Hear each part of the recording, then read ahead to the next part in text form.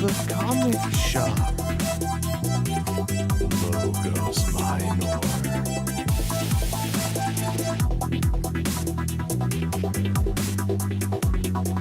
Less than a minute till showtime.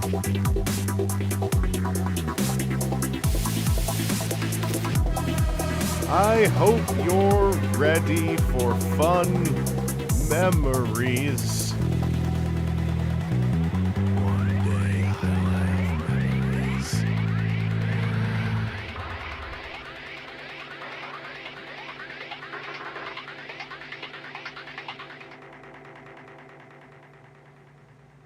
Surprise! It's TFcon 2!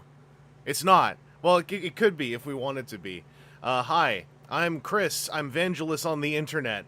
Chris Vangelis the Mind Freak when I am a real magician. I'm not letting that one go yet. It's too fun to say. I was saying it a long time ago, and then I stopped, and then I started again round about that last milestone stream, and I can't stop. It's too fun.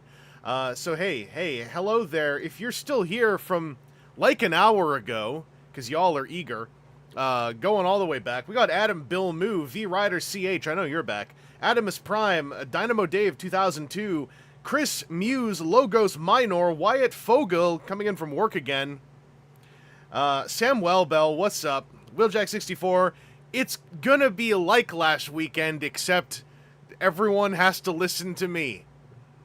Not as good, but, you know, we're doing our best.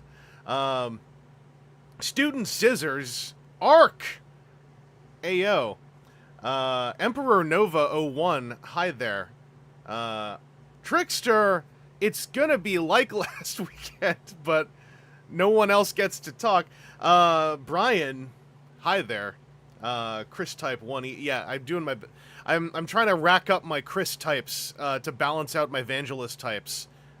Pretty soon I gotta make another Vangelis type, but, you know, we're working on it. If I can ever get Chef Vangelis, the deranged surgeon, back, you know, I'll do what I can. Today, I'm going to be talking all about TFcon Toronto 2024. I'm going to talk about things I did. I'm going to show some of my haul. I'm not going to show all of my haul, but I will show my whole haul picture, which is how I'm going to remember what parts of my haul were. But otherwise, I got most of it here and around me, so I can wave it in front of a camera. It is going to be a slightly less smelly TFcon, and you'll find, if you're watching from home, the washroom situation may not be cleaner, but it will be more comfortable. Anyone else here? Destron Decepticon 23, salutations. Yeah, you know, I was going to do this stream today anyway. It is, yet another, interesting times today. Hey there, Aaron. I will throw out there, just for, because I got the vibe off of the Discord and off of a bunch of you in here and off of Blue Sky.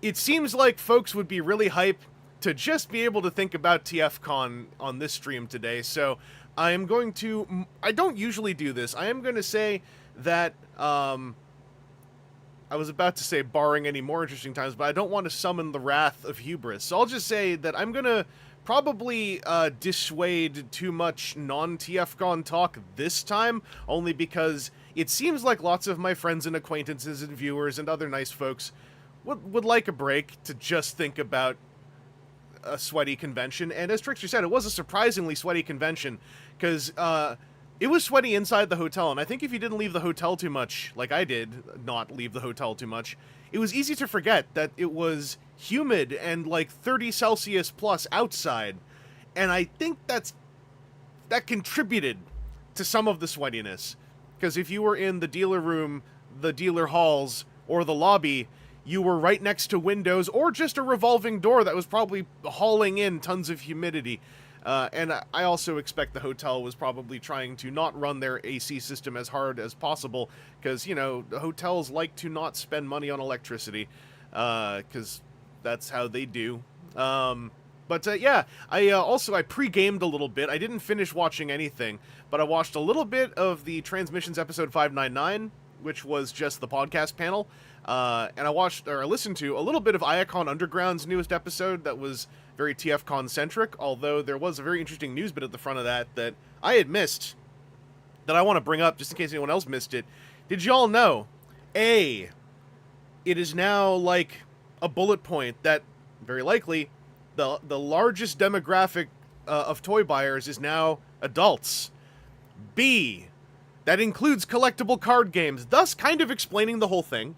But still an interesting bullet point. I think considering collectible card games to be toys is very funny in 2024, given how even Pokemon got overrun by adults and garbage YouTubers, and a couple nice ones too, but primarily one really trash one, who doesn't deserve the fame or riches that he has now. And that probably skewed things a bit, is what I will say. It probably altered the pie graph a little. Well, at least, yeah, that's what I caught off of Iacon Underground's brief discussion on it, and the moment that was mentioned, I was like, oh, that makes sense.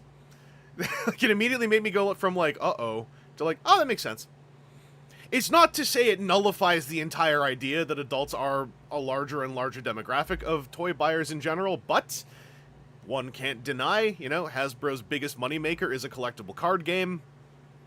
That alone probably viciously skews things a little bit. Oh, hey there, Zeta Prime Reviews. Welcome to the stream. Okay, one of the, Trickster says, one of the articles I found about it was from a CCG site, and they called that out. Yeah, that's really pertinent. Because Magic the Gathering is, like, Hasbro borderline insider trades Magic the Gathering, which is messed up, let's just say. Hey there, Griffman. But also, you know, Pokemon becoming a micro stock market, at least for a couple years. I've heard it's tapered down a little bit now that, you know, dumbass is off being a wrestler and suing CoffeeZilla. Yeah, you know, Yu-Gi-Oh! Continues to truck along. By the way, I call it insider trading. I'm sure someone could say it's actually not, and that's cool. It's just I think it's a decent catch-all from a layman's perspective of nullifying MSRP and structuring reprints very demonstrably around the aftermarket while legally not being able to comment on the aftermarket, but it's all done in such a incredibly transparent way that you kind of think that shouldn't be legal to just say you're not commenting on the aftermarket. Okay, Logos Miner saying the new Pokemon sets are easy to find again, like before the brain rot. So that's great. That's great for the kids who are supposed to be playing and enjoying Pokemon, among other things. Decepticitty saying, thought it was skewed heavily to gift givers and children buyers, like 80-20. I'm sure that also is involved, but if TCGs are considered to be toys, then there's going to be a colossal skewing from Magic the Gathering alone. Yeah, as Aaron says, the reprints have nothing to do with the aftermarket. We just, look at cards that are in high demand. We just, package the secret lair fetch lands in a giant, heavy metal and glass and foam box so that we could say, hey, I mean, this box is expensive. And it's like, cool, you're selling 5 cards. I'll take them in an envelope. Anyway, not to go like off tangent immediately, but I will skip us over. I'll move my little keyboard here. I will skip us over to the desktop feature where you can see the little setup I got going on here. Ark saying, interesting, TCGs are considered toys. Collectibles, absolutely. Consider them more tabletop games than toys. Yeah, I think it's something that I've tried, that I was actually saying already about board games. It's like board games and, you know, thus collectible card games, they all kind of fall under the realm of toys still in the wider, less granular market mindset. I think video games have escaped that, but only through a lot of, just a whole lot of bullet points and mess and noise over the course of about 15 years. And even then, video games are still, to some degree, and at least in some aspects, still considered to be under toys and games. It's called toys and games, right? But when Hasbro also makes a majority of their money off of Magic the Gathering, it also makes that more clear to me. So this is the desktop setup. As you can see, we're all set to look at some things, and I've got more things lying all over the place. But also, over here in... Let me make sure I'm on the right page. Yes, over here in the browser feature, I'm also... That's you. Thanks, Discord. No, I don't want to... I don't need... I love you guys. I don't need 2 of you. Hang on. I'll fix this. Love y'all, but I don't need the doubler. There we go. Because you know what? You're unique. That is your power and your strength. You can't just be duplicated. Shrink this a little bit. Beep.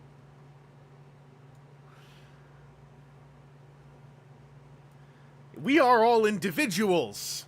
Chris Muse, you saw the pin.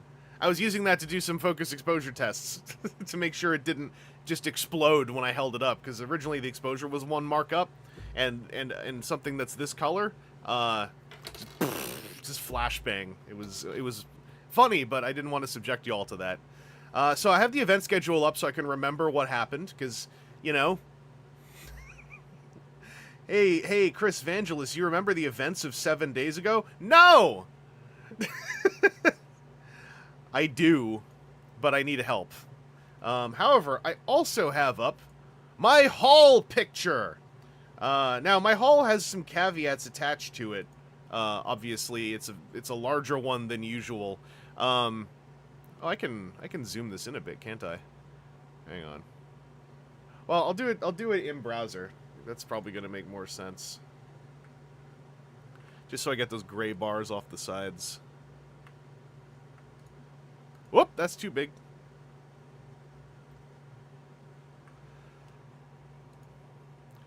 Yeah. And I can scroll down a little bit.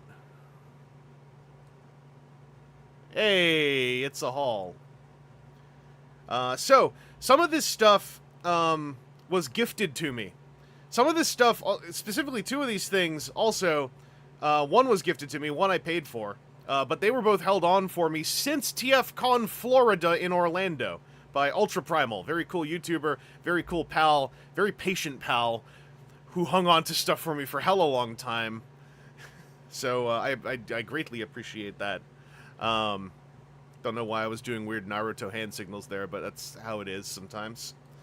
Is that a Micromaster combiner body with joints? Could be. Could be. There was some cool stuff in Artist Alley. So, obviously, you know, haul-centric is what these things are. D-Rice Raid's in here. So, I could start with a little bit of haulage. I could start with some of the small things. Let's see. There are beast boxes in there. I'll start with some of the small things, though. I'm going to use that thing as a guide just so I remember what all I'm looking at. So, obviously, Chris Muse mentioned. Chris Muse gifted to me this lovely pin, this Beardbot pin. This is one of many fine pins done by the immensely talented Diaclone Studios. Regular TFcon volunteer / staff member / always there / has lots of really badass wood pins. Went to a larger size, so there was the ability to have even more, like, high contrast granular detail on these things. They're beautiful. If you're ever at a TFcon, there is an incredibly high chance Diaclone Studios is there, and you can get a hold of one of these by doing an exchange of cash and goods.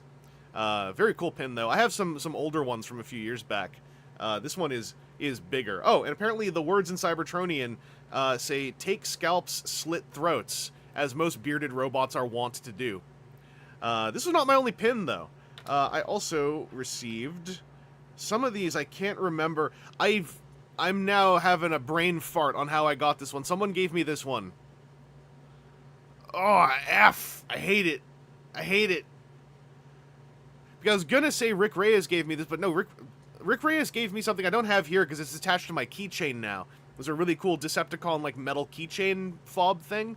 Like, it's just a metal Decepticon symbol with a keychain on it, so I've attached it to my keychain, which is not here. It's over where my keychain is. Ah, damn it. I don't remember how I got this one now. That's frustrating and embarrassing. If you're watching, if you're in here, yell about it, but if you see this in the VOD, please comment, and I apologize deeply. I put so much effort into remembering that I got this that now I can't remember from whom I got it, but it's very cool. I believe this was something that was made, so once again, nice little artisan piece. Speaking of artisan pieces, there was also this. Oh, Aaron gave me this. This is an Extra Life pin, which I didn't have one. I don't know if I was supposed to get one, but Aaron said that he had a bunch, so he gave me one. Ayo. And then from TFcon itself, my mom didn't think I was gonna do it. She was like, "That jet pin looks nice," so I bought it for her. And then she was like, "You bought me the pin?" And I was like, "Yes, I did." So I got this cool Starscream pin. I think this pin, excuse me, I think this pin is one of, if not the nicest pins TFcon has done so far. I think it came out really well, so I'm hyped to go give this to my mom next time I'm over out west, whilst she is in hospital. And then from Funbee, who had just an amazing array of 3D printed stuff, of which I failed to buy any because I missed the Signal Lancer, and then I looked at a bunch, but Funbee kept showing us, like, things that... Funbee showed us a lot of... Me and a couple friends went and checked out Funbee's table, and we were shown a lot of things that were there as demonstrations, but weren't necessarily for sale, because Funbee primarily sells STLs, and had a couple things for sale, but also had some cool big pieces just for show. But I believe that is also where I got this kind of boss-awesome resin-cast cyber key, and this is a really nice resin cast, like... You can see the smoothness on the back there. I was kind of flabbergasted to just be given something that is so nice, because it takes a certain level of talent to, in my opinion, pull off a resin cast that is this nice looking, that doesn't have greebly hoo-ha sticking off of everything. And I don't see, like there's just, you can kind of see a seam line in person around the bottom edge here. You can see it a little bit, but yeah, yeah, V-Rider, it's very shiny, it's very gloss, it's clear. And I thought that was very cool. So this is my one Funbee thing, but it was also a Funbee freebie. Right after the show ended, I was sitting there going, like, I should have bought one of the Constructicon trumpets. I should have bought the wheelie toilet. Although the wheelie toilet, I believe, was sold out by Sunday, so, you know, I couldn't.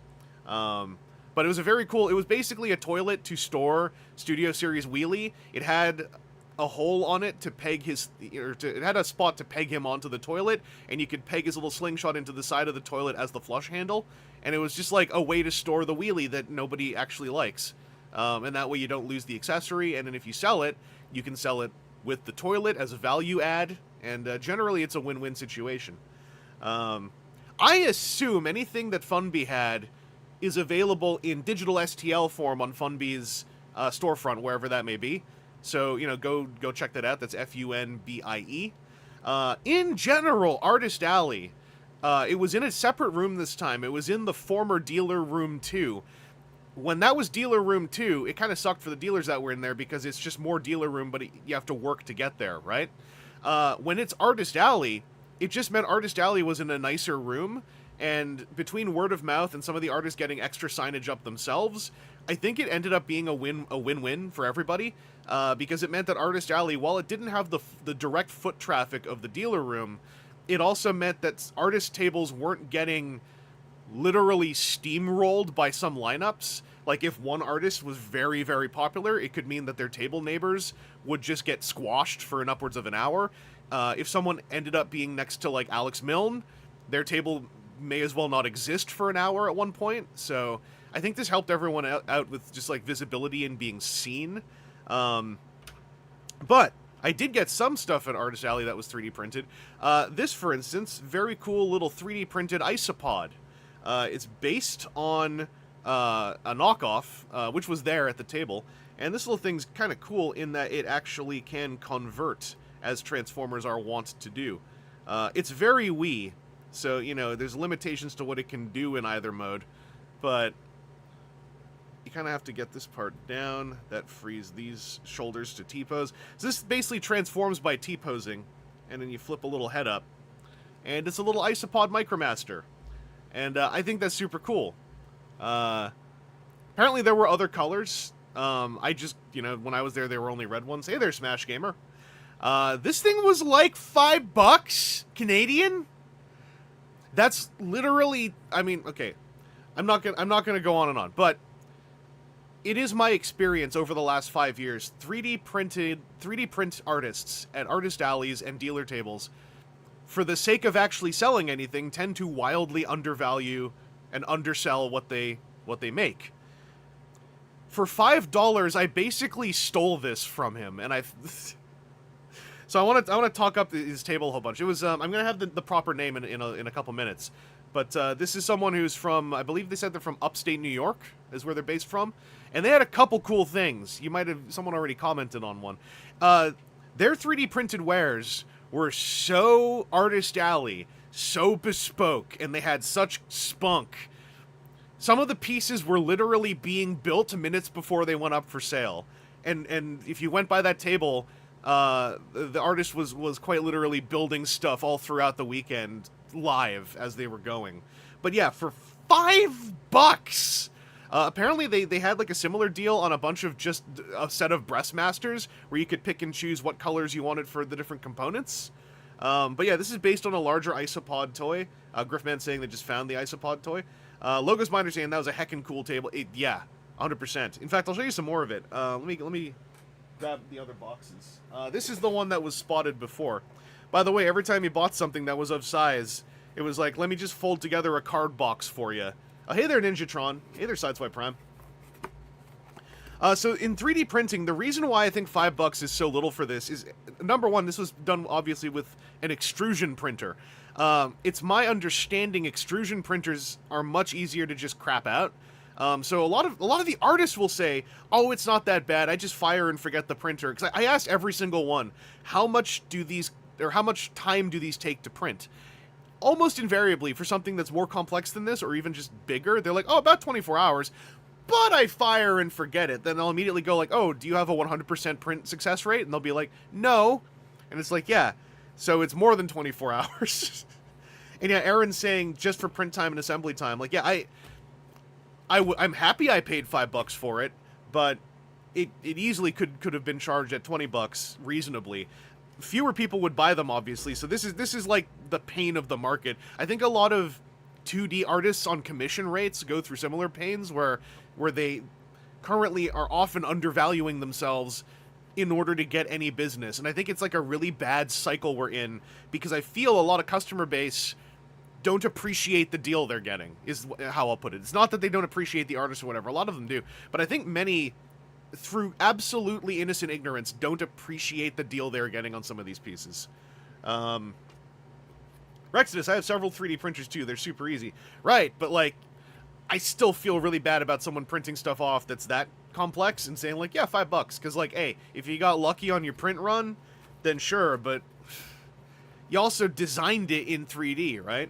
Anyway, this is Time for Fun Toys is who this is. I need to check that QR code for the transformation videos because he said that they weren't up on the weekend, but they would be up eventually. That's why I haven't really messed with some of this stuff yet, because I haven't checked. But this is the Micromaster Combiner. So, if I remember right, the helmets are resin. And there were a bunch of different colors. There was no, like, you know, single dedicated colorway. Oh, Rexus, there is no such thing as a lucky print run. That's the thing, right? The preparation for it, in my opinion, means it isn't fire and forget. Like, it just doesn't exist, in my opinion. I also just... That's how I am about, like, artists and what they charge for stuff, is a lot of them just undercharge. And even if that's the market, I feel it needs to be recognized, mentioned, and appreciated more often. Yeah, resin helmets, and yeah, I believe that this is an extrusion thing. Like, you can see the lines. I always call them extrusion. Yeah, FDM gun. Also, for the head, it's a modified Titan Master, which is kind of like when I was told, like, yeah, it has a Titan Master head slot. Oh, I dropped the screw. I got to put that back in. I assumed it was just the plate, but I got a whole little night beat with it. I wonder. Oh, hey, it landed right in view. The screw is so small. I got it. Adam Bilmu, hello. Ugh, I gotta reassemble this little Titan Master. But yeah, this is already, like, you know, this is the preview of how neat this is. Oh, Aaron pointing out, the problem with some people's pricing is they only think about raw material costs and call it a day, but don't think about machine time, maintenance, and assembly time. And yeah, as a video editor, right, I always try to say this as loud as possible. Progress bars are billable time. That's really important. And we need to be loud and normalize that amongst the customer base. Like, I know a lot of people know about it, but nonetheless, like, it's just got to be a normalized thing. Progress bars, printer time, that is all billable time in a freelance scenario. Obviously, these are independent artists just doing their thing, and so it's not going to be like a hard science, but just as a statement that I like to make sure is out there, progress bars are billable time. Your tools are in use, and it's really important that people be aware of that, because this isn't really about the customers. This is about the artists, because how many artists, right? Let's just put it out there. How many independent contractors, let alone independent artists, have, let's say, catastrophic imposter syndrome and habitually maybe undervalue everything they do? I'm sure we all know that is super common. I don't have a little screwdriver handy, so I might let the Titan Master just chill out for the time being. I'm going to leave him like this to keep the screw in. Anyway, this is a Micromaster combiner body designed for the Siege Micromasters. And this really lit up my fire, because I don't really like the Generations Micromaster 2-packs, because I feel they focused on paint over engineering in many cases, and I just found them very underwhelming as figures. This solves part of that by giving them all something to do. So, I haven't messed with this a ton, but it basically has 5mm ports that can hot flip into 5mm pegs. Like that. Or over here on the shoulder, it's a port, right? You see how that's a peg hole? Flips up, swivels around. Now it's a peg. You'll also notice literal screws in this thing. So you're not just getting something that's like printed and held together. Like this person was assembling these things.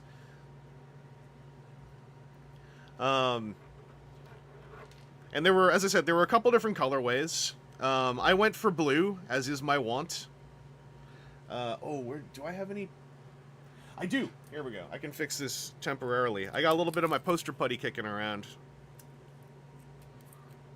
Let's get a little wad of that in there. Oh, you're having to use poster putty to hold together. Yeah, it's a friggin' artist-made 3D printed piece. Like, get with the program. I gotta put more poster putty in there.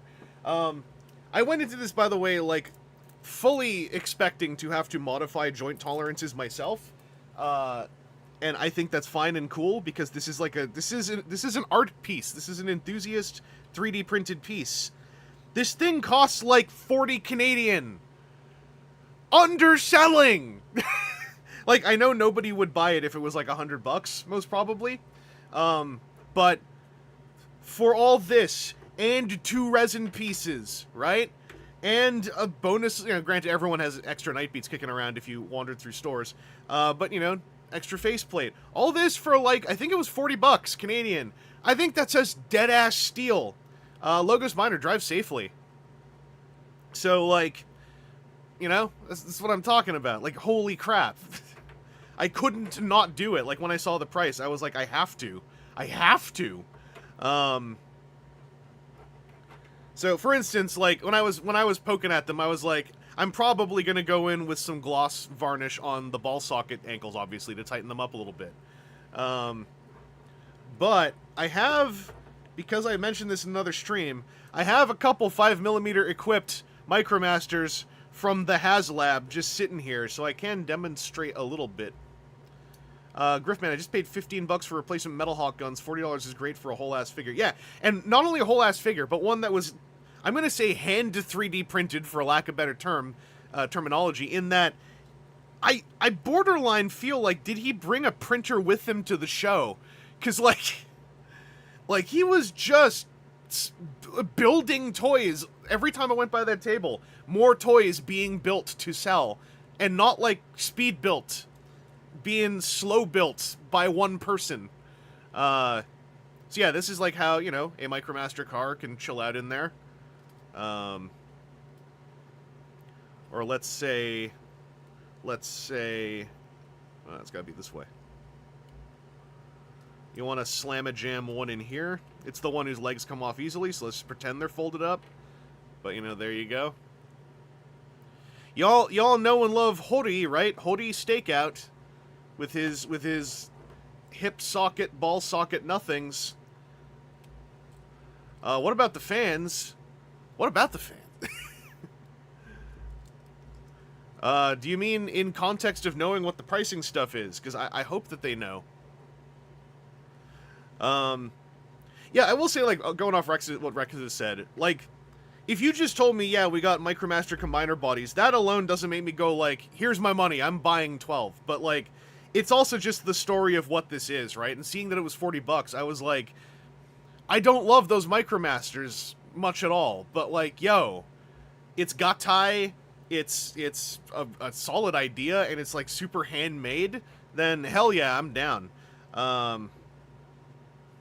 This thing also turns into a jet, by the way. I'm just not sure how. That's, on the instruction videos, like, obviously, there was one sitting there in jet mode. I have a photograph of it somewhere on my phone. But, like, I think that there's cutouts for the feet to do this. Yeah, Rexodus, I think you would have dug seeing, like, between Funbee and Time for Fun Toys, I think you would have dug, like looking through their stuff, and more so having to chat with them. Like, they were so happy to talk about what they do. Time for Fun Toys was it was the artist and a couple of friends. They were super friendly. I will say, it was very, like, part of the friendliness was they were really friendly. And then, like, while I was talking about this, I asked, like, first, do you mind if I take photos of your... I tried to ask all the artists, do you mind if I take photos of your table whenever I did? But in the case of this, I was like, do you mind if I, do a video about it after you've done your instructional videos? And they were like, sure. And then they're like, hey, are you Evangelist? And I was like, oh, yeah, I am. And then one of the folks there was like, I knew it was him! And I was like, uh-oh. Uh-oh, they caught me. They were very nice, though. They were very nice. But yeah, 3D printed stuff, like, you don't have to just buy everything, but like this, yeah, this clicked with a number of switches in my brain. I wonder if I can get the head to sit on here and just show you the skeleton.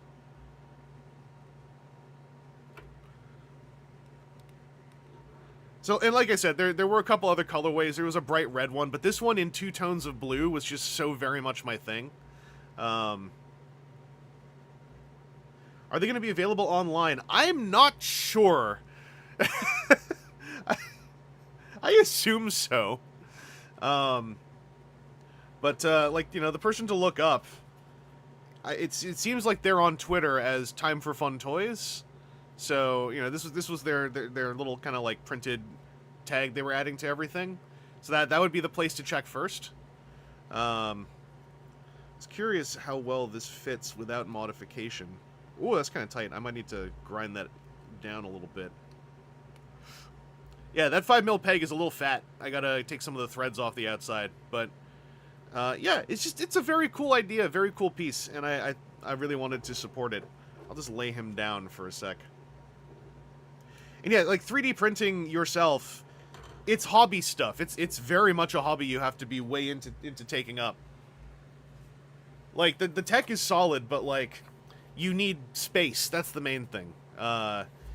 You need space just in case any of the off-gassing really bothers you. Like, I can't do it in here. There's no ventilation in this apartment. So, like, I would just collapse into a puddle at some point. And yeah, like Rex just says, 3D printing is a hobby in and of itself. And I think that's, again, that's an important reason why I feel some of these artists are kind of undercharging a little bit. Because it's like, they're hand-making stuff, right? Like, it needs to be restated a few times.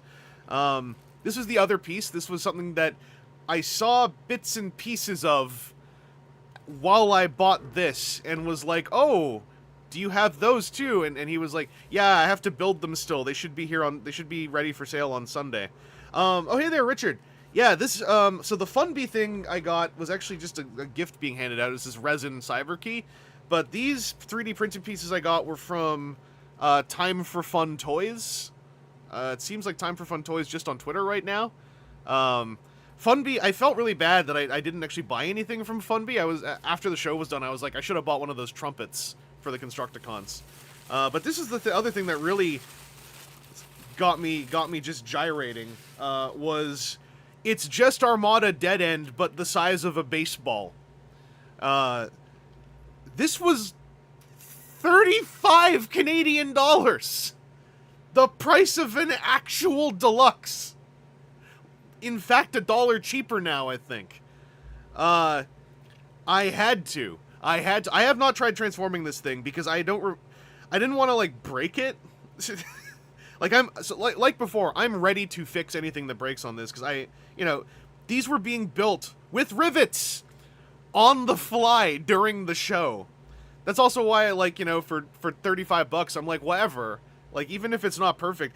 He did say that this one, he was when I went by on Sunday morning, early in the day before my panel on Sunday, he said he was still painting the head, but he had a body that was really nicely tolerant compared to a couple other ones. And I was like, oh, can you put that one aside for me? That's all I know. General Techno did stream transforming one of these on Twitch a couple days ago. So I got some insight, because I was like, with the gun, right? I was like, I don't know how this is attached, and I don't know if I'm breaking things. But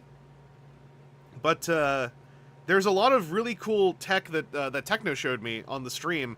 Like, there's a whole, like, pin switching engineer assembly in here. That's right, Rex. I hardcore use my clout. Well, I mean, I was buying things. I was like, hey, listen, I'm here to buy a whole bunch of your stock. Just but I did manage to rotate this thing a little bit. I think I also wanted this conceptually because I was like, what better accessory to go with HasLab Unicron than a giant dead end, right? If I had any regrets, it's that I wish I had been a little bit more patient, just in case there was a really nicely toleranced one in, like, kind of bluish hues, because I just prefer bluish. But regardless, like, these are still obviously dead end colors. The head was hand painted, so this head is painted silver and yellow. when I bought this, the paint was even still kind of curing a little bit. Like, you could feel a little bit of like, ooh, you're not quite done yet. There's a giant Minicon port you can never use. That reminds me, whenever this thing does, if this ever goes up for sale, it's going to be revised. At the show, someone said, oh, it would be cool if you could stick Minicons on there. And the artist of this said, yeah, that would be cool. And so what they told me is that they immediately basically are adding the little hole to the peg so you can use Minicons with this as well, as an option. So this is a true V1. Yeah, I would like to do the bot mode. I'm so afraid I'll break it. Like, you know, here's some of the moving bits. Okay, there's an arm. There's an arm. So that should have freed the gun. Because I saw from TechnoStream, the gun is attached with this little peg. This thing, you know, having that flex, I was really worried it was armatured in there or something. This actually screwed in. Holy crap. Does this rotate? I'm not sure. I don't want to chance it. But there's the gun. Maybe we could pull off, like, a little bit of this. Because that's a hand, right? And there was a whole neat trick here. I forgot precisely how... Oh, yeah. So, like, this flips up to open these bits.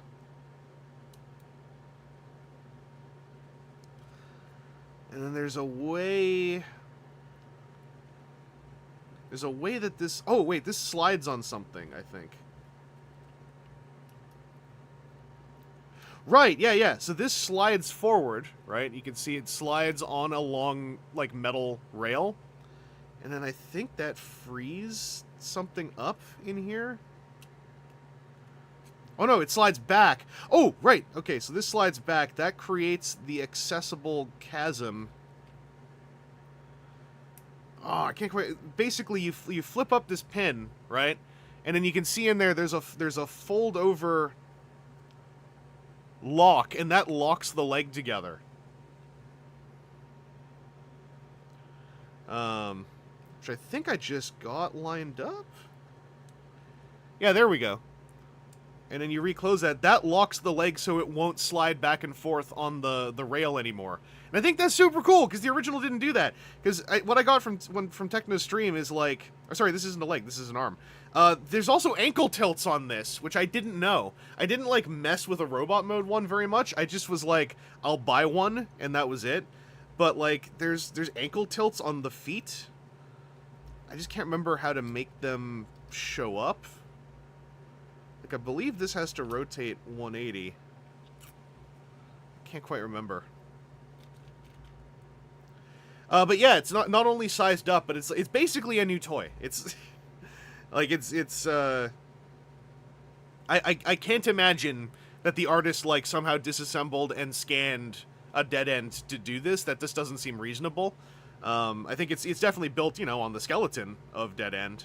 I saw something there about the Troop Builder multipack, so that's got its own kind of story.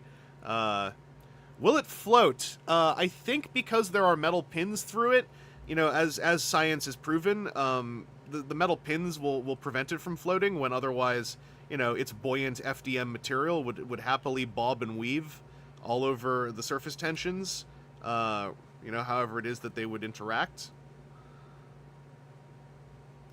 This is the part I'm a little afraid of, because this is still a small piece on a kind of, you know, it's a thin piece connected to a metal piece.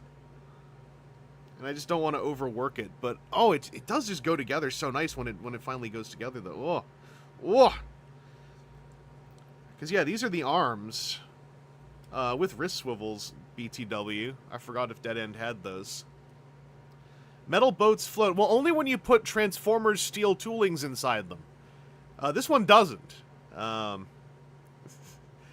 Okay, yeah, Rex would disagree. Yeah, the thin pin would make... the thin pin, it feels like you're supposed to rotate the pinned piece farther back than you have to. So when it feels like it's stopped and you don't want to move it anymore, that's actually geometrically exactly where it has to be. So I think it's by design.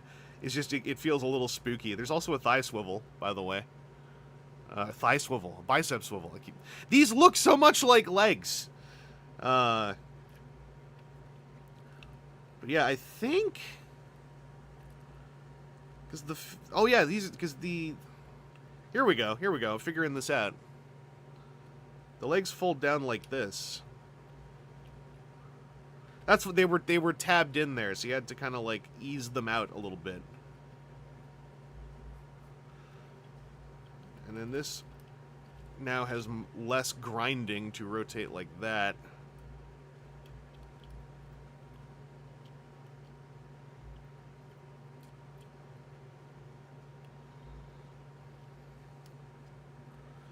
This thing is so friggin' cool. There's even, look! The way that a waist joint works, it's on a hinge.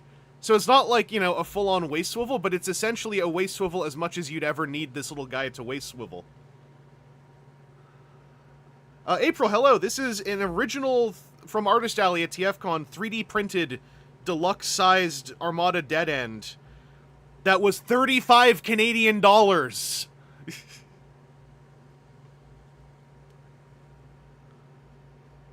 Okay, this is a little spooky. This probably needs some lubrication. This ball joint's a lot tighter. Oh, he does feel kind of nice, though. And, yeah, you ever wanted dead end with ankle tilts? There you go. And it's even got, look, it's even got, like, a piece in there, so it's not just a broken silhouette. Like, look at that!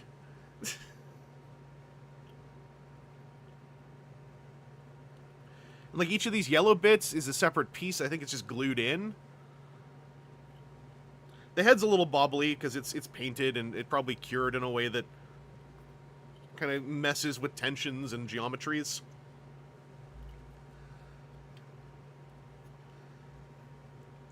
And then I believe... Yeah, I remember on Technos, this little peg was a little bit loose in the fists. So it could probably do with, like, just a little coat of gloss varnish. But completely 3D printed deluxe dead end with ankle tilts. Very minor bicep swivelage. Or thigh swivelage. Hinges for the legs, by the way. They're not ball joints. It's a pinned hinge. This is too much for too little. Yeah. This is exactly what I mean about, like... You know, I was going to pick up one of these anyway. I was ready for this to be $60. And then when I went over to see how they were looking on Sunday and I saw the price tag, or on the price board, it was like, dead end, 35. I was like...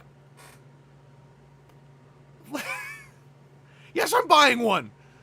If there were only, like, maybe, I think, 9 or 12 of them, somewhere between that. If there weren't so few, I might have even bought another one.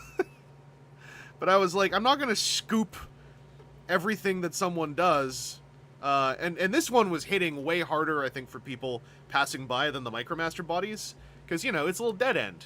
You don't need anything else to go with it. Well, I think that partly by design, you kind of want the gun to rest on there a little bit. I'm curious if I can get him just standing happily. Kinda, yeah. Does it dab? I don't know.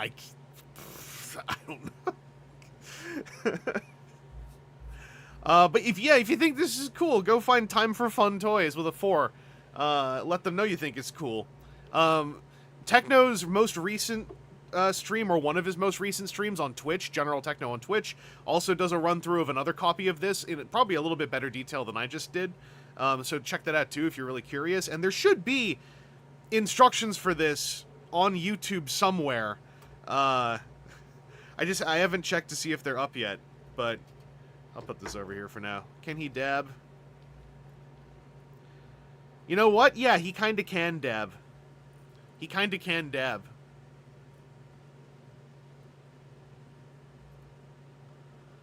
Can you tighten up those joints? I believe I can. Some of them are...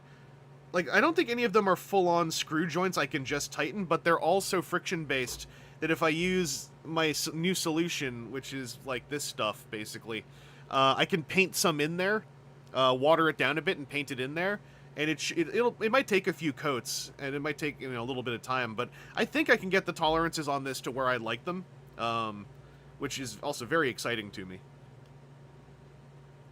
Timu Kananen, never seen a moon dab before. Hell yeah.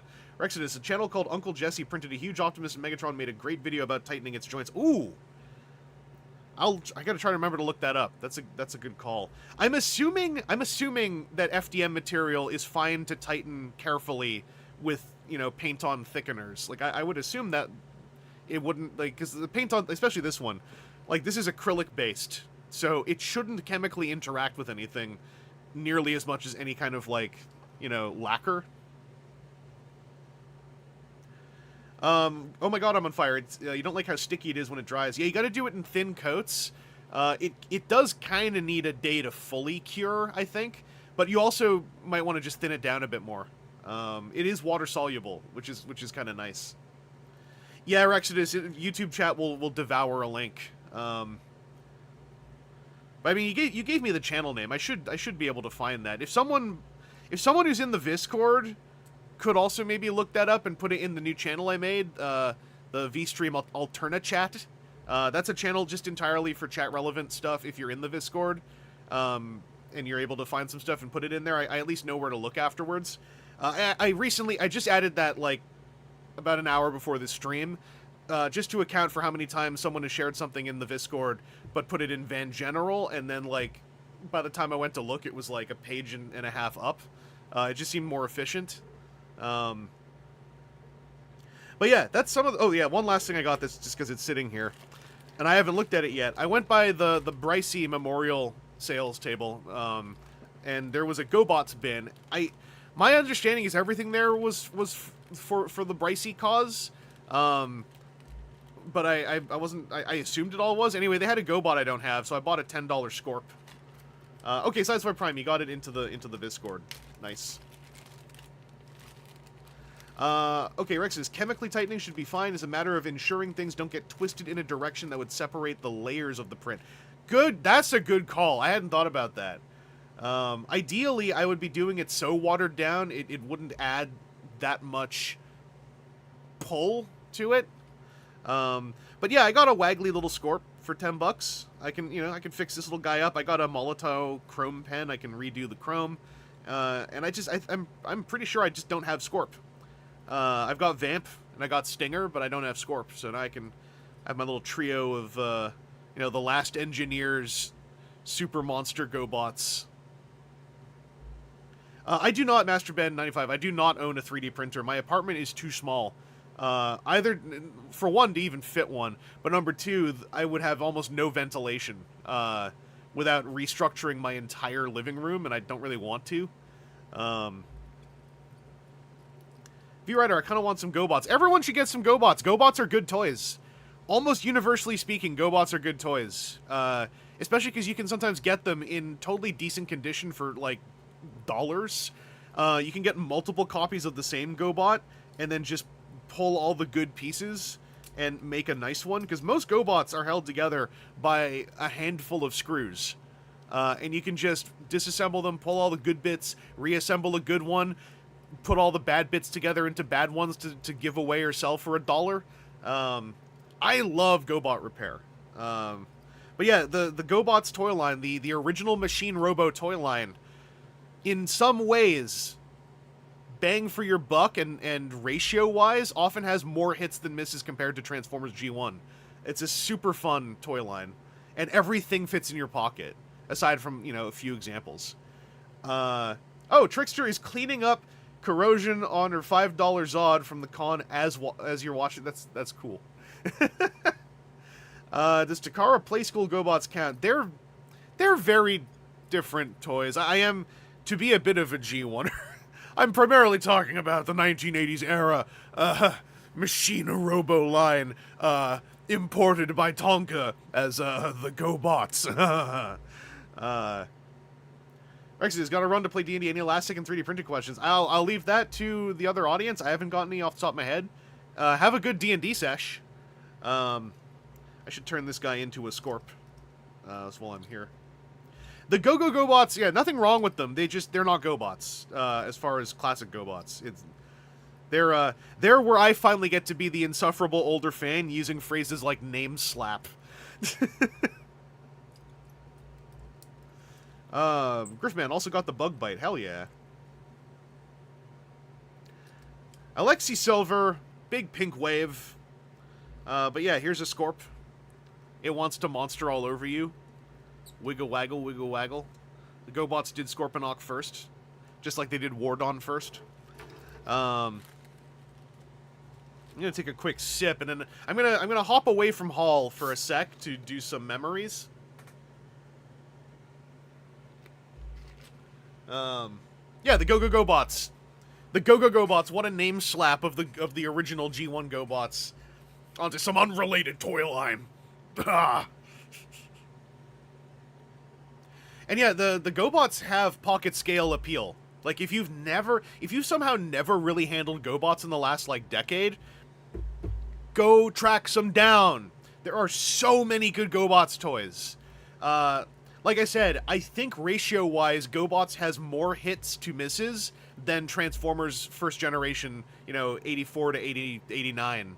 I think GoBots has more hits, ratio-wise speaking. You gotta also exclusively just like small toys, though, for the most part. TLK, thanks for checking out that panel, I'm assuming.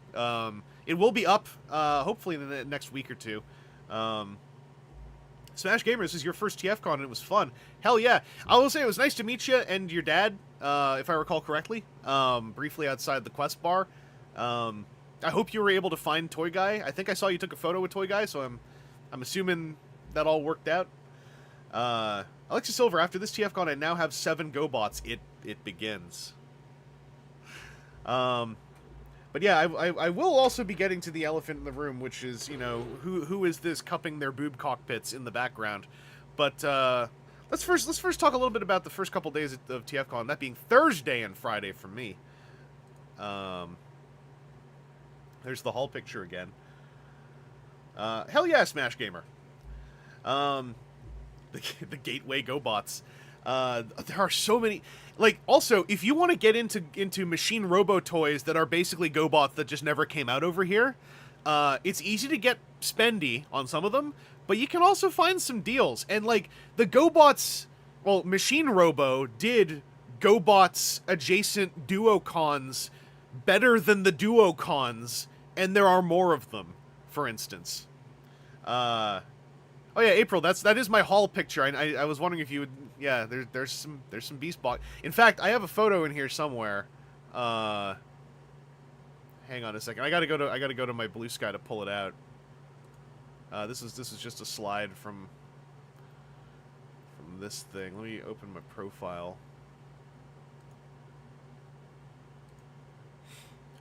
Go to media. There's the Beast Box stick that I got for 130 Canadian. Oh, you want the story of the Troop Builder multipack? Okay, since that was from Florida, I can throw that one in. So, Kean Carlisle, was in another Discord, was like, I got this multipack for the Auto Troopers. I don't know what to do with the rest of these toys I don't want. Maybe I'll just chuck them. So I was like, well, if you don't want the other 3, I'm happy to dispose of those for you. That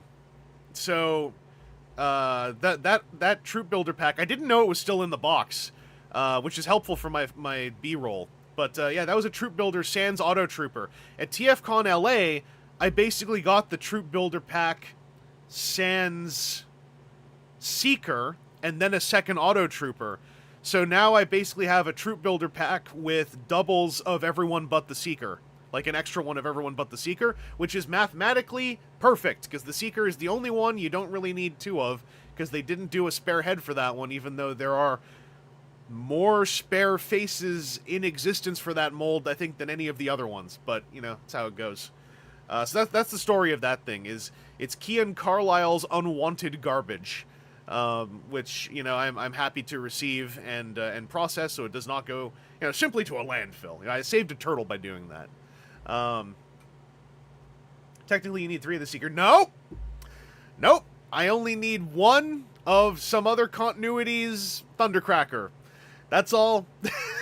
Just one. Unless people just start handing me copies of the Seeker. I'll take extra Seekers for free, but I'm not going to pay money for extras of the Seeker. Unless the hand feel is like really really sick. I haven't taken them out of the package yet. We might do that during this. No, Kian only wanted the Auto Trooper. That's the thing. Kian wanted the Auto Trooper, and that's he paid the full price, or whatever he paid for that thing was just for the Auto Trooper. He didn't want the other stuff. That's what all is in there. But in LA, I got myself a pair of Auto Troopers. Thank goodness. So I have two Z's of everyone with spare heads, and then one of the Seeker. Yeah, no reason to apologize. It's a whole lot of words. A whole lot of very specific brand words and internet pseudonyms getting thrown around. The BotCon version had 3 of the guy. Yeah, well, you know, the BotCon version ate the Troop Builder multi-pack. The BotCon doesn't even know what Buzzworthy is, because that's outside the scope of BotCon past or present. So, yeah, hey, yo. But yeah, that's my little stack of Beast Boxes. That's not all that I got Beast Box wise.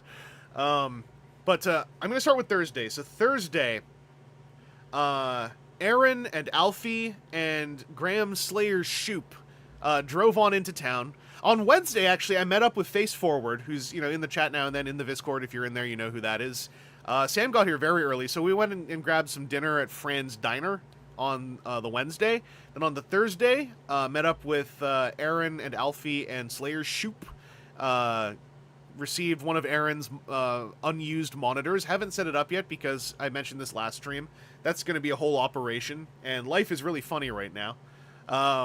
But it's there, and it's ready to go, so I'm more equipped than before. And then we went to the coffee shop really near me. If you've been on my Blue Sky or Instagram, you've seen me at one point talking about finally getting to be a local regular to a place. That's that coffee shop. And we then went for a mega walk. We did that last year, and it's very specifically different from the Death March that Aaron might be able to tell you about. And I'm always really adamant that I'm not taking my American friends on a death march. Face Forward, by the way, joined us for part of this once we were in the downtown area that he was staying at, and we went for a sort of big long walk to hit a couple places. And the way I do it is I'm just like, if you ever want to just stop, it's fine. Here's a list of places we can go to eat. Here's a list of places you might find interesting. Just make a few nav points, go in a big circle, and usually we're pretty tired and done by the end of that. So it was a 3-hour walk or so with a lot of sitting down in between. We went to some of the local gaming stores. I was able to hook up Aaron with a copy of Transformers Robo Rally. When we went to one of the card shops, Aaron also just bought a Magic the Gathering Commander Precon full of slivers. Because Aaron's on vacation, and that's the best time to get some slivers.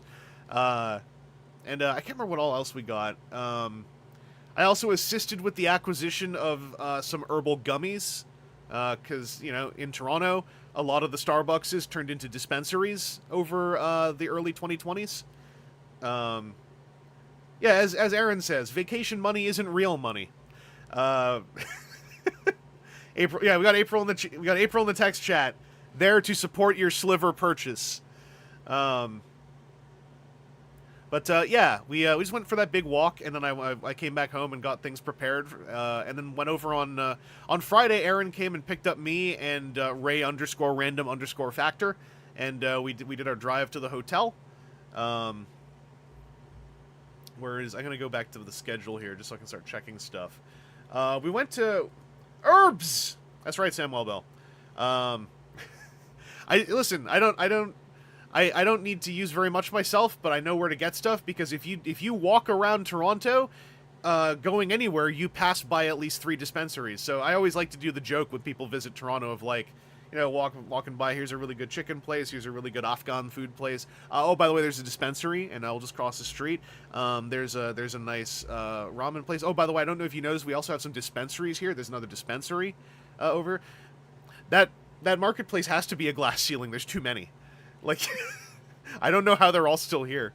But on Friday, we went to Firkin, right by Boston Pizza. Not RIP Boston Pizza, like I thought. That Boston Pizza is still there. No one goes there, but it's still there. But we went to Firkin. Firkin, one of the best places to go that's near the TFcon Hotel if you just want some pub food. And then I had my Friday panel all ready to go, and I had most of the structure of our Sunday panel ready to go at that point. So, yeah, well, at a certain point, I was just like, I need like an hour or two to just like chill in my room and get ready for stuff. And then I went down to get my wristband because I wasn't sure which one I was getting. I just went to registration and said, hey, whichever it is I need, I'm getting that. Also, I bought a pin. And that's also the first person who was like, so how's it going, Chris? And I was like, oh, well, you know, I'm surviving. My mom's in the hospital, so I was under orders to just have fun this weekend.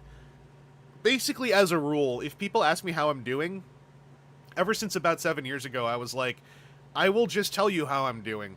Because I want to establish that question has meaning. I try to forewarn people a little bit here and there, but like, yeah, at TFcon, if people asked me, I was just upfront about like, yeah, I'm kind of in a rough spot, but having a good weekend as best I can. Hey there, Eric.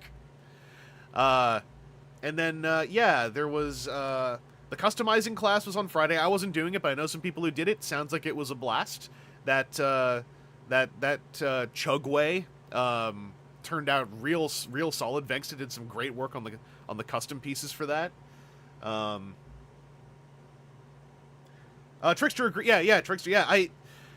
I know it's automatic small talk and most everyone means well, and that's why I try to be kind still, but I also just tell people like, well, I'm gonna tell you how I'm doing. I'm gonna tell you how I'm doing.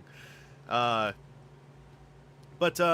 then let's see, there was because I was kind of prepping my panel a whole lot, I didn't see any other panels on Sunday. This has kind of become the things. I like doing panels, but then any panels in vicinity of mine, I tend to only catch bits and pieces of.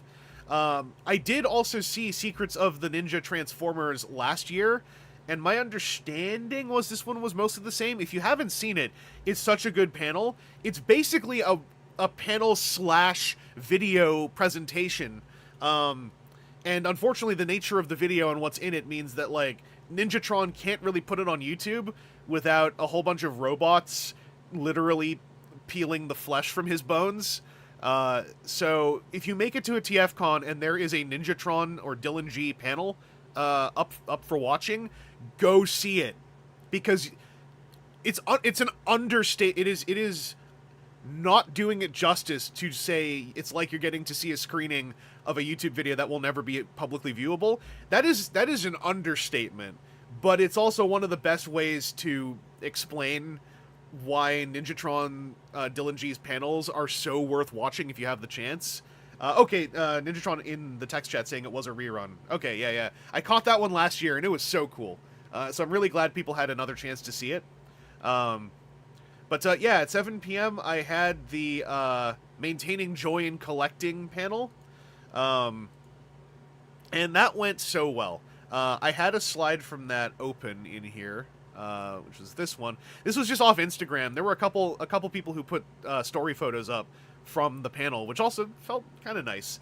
But this was like one of my main slides, which I'm happy to share here. This is the first panel I'm going to be producing to go up on YouTube. I just haven't yet because, like, for good reasons, I got home and had some awesome freelance work from one of my absolute favorite clients ready to go. So I was like, this is precisely what I need to, like, jump right into this. But this was kind of, this is one of the linchpin slides in the panel. You open up with the phrase, why does joy matter? And then you immediately say, like, isn't that a weird question to ask out loud, right? But some people do ask that nowadays. It's like, why does joy matter? And a lot of the points in this, hopefully they're kind of clear from just the slides alone, but I had a lot of chatter to go with this. But it's stuff I've gone on about in streams before, and it was nice to kind of assert it to a live crowd who were demonstrably kind of taking it in. Oh, V-Rider, you saw Techno's Dead End? Yeah, it's a nice piece. Samuel, well, yes, telling people how you are. People gotten bothered when I've been honest. Yeah, it's a normalization thing, I think. In my case, I'm able to kind of rack up a little, like, I preload the ammo a bit to, like, lead in with, like, well, I'm gonna tell ya. And I kind of try to give people an out if they really aren't expecting it. But, you know, thankfully most people are like, how do you put it? They have enough human empathy where if you go like, well, I'm going to tell you, they'll be like, oh, no, tell me. And it's like, okay, you know, we've established, we did the safety check. But, yeah, it's weird how, like, it's odd to be honest when you answer that question, right? I still, on autopilot, almost go like, oh, I'm having a great time. Because I think, like, yeah, in this span of 10 hours, I had a great time. But, V-Rider, why does joy matter gives big tokusatsu villain energy? And yeah, Richard Reyes, this is the panel all about the CSAC. That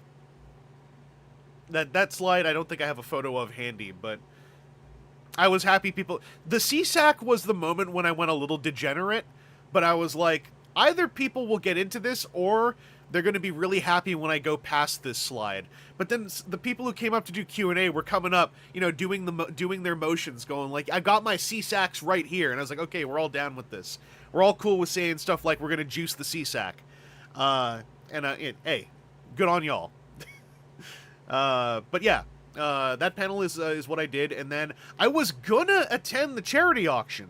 But after this panel, like, obviously, I, you know, encountered a few folks right afterwards who wanted to talk a bit about the content of the panel face-to-face, and I really appreciated that.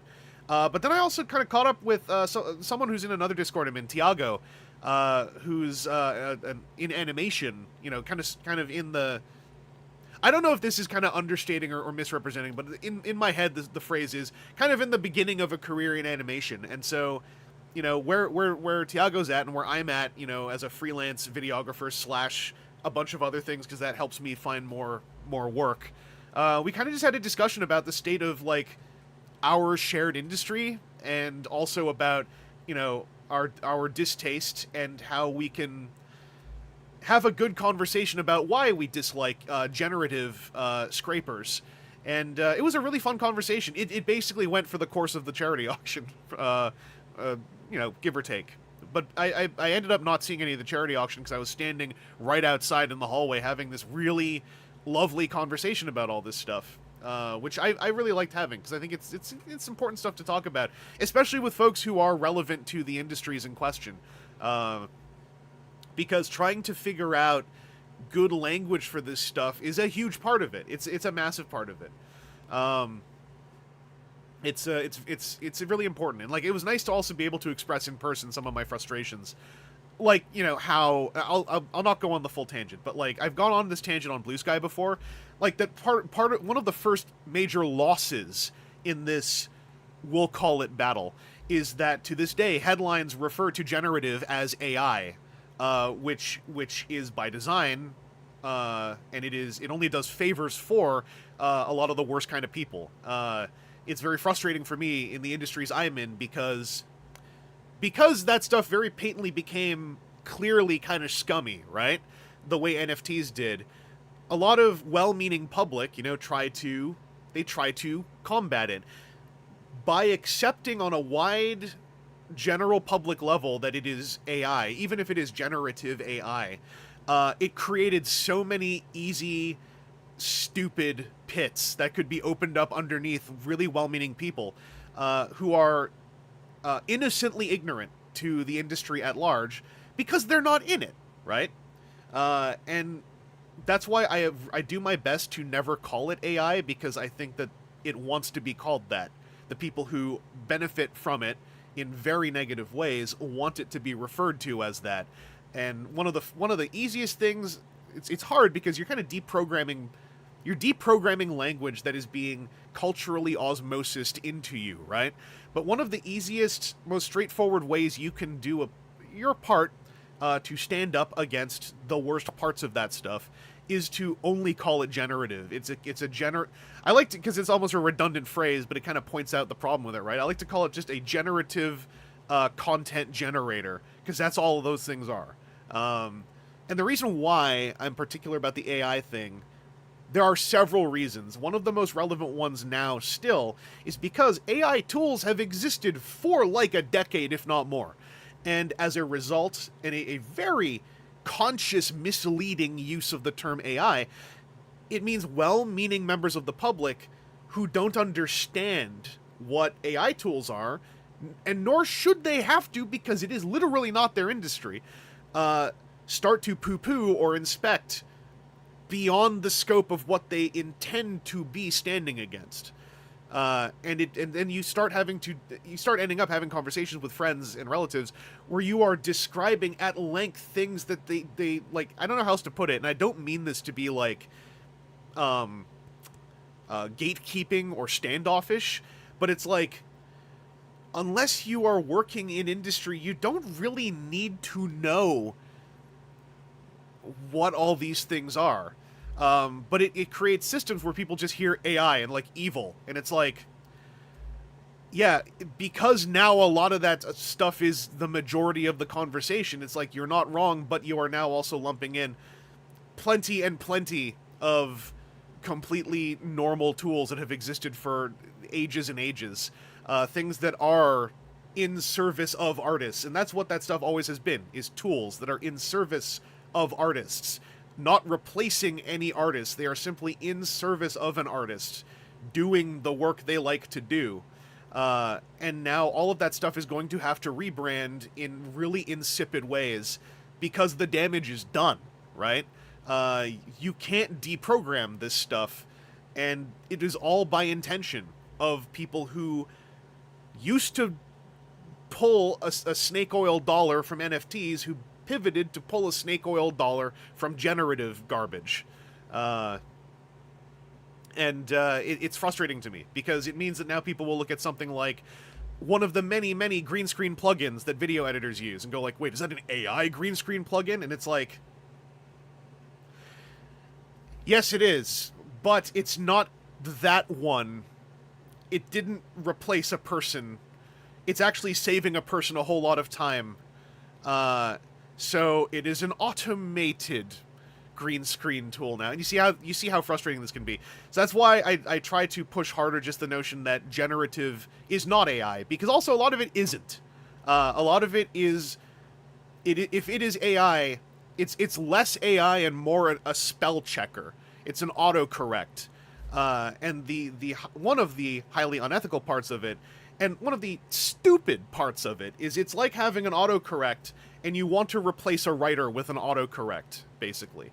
And that's what's really insulting about it, because some people were saying, why do artists hate this so much? And among other reasons, it has transparently, more so than ever before, crystal clear clarified how disposable rich people tend to think artists are. And it is very insulting, it's vulgar, it's very demoralizing, and also a lot of the general public, I think, don't really get that part either. So that was kind of what some of that conversation was about. It went farther than that, but like, just to give you a little hint, I didn't want to go too far off tangent. I simply went off tangent for like 30 minutes, however long I was talking. But hopefully that, that's kind of what I was doing there. And yeah, there was also a whole thing in the artist alley. There was someone. So here's the thing: it wasn't that there was a generative garbage content artist in the artist alley. It's worse. I got some deets about this, and this is part of how the artist in question, I think, got thrown out so fast. They didn't even make up the prompts and do the generative. They went and apparently they were selling prints of someone else's generative nonsense. So in one way, it's worse, but in another way, it's kind of nostalgic, because it was more like old-timey plagiarism. It's like the thing with the Magic the Gathering artists, where it's like, it turns out they weren't using a generative scraper to mash a bunch of artists' work together. It turns out they were doing old-timey plagiarism. They were just tracing several artists' works together themselves. And I remember saying, when that incident happened, I was like, isn't it funny how, like, all of this has made OG plagiarism like almost warm and nostalgic and fuzzy? Where it's like, at least you bootlegged like a human. Anyway, I didn't really dig into this, so please take this all, with a massive grain of salt, but my understanding is that was the extra cherry on top, is that this artist alley person was using other people's generatively created visual content, which is just like, you kind of, at that point you just gotta laugh, right? Like, you're like, okay, y'all sort that one out then. Y'all sort that one out. Anyway, later on Friday, I did go to a room. I went by Trickster's room sale, and that's where on my haul picture you can see I did my unofficially usual thing, and those two Junkions there I got from Trickster's room sale for a very good price. It was near the end of the room sale. It was like really close to midnight, and once again I saw Junkions that someone hadn't bought. The sale time was almost over, so something in me went like, this is not right. So I was like, how much for these two Junkions? Those ones are probably going to end up staying sealed because I have so many that are not sealed. Oh, Strange 4, those were yours! Awesome. Yeah, I think I explained a little bit. I have this thing now, when I see Junkions not being purchased in a dealer room, and they're not, like, ridiculously priced, eventually I kind of go like, I'll buy them! Because I like that mold a lot. I have a lot of them now. So, those two, I definitely, like, I don't know if I have B-roll of their packaging, because in the early 2010s I wasn't keeping up with that very well. So at the very least, this might allow me to actually get B-roll of the packaging for whenever I someday do a video about them, which would be pretty cool. Yeah. What else was I going to say on Friday? I think on Friday I then began to just tire out, because I had not slept very much on Thursday or Friday, so I kind of just crashed, which was good, because it meant I got up kind of early on Saturday, and just went in on it. And that was fun. But, oh, is that a collab? Is that a collab Code Red? Yeah, so the Code Red I don't have here. Code Red is getting a different stream because the Code Red, that came from Turbo Spinach, who found some Code Reds at a Target on discount ages ago in a Discord I'm in, and me and I think someone else went like, hey, if you're okay schlepping one to TFcon, I'll buy one off you there, but you know, sell locally first. Anyway, Turbo Spinach had held onto one for me and brought it over, so I got that for like 35 Canadian, I believe. Haven't opened it yet. I have filmed B-roll of the packaging layers, so I've sliced the tape on it, but we're going to be streaming that one sometime next week, because I want to get fresh. I want to have a pizza party. I want to have a box shred pizza party on here. Yeah, this can take us into Saturday, because on Saturday, that's when I was... So Saturday... A lot of people I met later on Saturday or even on Sunday were like, dang, I barely saw you. Were you, like, playing in the TCG room for the whole time? And I was like, no, you just didn't see me on Saturday because there were so many people. So Saturday, I went to the dealer room. I was kind of hemming and hawing if I wanted to go as soon as it opened, but I was awake in time. And then after I finished in the washroom doing all my stuff, I saw a message from someone saying, like, the line has reached North Tower elevators. And I was like, hey, those are my elevators. So I just went downstairs, stepped out of the elevator, and straight into the line for the dealer room, and it started moving like 5 minutes later. So I was like, hey, this is the best case scenario. The dealer room on Saturday was hell of packed. This was a very busy TFcon Toronto. I believe possibly the highest attended Toronto TFcon to date. Yeah, the dealer room was just like Cocoa Puffs, bananas, goo goo gaga, like just wonko kooky sheep over the fence, woo, whistle in the big organ machine, Three Stooges noises, and it was so packed. And as I mentioned before, because in part it was so warm out and humid outside, and I think the AC was not running full power in the dealer room, it was super warm in there and wet. I already was going in with a mask on because I was like, there's going to be so many people. I want a little layer. It's going to be so packed with human moisture. I need some extra protection. Also, by the time I got to the back, I tried to just do a lap of the inner dealer room. By the time I got to the back of the dealer room, I did not just have sweat drops getting in my eyes. My eyelids themselves were generating sweat. It was so moist. As Trickster just said, it was so moist. Anyway, I went in to get a clutch. You can see him there. I can pull him over. He's one of the ones I got handy. I have to... Oh, boy. I have to organizedly make some room here. Yeah, Alexis Silver saying it was actually kind of frustrating because you could sometimes not really see toys. Yeah, it was a lot. I was expecting it to be a lot, but it was a lot. And definitely it was one of the times where I would say this is a great example of know what you're looking for, and also have a mental plan if you can't get at what you're looking for. Like, I mostly just wanted to get clutch. Especially after I saw one on Friday night. I think I saw Wheeljack 64s or Technos, but there he is. I was ready to not get one. It turned out that was not going to be a problem. They had some, I think, all the way through to the end of day Saturday. Oh, Aaron Roth, what's up? It was like a sauna, only not relaxing at all. Yeah. But I did get my clutch. I got a couple other things, too. And then by the afternoon, I was like, I'm gonna go... I think me and Aaron and Graham and Alfie ended up going... That was the day we went to the Quest Bar for lunch, because we were like, let's just get lunch.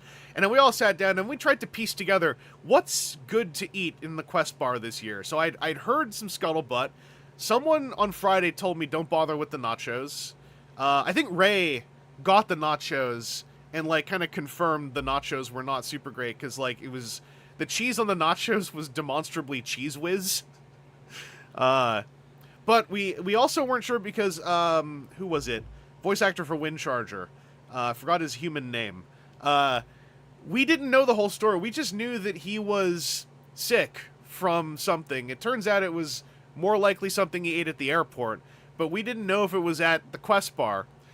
And then I was very reticent to, like, dig into a burger, because I usually find the burgers taste like they had been frozen at the Quest Bar. And for the price they cost... Terry McGovern, thank you. For the price that they cost at the Quest Bar, that's when I do get a little snooty about a patty that feels like it's been frozen. So we made a doom pact, and the rest of us all got the brisket sandwich. The brisket sandwich was pretty darn fine. I dare say even maybe worth the price. It tasted like they made it that day. It was beef brisket and cheese almost like griddled onto the bread. It was nice and simple. It tasted fine. It tasted not frozen, which was really cool. I was pleasantly surprised by the brisket sandwich. The thing with the Quest Bar is that Hilton, my understanding is they have very rapid staff turnover. So every TFcon Toronto, you kind of have to figure out where the Quest Bar is at. You kind of have to... You have to hope someone who doesn't know has been a little bit cocksure and just walked in there and bought a bunch of things and then tell you about it afterwards. Thankfully, the brisket sandwich was pretty dang solid. So I would say recommendation for next time, but... maybe ask if someone else had it first, but there's a higher chance it'll be pretty good. Is the Quest Bar the one in the hotel? Yes, it is the hotel bar and restaurant. Alexis Silver, I didn't get a clutch, but I ended up ferrying 2. That's legit. The folks you muled for had better have paid you a good tip for that.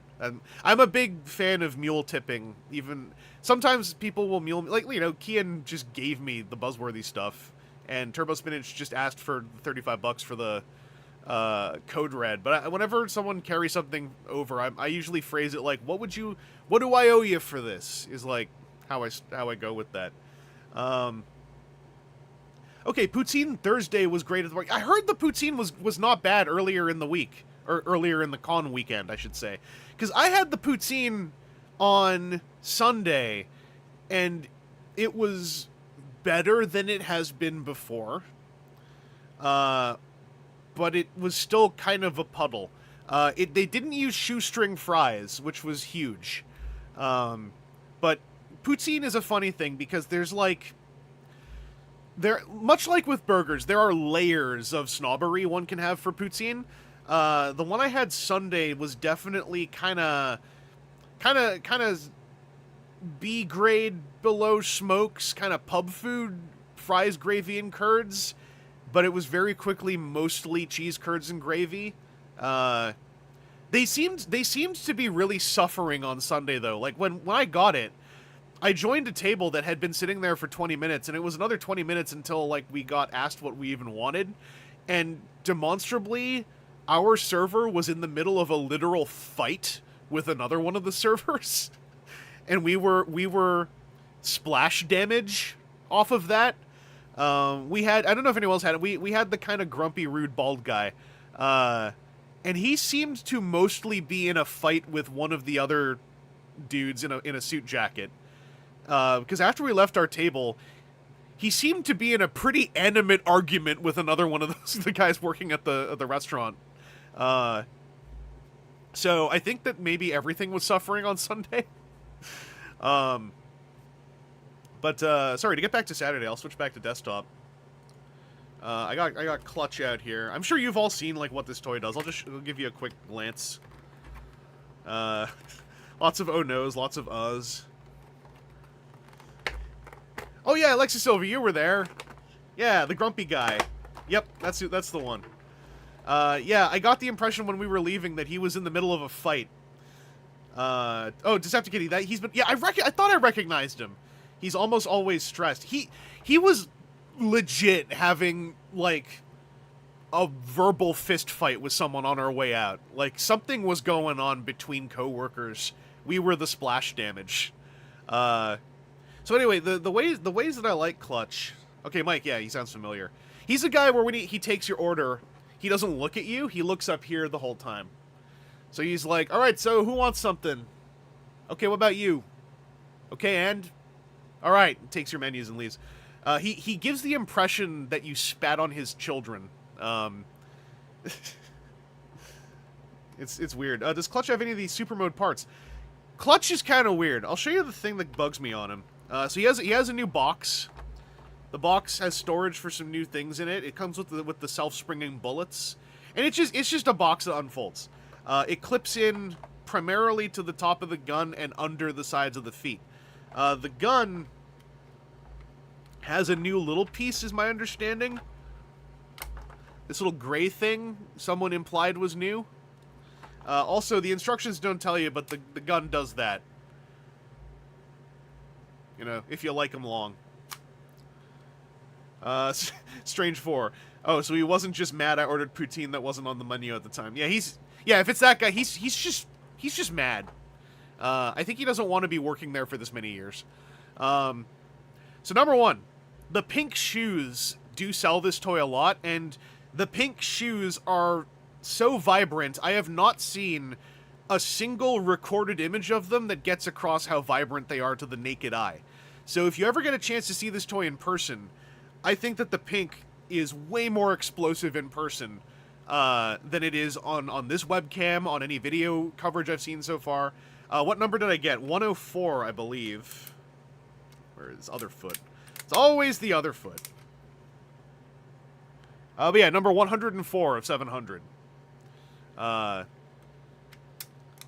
So the thing that bugs me about him is, yes, the hand holes are still here, but the hands are just gone. There's just a mushroom peg in there.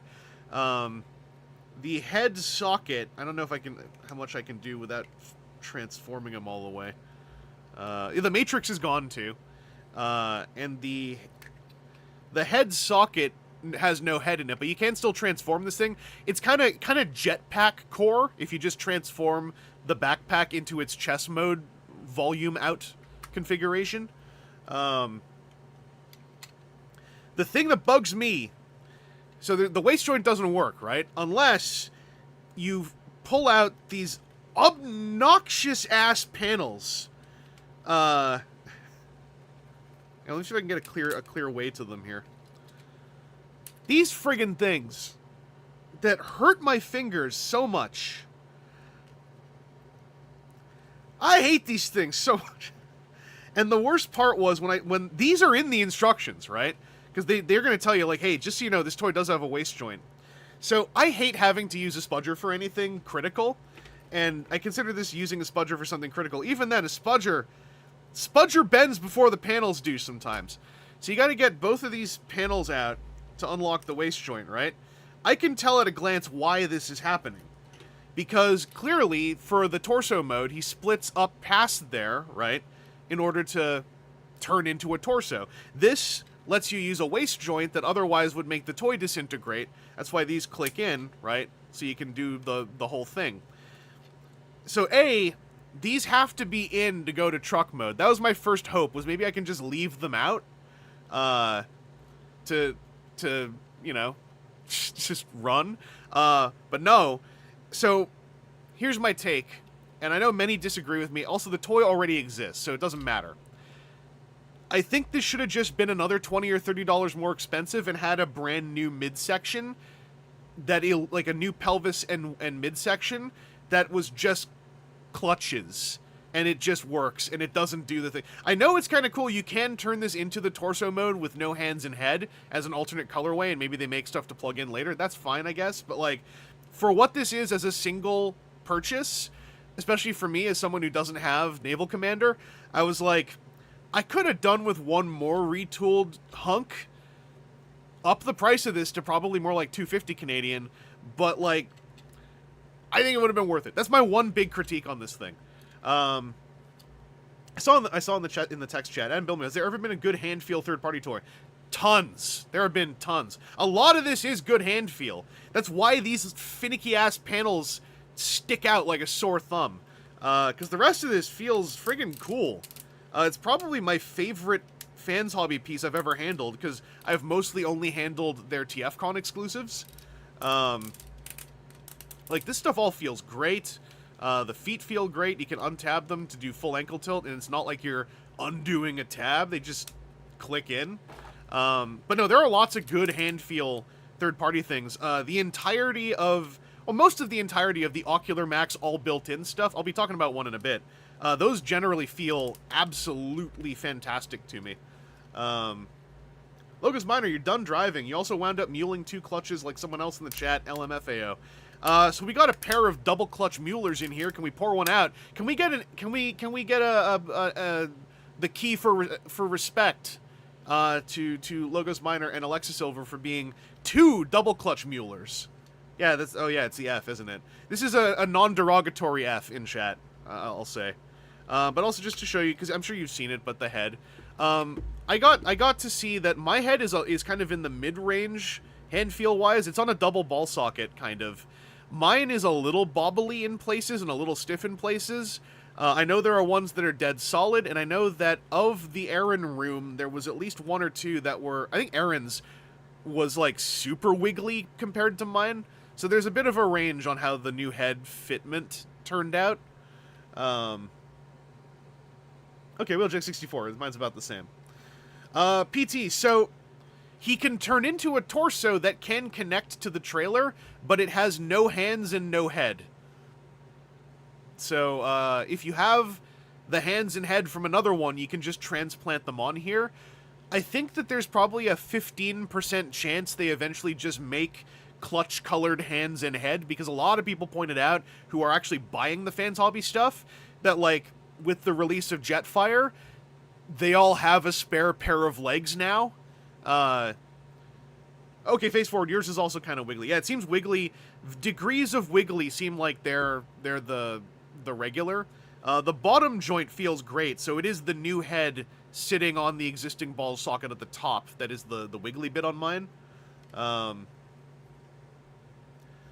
hands, no head, sounds like a good time. That's right, Clutch here, he's all feet. He's all feet and crotch. I'm going to turn him back into a truck so I can get him back in his box for now. I want to get him back in his box for now just so I can keep a sort of organized track of what I'm doing here. Because I want to go through some more things. This might be, I'm not going to say a lengthy stream, but, you know, we might be diddling around for a bit between some stuff. Now that we're getting into haulage. I think this is also around this day was around the point where, yes, it was right before lunch on Saturday when I saw Smash Gamer. I saw Smash Gamer in the dealer room as well, but then I properly saw Smash Gamer and their I think their brother and their dad, when we were waiting to be seated at the quest bar. Dynamo Dave 2K2, clutch diddles will fuss you up. That's right. I think his eyes are too narrow. The head still works over. Yeah, I think there's things I would have done differently with the head, but the respirator sells it so hard. Like, more so than I was less into this until I saw it in person. I think it doesn't help that, like, this pink is so vibrant, but it doesn't translate through basic photography, how vibrant it is. Also, I have a bullet in the gun, because there's nowhere to store the third bullet. The bullets have, the springs are in the bullets. They shoot pretty easy and pretty hard. They lock in pretty well. I'm just leaving it in there, because I don't want to have a baggie if I don't have to have a baggie. But the way that the box sits on here is so weird, because, like, I understand how it's locking in, but it goes from literally not being attached to everything to kind of suddenly just gripping. And I still, because I can't see, I did this once with the doors open to try to see what was happening.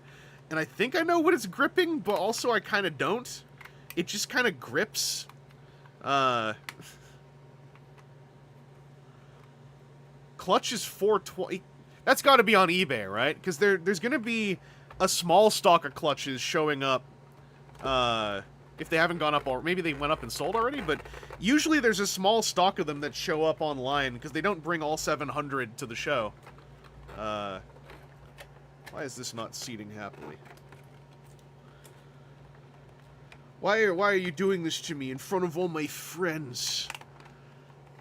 Why are you embarrassing me in front of Vanessa?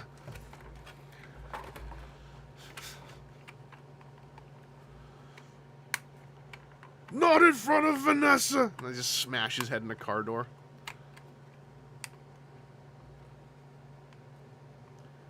Oh, they might have already gone up on the Thursday, Alan Weaver is saying. I did not keep track. For, you know, somewhat obvious reasons. I had this too far back. For somewhat obvious reasons, because I got the one I wanted. I haven't really kept track. When I was a boy, my mother made me a zuppa. And it made me the happiest boy in town. But then that zuppa embarrassed me in front of Vanessa! I haven't watched Daredevil in ages, but the other day I just got it in my head. I was like, I want to watch a Wilson Fisk supercut. I was just like, I gotta see a Wilson Fisk supercut. And as all Wilson Fisk supercuts tend to, it just opened with him, like, jellifying that guy's head in a car door. And I was like, ah, Wilson. Take it easy, Wheeljack64. Thanks again for the Bone Crusher, by the way. Last stream was opening an NPM Bone Crusher that I was gifted at the convention by Wheeljack64, who, at the charity auction, had a bunch of tickets and didn't want anything that was up for raffle. And so just decided, I'm going to win the NPM Bone Crusher to give to Chris. And Wheeljack64 just sometimes can do that. And it's still kind of surreal, but I still really appreciate it. Did I get previous Predator Power Masters? Yes! That was also part of my haul, actually, from Florida. This one I was not gifted, I paid for this, but Ultra Primal had been hanging on to one of these for me. And holy crap, y'all. This is such a categorically better toy than the other one. Let me pull the other one over. I'll put his wing back on to be nice. Hang on. The wing brake, by the way, because of the funny little peg that can never engage, now that it's broken, the funny little peg can engage, so I can just kind of plug his wing on lightly like this, and it stays on. But, like, the quality, how do I put this? Not just quality gap. The quality canyon between these two figures is hilarious. It's like, this was the first one they made, too, of the base molds. And like many people told me, I'm so happy to confirm, this is a solid-ass, super cool figure. I really like it. His extendy slide-out chest panels, they're kind of weedy and don't work all the time, but they have pegs that plug in to lock them in place. Not just a gulf of quality, the quality abyss, the quality canyon, the quality peninsula between these two. It's so unfortunate that my first experience with this set was this one, right? Who then broke. And I hope I can get replacement parts. But, like, this one has, like, collapsy chest parts, and they just collapse. They don't lock. They lock in, and that's it. You know, the one position they don't have to lock for. I feel bad because half the time I talk about Wingman, someone goes like, "Oh man, I have one I haven't opened yet," and it's like he's like fine, but he's definitely weak, and compared to this one, it's no contest. It's no contest at all. I haven't installed the new parts for this one that came with Wingman to better accommodate their combined jet mode. But yeah, I got the little Power Master chilling out back here. You know, just doing his thing. Yeah, Wingman is the same thing for me, Alexis Silver. And, yeah, like, you can have fun with it. It's not, like I said, it's not like a garbage toy. It's just, like, amidst the oeuvre of things that Fans Hobby has done, it don't stack up very well, in my opinion. So I would say, like, don't let this toy inform your opinion of Fans Hobby. I went through the same thing with their Athena. When I said I found their Athena, their Minerva, to be fine, but maybe a little bit middling, people told me, like, it is, like, the smallest and weediest toy they've ever made, and a lot of their chunkier stuff is better. I still haven't messed with their chunkiest of chunky things, but as I go up in the chunk, right, they get better and better. Clutch, he's maybe kind of expensive for how simple he is to transform, but he feels so oomph, right? That I still really dig him. So yeah, I do have these ones. I've got Stalker, Huntsman, in his box, in another room, because I don't actually know where I'm going to put any of these. I just really like the Euro G1 Decepticons. The Autobot ones I haven't been picking up, because like I just don't have much connection to them, like Pyro and Boss. Boss I almost picked up, but then I found out Boss was one of the ones I didn't have as a kid. Yeah,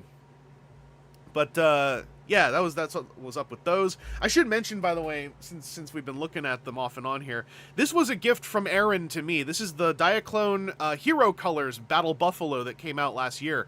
And we had a mutual, Ken Noisemaze, who had a whole bunch of he has a whole lot of Diaclone. So Aaron, through circumstances, arranged to gift this to me, which was really kind and sweet. The Battle Buffalo is super cool. The Battle Buffalo is piloted by, I believe this version is piloted by 3 female Dionauts. So it's my first time seeing a female Dionaut in person. And also, you know, the boob cockpits. The cockpits basically do this neat trick. I'll show you this. I'm not going to run through all the modes, because when you do that with Diaclone toys, you're there all day. But the Battle Buffalo does do this really cool cockpit trick once things are locked in. Where that's how the cockpits are when the vehicle, like, that's how the cockpits are when the vehicles gatai. Then one slides to the left, the other slides to the right and goes up. And then they have a mutual panel that folds down. And it's so cool. And then the powered suit can fold its legs up to jam in as the full-on head of the Battle Buffalo. And that's pretty neat. Now, I see people saying Gateway Diaclone. Y'all don't know me. Y'all don't know me. Alright? I'm slapping the camera for a reason. When Diaclone Reboot was new... Hang on. When Diaclone Reboot was new... Alright? I was all over Mandarake. I have a Dia Battles V2. I have the White Space Dia Battles. I have the first big powered. I have the whole run of all 5 of the original powered suits. I have 6 Waruder suits. Alright? I got the Waruder Raptor head pieces to go with them. Y'all coming to me like, Aaron's finally got you. He finally got you, that guy. I was here long before any of these kids decided to sow their wild oats on the fertilized fields of Diaclone Valley. Anyway, that's why I really appreciated this, because this and Powered Convoy are 2 of the ones that I don't have that I really did want to get, because they match with my era of Diaclone. So, if Aaron did anything, it's he let me handle a Powered Convoy and confirm that, like, yeah, the blue and red Powered Convoy in some form, either version, Someday I would like to get a hold of one, because it would be kind of it would end the arc of the Diaclone pieces I have. And I'm certainly not against picking up Versalters. Handling a Versalter was a whole lot of fun. And also, Aaron brought the giant robot base with him in robot mode, so I got to see that thing. That thing is baller. That thing is cool. There was one for sale in the dealer room for $1,650 for both pieces together. I did not buy that, but it's a cool piece. Yeah, this is my era of Diaclone, the ones where, like, the main shared gimmick is powered suits, and all the arms can slide off this rail system, so you can swap arms really easily, and all the legs use this square clip system, so you can swap legs, and then this thing comes with an adapter that I don't have handy. It's in a bag around here. I don't have any of the OG power suits nearby, but it has an adapter, and in the instructions they tell you how you can take one of the other, original 5 powered suits, and using an adapter you can stick them in as alternate head cockpits, which is kind of cool. Powered Convoy is the Optimus Prime looking Diaclone reboot toy, of which there are like 3 major versions. By the way, the Battle Buffalo powered suit is a full-on powered suit, so it does have a robot mode. Which is pretty... It is one of the kookiest of the powered suits before they got more, like, kind of realistic. But it does still transform into a neat little, neat little superhero flying around like this. And then it's, got an opening cockpit with a little dashboard that folds forward and backwards. Where's my focal point? There it is. So the thing with Diaclone is you kind of just have to pick your shots. You got to pick your shots and go for them. If Diaclone starts doing Starcom-like things... Oh, Dynamo Dave. It's not nearby. Hang on. Let me ruin your life. Hang on. I'm going to ruin your life. Hang on.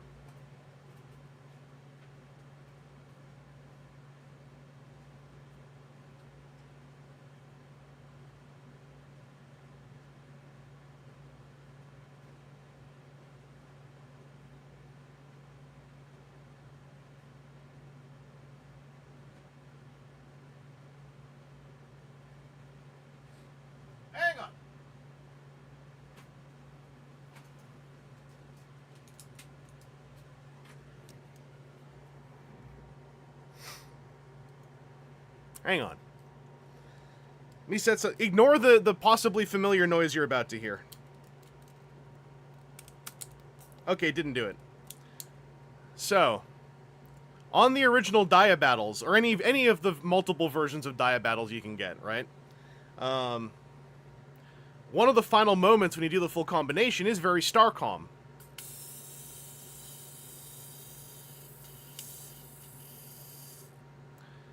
Did that sound familiar? Let me do the noise right by the mic just to really activate your neurons here.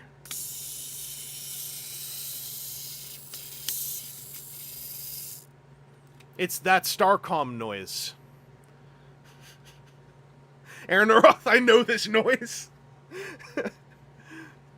So any of the Dia Battles have got that as a feature in the main cockpit piece.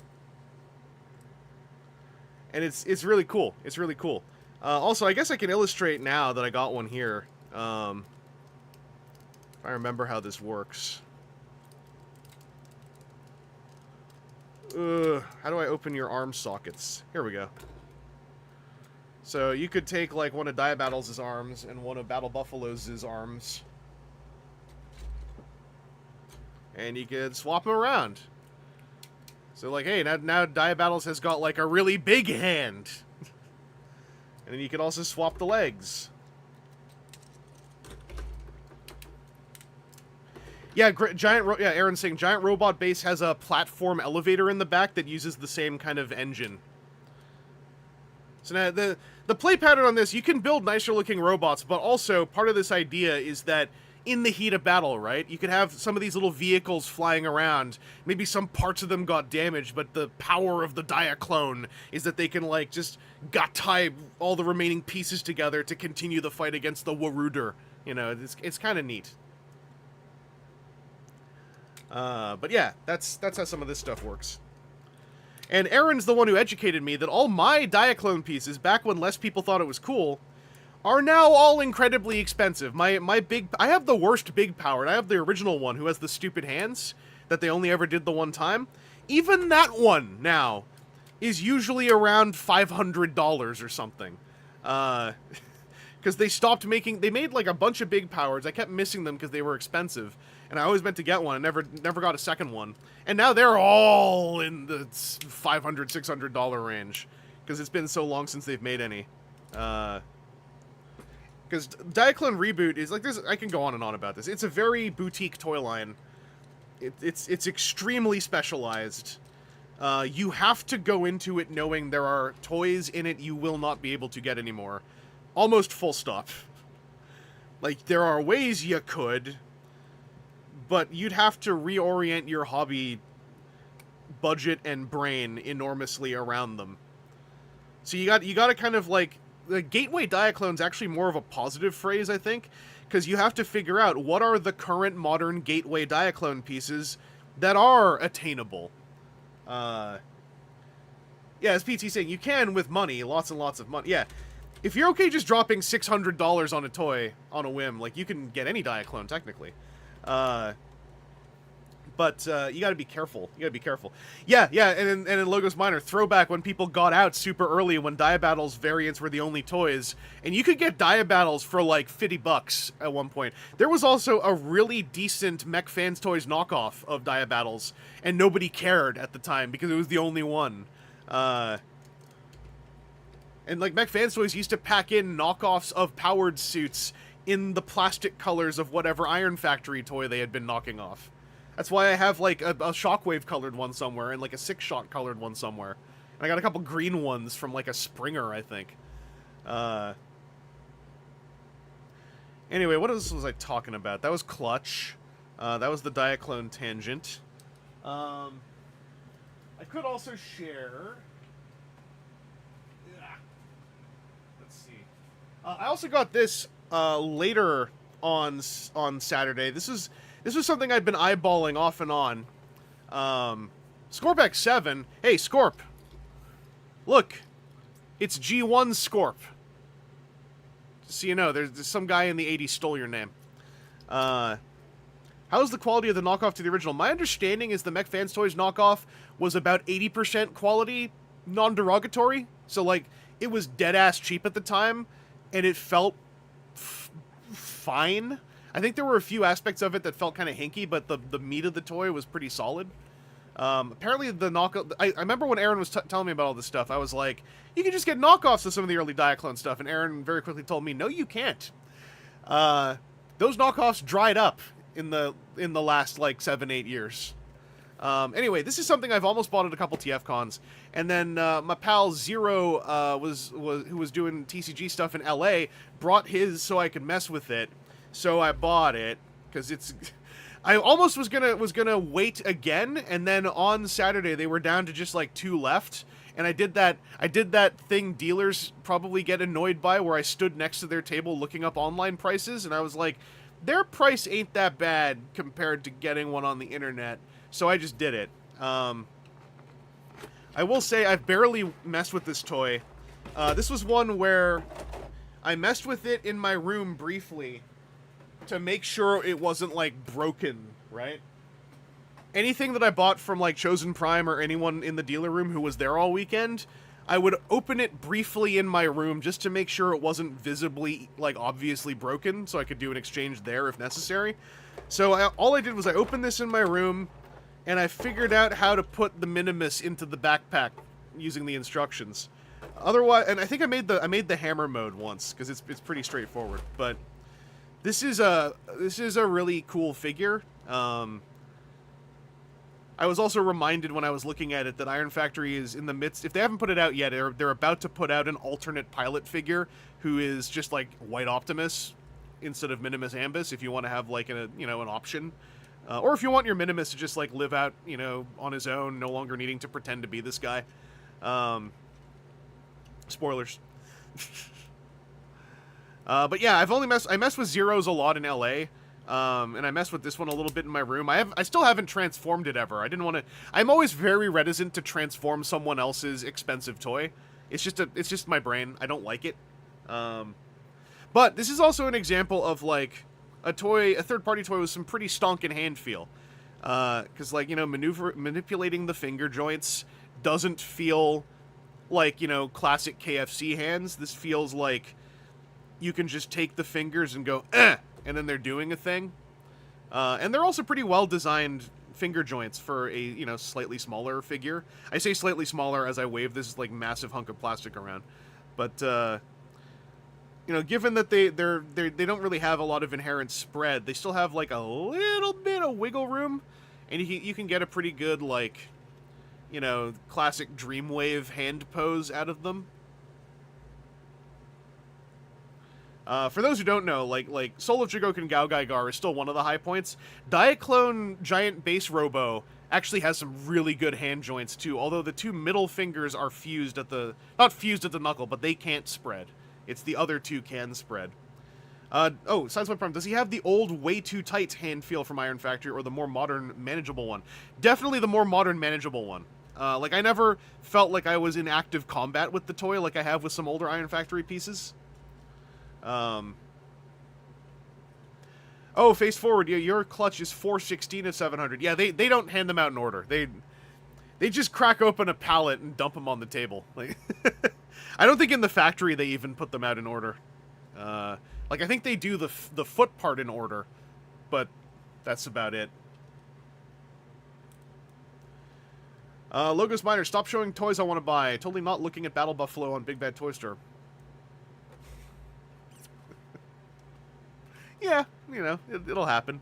But here, I'll show you the hammer mode, because it's kind of funny. Because you got your gun, right? You got your funny big gun. And the funny big gun, you know, has like a little detachable gun for Minimus, and you can also stick that into the front, right? And if you do that, then you got this thing. Kind of looks like a stick. And then this part slides out to make room for, say, fingers, right? So if you take the two funny cannons off of here, these, by the way, also have seats. I don't know precisely who for. I haven't tested to see if the Minimus can fit in there, but I just like that they have seats, right? Butterboy saying the last really nasty tight Iron Factory toys were the Combaticons. Yes. Some of the Combaticons are legit. I like the Combaticon set they did, but the Leg Boys, Swindle and Brawl, are really cramped to mess with. They're very cramped toys. Anyway, now it's a hammer. In the pictures, I thought this did more to become a hammer, but no, it's just you put the cannons on backwards, and now it's a hammer. I don't think these things fold out to unite, or yeah, they make it look less hammer to me. But it's kind of cool because the little extendy bit. This is something Zero showed me that sold me on this figure in LA. So you can just push this in, and just to flick this bit down. Anyway, now he's holding the hammer with like the little finger holds in there. It's friggin' cool.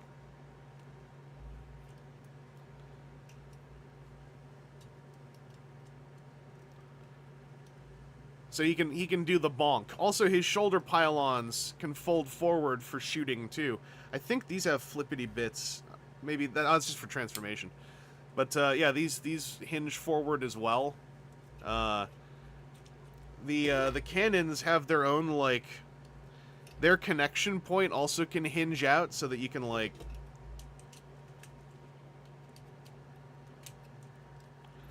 you know, for full blast, you can have them twin link forward and then, like, fold outward, so it's like a wider spread, which is kind of cool. Yeah, Iron Factory Brawl's legs are like a butt. They're Long River Valley. Mine has some stress marks on the blue bit between the white due to trying to get everything lined up in vehicle modes, so don't try too hard to get it all lined up.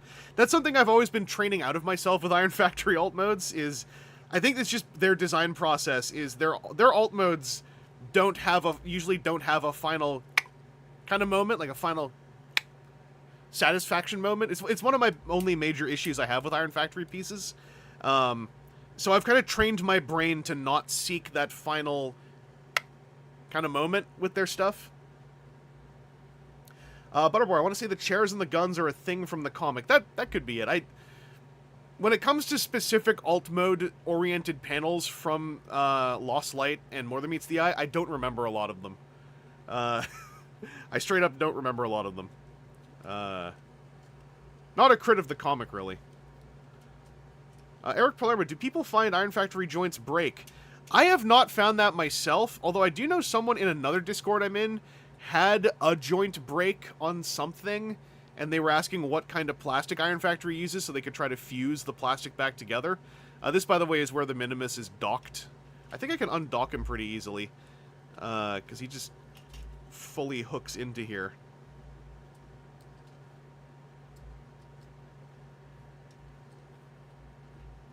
Y'all ever get a docked Minimus? Gives you real bad cramps. There we go. So, oh, you blew the body up, but then this little fella comes soaring out. His alt mode transformation is a little... This is an example of, like, Iron Factory alt mode, where there's, like, a double hinge and stuff, and I'm like, oh, we're doing things, but then when you look at the instructions and the geometries, it's kind of like, this is it? Well, you fold these wheels down.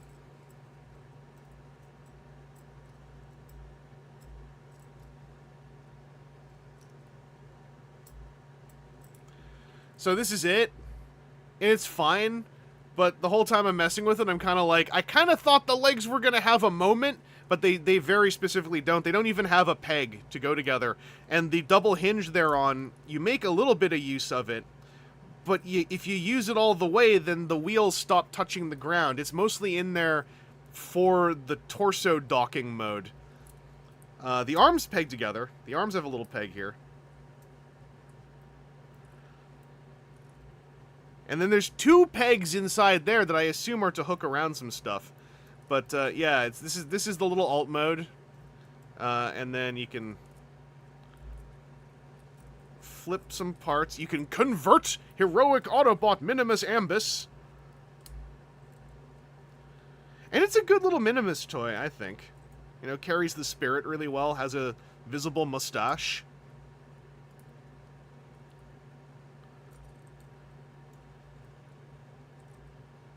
So you get this little dude.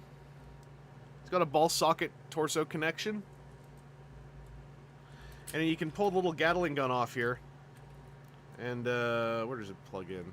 It's under here? Yeah.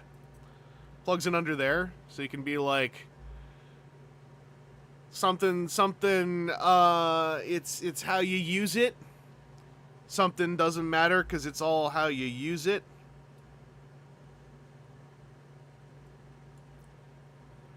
Anyway, if you do love Minimus Ambus, this is also one of the very few ways to get to get any kind of plastic representation of Minimus Ambus. So, there is also that. I think that alone is like a minor attraction. And like I said, they are making a small white Optimus style figure that is like a sibling to this that can also dock into the armor. If you want to have that docking into the armor instead. There's a lot of inherent storytelling in there, too. You could probably headcanon out, like, oh, is that another Ambus? You know, is that, like, another user of the Magnus armor that Ambus then, you know, formatted off of, or vice versa, you know? His Gatling gun is Illin. It is. It's very... I like how it mounts, because it doesn't peg into his hands, and that way he just gets to have tight little fist sculpts. It just pegs into a hole under his forearm. But it still looks like he's holding it. Anyway, I'm not going to try to transform this whole thing right now because I want to keep us moving. But yeah, the Iron Factory Magnus, that was a big get. And then another one. This is another one that I have just been like off and on for like a year, seeing at shows, going like, I can get that for less, and then it sells out online until the moment I don't have any money, and then I get money and it's sold out again, then I see it at a show. I can get that online. Cycle continues. I'm sick of it. I got Ignis at the Ultimate Toy Fair in Victoria earlier this year, so I finally got the Ocular Max all built-in Streetwise. This is joyous. This is, again, another example of, like, if you want to see some of the best tactile experience third-party stuff has to offer, Ocular Max all built-in has a former Transformers design person working on the transformation schemes, and it shows in the feel. Alex Kubalski is all over this line, as far as I understand, and I can happily run through this one because I like transforming this. Also, yeah, Evangelist Island, represent. The hotspot is probably the most unpleasant one to work with, and that's mostly just deploying the Defensor feat, because they do a whole lot to not be an aspect of any of the other modes that the toy has. But yeah, Alex Kubalski, who designed stuff like Animated Deluxe Bumblebee's transformation scheme, who has an interview out there somewhere talking about the Zen and the art of transformation flow. If I understand correctly, Alex K is the one who does a lot of the work on the all built-in stuff. Alternate Universe Evangelist doing was X-Transbot Streetwise. Yeah. Oh yeah, Logos Minor, that roll bar. So Swindle, that roll bar, that's one of the weaker ones, because Roll Bar and Vortex had a lot of... They were kind of like the first two, and you can kind of tell. But Swindle, like, when you get used to Swindle, he's still pretty good. The Protectobots, they're all just iterating off that stuff. Like, here's how the hand transformation works, right? You fold this little bit down, rotate the hand around, and then this filler guard comes over to hold the hand in place so it can't swivel around anymore. And then when you put it in here, you put it in with the hand open to then hold the rest of the filler, right?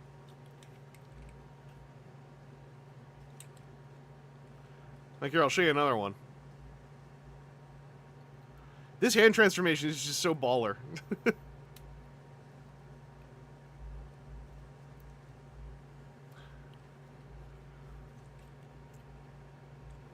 And then, let's see, what else do you do? What else do you do? There's a whole process here. You gotta flip this stuff around. Also, this one has, like, little spacers to just make sure that the armature you form for the robot chest doesn't collapse. They just hold everything in place. They don't feel necessary, but they're there anyway. And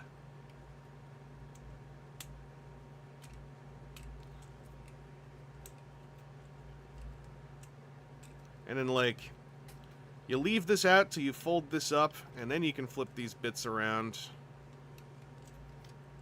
There is a very soft, I don't know if you can hear it, but, like, it has a very soft tactile to let you know it's in the right spot. And then this all just clips together, all happily. The rest of the chest just disappears. And then you go to the legs and you're like, okay, well that was the easy bit, right? Oh, this is gonna be the hard bit. This is gonna be the hard bit. And it's like, no. No. It ain't. You fold a foot out, fold the foot into itself. Swing a door out. And then just fold over. Once again, you fold a foot out, swing it into its own mounting point. Swing the door all the way out, move the little windshield out, you know, as you might expect. Flip that in there and just go, hiya!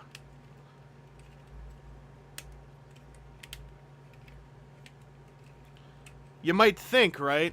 Oh, is this going to be hard to get this stuff in? No, it's just, this relies on the plastic flex just to, like, mush in. Oh, wait, there we go.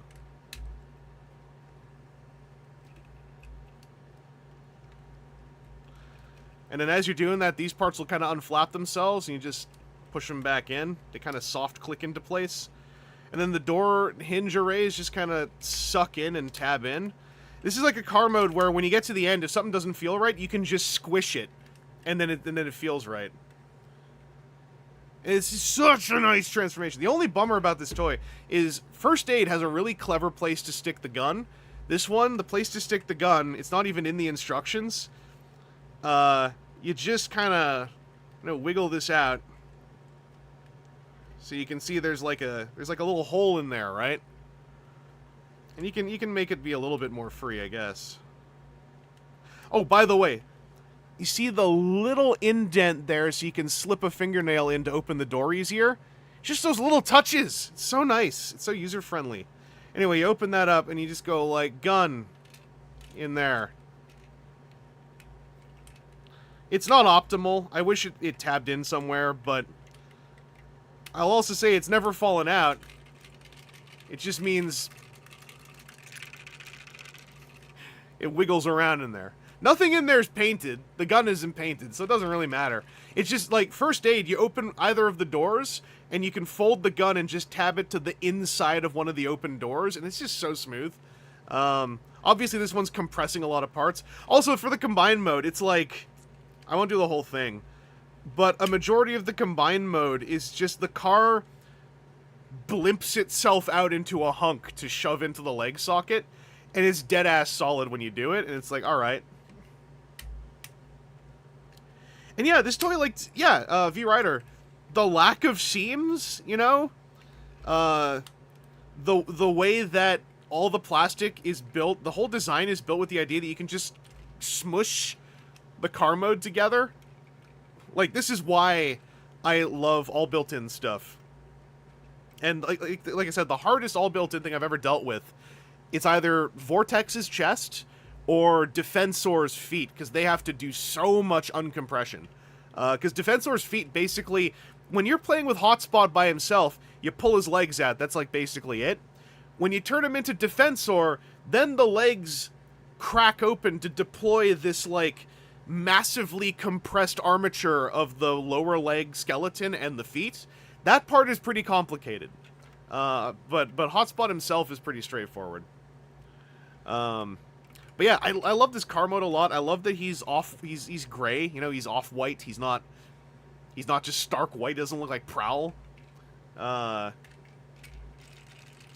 yeah, I was really, really happy with this figure, so I've been enjoying it a lot. As far as I haven't gone to dig one out, but he is also like, Hasui era masterpiece car scale. So also, he's a Hasui car, but like, I think he transforms, obviously he's several years more recent, right? But he feels like a neat kind of evolution off the Hasui car vibe as well. Just like, turns into a nice little car. It's fun to transform. I don't know, I was really happy with this. And then...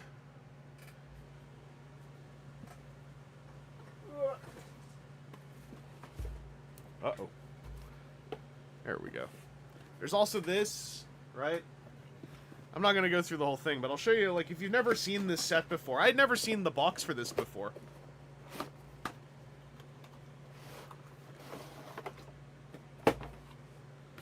But, like, here's how they're all...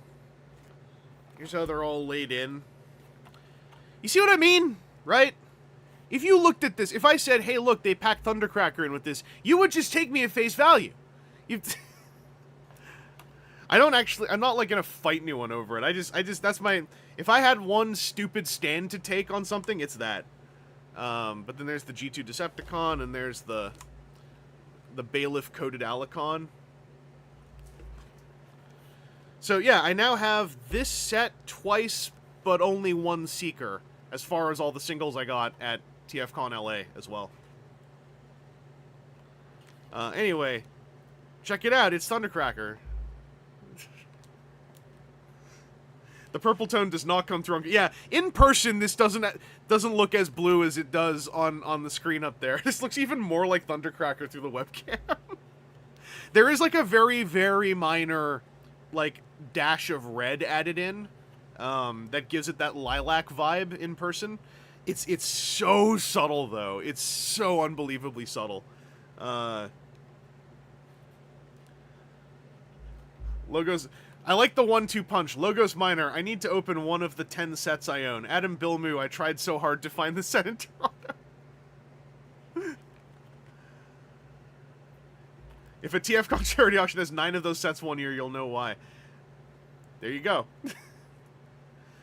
But yeah, the head swaps on this I did get to mess with, because those were the 3 I got in LA. The head swaps on this guy, I would like to get 2 more of this one, because I really like this figure with all the different variable head bits. I really like how this turned out. I never had Skullgrin, so this is my first time playing with, like, this design. A lot of people told me that they feel this one turned out better than Skullgrin, so hey, maybe I lucked out. But yeah, there's, from Buzzworthy Bumblebee, the Troopa Builda. So this was Kian Carlisle's literal garbage that I graciously inherited in place of a landfill. If we got any Kian Carlisle parasocials out there, now I'm closer to him than you'll ever be. Ew. Rip Buzzworthy, Sadness. Yeah, so that's some more haulage. Let me go back to the browser feature. Let me click through some of my photos I have here as we go into Sunday. Okay, lots of folks are agree. Yeah, the way that the heads is, it's 2 heads and 2 sets of horns, and they're all 5mm oriented. You could have one who has 2 guns sticking out of his head even. So, like, that's... The Cybertronian Trooper is like a true troop builder that you could get 10, 20 copies of that toy, and with the 5mm head sockets alone, you could customize so much. Like, I really like that one. And yeah, I still really wish that the Seeker had been like one of the more purple ones, like really definitely purple, not a lilac purple kind of tinged blue. But like, I know the one they're going for. It's just like, it just reads as purple to me. Oh, I didn't, because I talked about her with MPM Bone Crusher. He's still here. The boy is still here. Let me go back. So the boy is still here. This toy is so fun. I realized when I turned him back into a robot and back into a truck, I ran him through like 2 more transformation cycles, and I'm like, this feels like just a really good big mainline toy. Like, in his robot mode specifically, he doesn't feel like a masterpiece in that, oh, I gotta be careful of all the interlinked armatures and everything. It's like, once he's locked together, he's just a big, ratcheted bully boy. And it's like, the Studio Series 1 hit this too, but this one hits it even harder. It's like, finally, after all these years, I get a movie Bone Crusher who just has arms, you know? He doesn't have stuff all interlinked through. He just has arms, and he just can stand there and look pensive, you know? He can think. But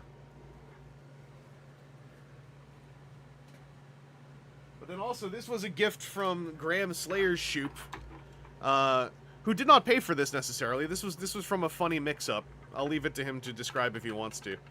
But he ended up being able to pass along my special someone that I met this... Don't let anyone ever tell you you can't find, you know, your special someone at a TFcon. Because I did. I even have a photo about it somewhere. Where's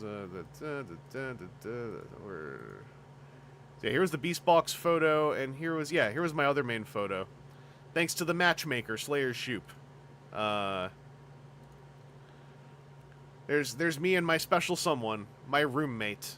My Crimson Bestie. It's Metagate's Shatter. And this toy just is a piece of art. This toy is a piece of art. The instructions are a war crime in how ineffective and bad they are. But the one upside of that, it's a testament to how well made this figure is, that this figure doesn't break when you try to follow the instructions. This toy turned out so frigging well. You can put all the missiles on the gun if you want. Her transformation is complicated, but when you get some help outside of the instructions, it's like the best of the Unique Toys movie transformations. A lot of what you're doing kind of makes sense. and it makes sense in a way where, what I will say is I was able to, without instructions, get her from car mode to robot mode, almost 99%, hitting all the engineering points. Trying to get her to jet mode was the hard bit, and it's because her jet mode is obviously the part that has to struggle the most. The tricks are that, as you can see, her car side paneling are the wings, but the wings also reshape for robot mode. For jet mode, they look different, because in jet mode, this bit is up, I think. Hang on, it's also very tight.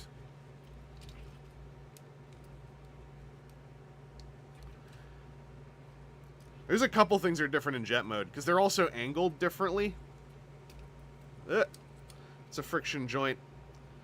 Testament to a good toy. It just uses friction nub joints on something that could be dangerous. So fold this down, fold this... There we go. So this is more what the wings look like for jet mode. So you see how, like, there's a jet wing, and then there's a robot wing that's, like, taller and thinner. So, like, that's one really cool trick already. Graham, Slayer's Shoop, you're in here. I didn't want to tell them the whole story, because I'm not sure if you want to say the whole story.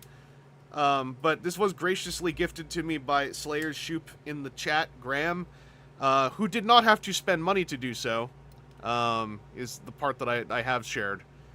This was simply okay. This was a happy happenstance. Graham ordered this toy, and then they lost it. It got lost in the mail. Something went wrong. It was disappeared, and in a way where the vendor was like, "We'll send you another one," and then the first one showed up. So Graham just had a spare one that, by all accounts, did not exist legally. So he passed it along to me so it could fully be laundered into Canada and disappear forever. Yeah, even the robot mode on this, extremely expressive. There is a torso joint down there. There are solid hip joints. Really solid, like, clearance everywhere. These two things you have to flip up. Right? Once you flip them up, you're free to go, articulation-wise. Knee, because of the transformation, the knee can bend, like, all the way in. Just a beautiful piece. And then if you want to see another way that the jet mode is really kooky, right?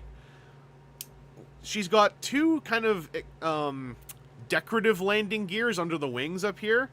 But then there's, like, a hidden main landing gear in the middle, right, of everything. And then her other front landing gear is inside of her own head.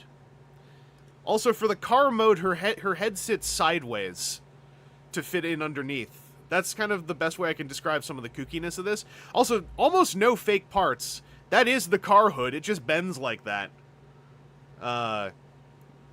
Like a lot of this stuff is just from the car mode. Or if it's not in the car mode, it's not like it's super hidden. Like these turbines up here, right? These two turbines, they got, like, detail on them on that side. On the other side, you can see they're just tires. Her actual other tires physically split in half down here. So none of the tires are faked. This is also the first version, because this is brighter. There's a second release of this with a more accurate, darker gray. At a glance, I just assumed this was the darker gray. I thought that the first version was, like, stark titanium white. So, you know, bear that in mind.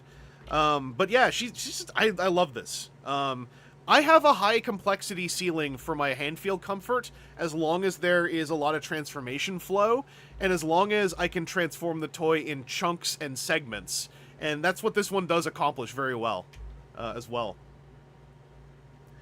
And yeah, Alexi Silver is correct. Like, with the demands of needing two modes, it just doesn't have the real estate for fake parts. So yeah, there's a, you know, little bit of parts faker here and there, but, like, most of it is the actual parts because they have stuffed both modes in here. And, like, the jet mode, it's kind of a goofy looking jet, but it's not terribly compromised. It doesn't look like an upside down car with wings, right? Her arms form the nose cone for the most part. Along with, like, a hunk of nose cone that you can demonstrably see layered and accordioned up in here. Sounds like I would like MP Rhinox. Yeah, from what I've seen of MP Rhinox, I think I would dig that toy. I hope I can get a hold of one at some point. But yeah, also, like, you might have seen, like, she comes with... Where'd I put it? Here it is. She comes with a fairly intense display stand that works for robot mode and airplane mode. And it's got the thing where it's got these, like, little unlock latches everywhere to, like, reposition it, then lock it into place again. Similar up here, you can also extend it if you want to have it, like, be long, and then lock it into place. And it's just a good, beefy display stand that just comes with the toy, right? So anyway, you know, we're together, you know, so, you know, you can look, but you can't, She's mine. She's my master wife. I am really hyped that it seems like they're actually doing the drop kick. I'm really excited to have a violence husband to go with this master wife. But yeah, it's only a testament to their build quality that, like, this is a toy you can kind of just futz your way. You have to, like, you can't just ham-fist it. You'll break something if you really try. But if you're being careful and try to just muddle your way through moving parts, like, she can survive it pretty well. A lot of her thinnest rods are also solid metal rods. So there's smart construction in there. Going back to the browser feature, I'm gonna hop over to Sunday. So Saturday night, or Sunday morning, Aaron came by so we could fill in the last gaps in our panel presentation. No, Saturday night. First, there's something else Saturday night. Sorry, I gotta show this too. Yeah, it's in this little box, nondescript box, because I got some trading cards. Only they're not trading cards, they are bespoke cards. So, in the TCG room, we had Hawk from Transformers.cards, and we had Bilmu from TransformersTCG.org. And Bilmu had contacted me beforehand asking if I needed any cards he might have.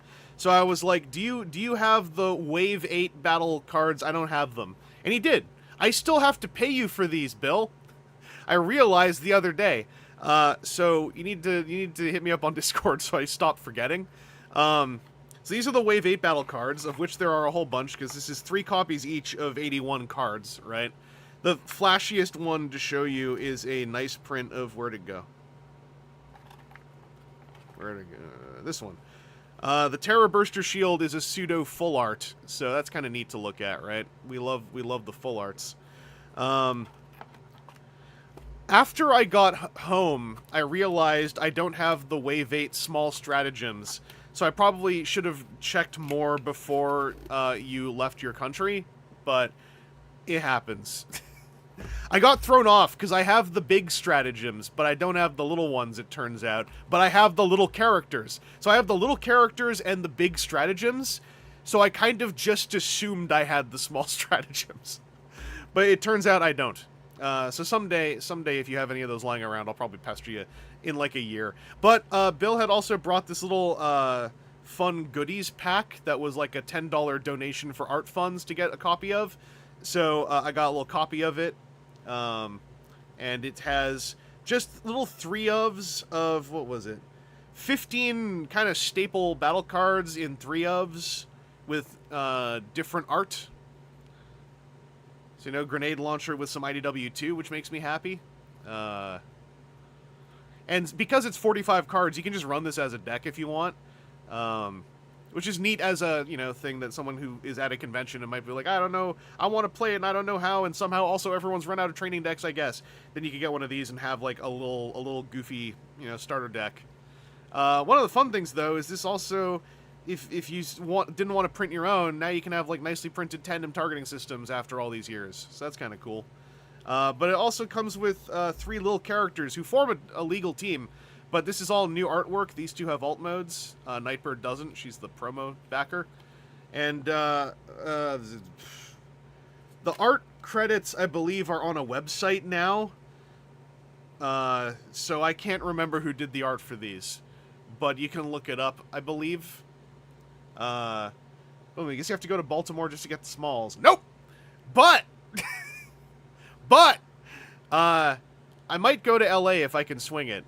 So you should go to that so you can give me the smalls. So as you can sell me your copies of the smalls. But yeah, this was some of the cardage that I got. Okay, Snowy did Nightbird and Flame War. How does one get to do the art? You should talk to Adam Bilmu, because Adam Bilmu, as I understand, was on the asses of lots of artists for such reasons. But yeah, this is Snowy art on these. Another upside of these are character cards that are standard size. So as much as like part of the draw of the game is the larger character cards, if you don't have a solution to carry those around, and those solutions kind of dried up in the last year or two, this is a way to have some characters who aren't combiner characters who just fit into a standard deck box, which could also be neat. Not literally on their asses, says Adam Bilmu. Prove it. Prove it.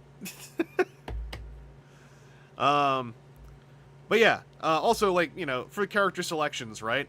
This is a very overlooked but really solid Optimus Prime, who was the common one in Wave 1. This is Flamor, who's one of the most eponymous 5-star characters in the game. And this is 8-star Nightbird, who is not the transforming promo Nightbird. This is the different Nightbird, who is one-sided, but sort of a bit of a nicer character to work with than the Flippy one. I like the Flippy one, but the Flippy one kind of cares about what's in... I'm going to use magic words now. What's in your opponent's graveyard? So sometimes that can just be a, you know, bunk 'em if there's nothing interesting to play out of there. So I don't have anywhere to put all this, and I don't have no sleeves to sleeve them, so they're living in this little box. I bought these a couple of these 300 count boxes, thinking these could hold Arkham the card game campaigns, and they're this much too small. So I had one of these spare still sitting around, so it's perfect for me to chuck these in until I can find a different, nicer home for them. Other card stuff I got, by the way, Ray gave me a bunch of Digimon cards for the 2 decks I have, which was nice. Also, I brought this over so I could show you guys. I got some stickers from General Techno and Artist Alley so I could decorate my favorite of my quiver cases, because for a long time, this was the only sticker that was on it. I got this from someone at 401 Games who brought a Silver Border Commander My Little Pony deck. That was a Rule 0, can I play this deck? And we were like, sure. And because we let that person, you know, play out their deck, afterwards he gave everyone a choice of My Little Pony stickers, so I stuck one on this quiver. But I also got this, you know, you flare, you flicker, you fade sticker. And I also got this Ravage, and I can't remember where I got these from. They were from Artist Alley, but I can't remember the artist names. So I'm sure, like, the artist who did this had a lot of Ravages, so I'm sure some of you will recognize this. I distinctly can't recall where I got this one from. I think it was someone who had some jewelry. And then Techno had done art, like, little anime girl versions of a bunch of the TFcon exclusives. So I got the 3 that I have, because Techno was selling them as a deal, I think, for 3. And I just stuck them onto here as well. So there's Wingman and Clutch and Huntsman, Marksman. Mike, yeah, the artist for Ravage was on the left wall. I'll know their pseudonym when I see it, because when I saw it, I was like, that's a striking pseudonym. And then I immediately forgot it, and I forgot to take a photo of their table. And I didn't want to just run in and photo their table and run out, because I'm trying to be really, like, not careful, but I want to be very, like, can I please take a photo of your wares before I take a photo of an artist table? Just as I think that's like just a kindness to extend to artists specifically. But yeah, I really like these on here. I had 2 quivers with me because I brought all my Transformers decks, but this is like my main one I carry around, in which I have 5 of my Transformers decks, which I recently re-sleeved 2 of them to fit into boulders. So if you want to see like the pankest pank, ooh.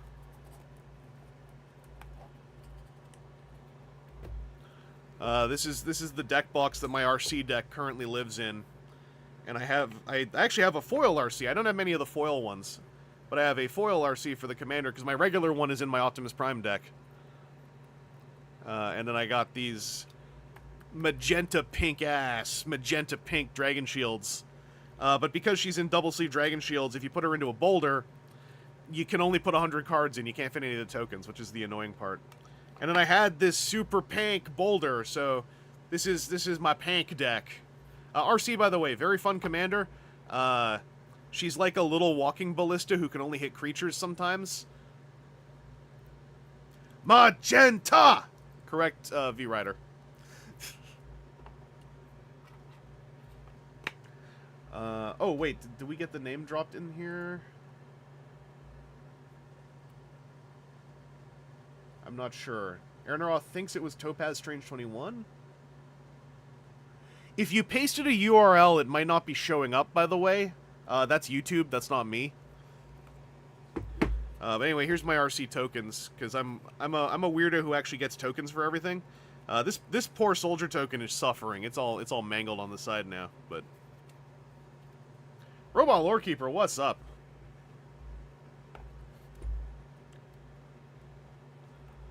Maybe I can fit these in here? No, anyway. I've mentioned this a bunch of times, but I have 8 Transformers Commander decks that I'm very happy with. They got the Transformers cards, building decks for them kind of got me back into playing Commander and having fun with it again, rather than just kind of like suffering. Yeah, only 8. Well, listen, I have all the multicolored ones except Blaster, because Blaster kind of goes great with Ultra Magnus, so he lives in Ultra Magnus's deck. I haven't done any of the monocolor ones. So anyone who knows, that means I don't have a slicer deck, because nobody needs a slicer deck. It's boring. I ran someone else's once. Super boring. I know Face Forward has like 25 Transformers decks, and I get it. I'm not as hardcore.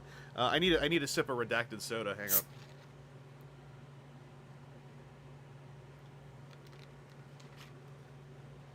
It's also been really nice that, like, playing at local Toronto stores, I have never so far encountered someone who got actually salty about Universes Beyond. In fact, most people, when I say I have 8 Transformers decks, even though some of them have heard me say it multiple times, people always get hype because no one runs Transformers decks, and then when I say I have 8 of them, people get excited, I think, because none of them are Slicer, and thus, for most of them, it's like, this is going to be a fresh experience. Anyway, as I said, Sunday morning, Aaron came by around 11 to help me finish up our slides for 1 o'clock. So I ended up missing a lot of panelage on Sunday, and I felt bad about that, because Sunday's panelage, as you can plainly see, was pretty friggin' baller. Also, I heard Wheel of TFcon went pretty well. General Techno was running that. But yeah, there was a Mystery of Convoy thing by Children of Primus. I believe Children of Primus then were running Mystery of Convoy at their booth in the dealer room. I learned after it would have been anything I could have snuck over and poked my head in on, that they actually were streaming from their booth all weekend. Cause like, I felt bad for them because like that dealer room was hot. that had to have been exercise for the physicality to be sitting there the whole time. But I believe that they were streaming and just like interviewing whoever like came by and sat down and seemed interesting. I saw in a thumbnail that Daryl from Daryl told me to. Daryl from Transmissions was there at some point. It looked like Hawkhammer from Transformers.cards was there at some point, and a bunch of other people. Carino Prime, hello. Yeah, hey, listen, he's a little bit of a wiggly but neat little 3D printed boy. He's one of my new sons. But yeah, I popped in on the tail end of the Aaron Archer panel, just to catch a little bit of the Q&A and to be there for the start of ours. And then that did bring us, make sure we're here. Yep, that brought us into Aaron and Mai's panel. I stole a few photos here from another Discord. The only photo of us doing the panel has Aaron physically redacted, SCP style, bars over his eyes and mouth. But you can see my one-of-a-kind tie-dye t-shirt I was wearing on Sundays from an Ichigo Strawberry Festival in Victoria, BC, a couple months back. But yeah, this photo is the only photo of us doing the panel, Aaron, and you are physically melded into one of the cameras filming us. I showed this to my mom and my brother also said, like, your expression in this photo could be read many ways. And I was trying to impress that, like, there was a point during the panel where I was simultaneously trying to engage with our Q&A folks, but also trying to keep an eye on the time as we got closer to you know, like, having 5 minutes left. But there's also this shot of when Aaron Archer came into the room. You can kind of see him there in the back. So Aaron Archer showed up literally when I switched over to the Orson's World slide, which was pretty funny timing. So we were kind of yelling stuff back and forth with him. He was also chatting with Colin TFcon at the back of the room a bit. Colin TFcon came up when we were done and was like the most lively I've seen Colin in a long time, wanting to know the next, like, when we're going to start doing 2004, because that's when he started doing front page news, and he was getting really interested in, like, wanting to see some of that, because he doesn't really watch YouTube much at all. And I thought that was really cute. But yeah, we had Aaron Archer there in the very back of the room, yelling stuff. And then here's a slide, you know, where this was the slide I needed Aaron's help filling in the most, where we each had 3 bullet points, as hosted by our 2003 selves. So I grabbed... Aaron looks great in all of his baby photos. It was just trying to find one where there were the least number of people with their arms around him, because he was like hot stuff back then, right? All my baby photos look terrible, so I found one where I'm messing with my brand new world's smallest transforming Transformers.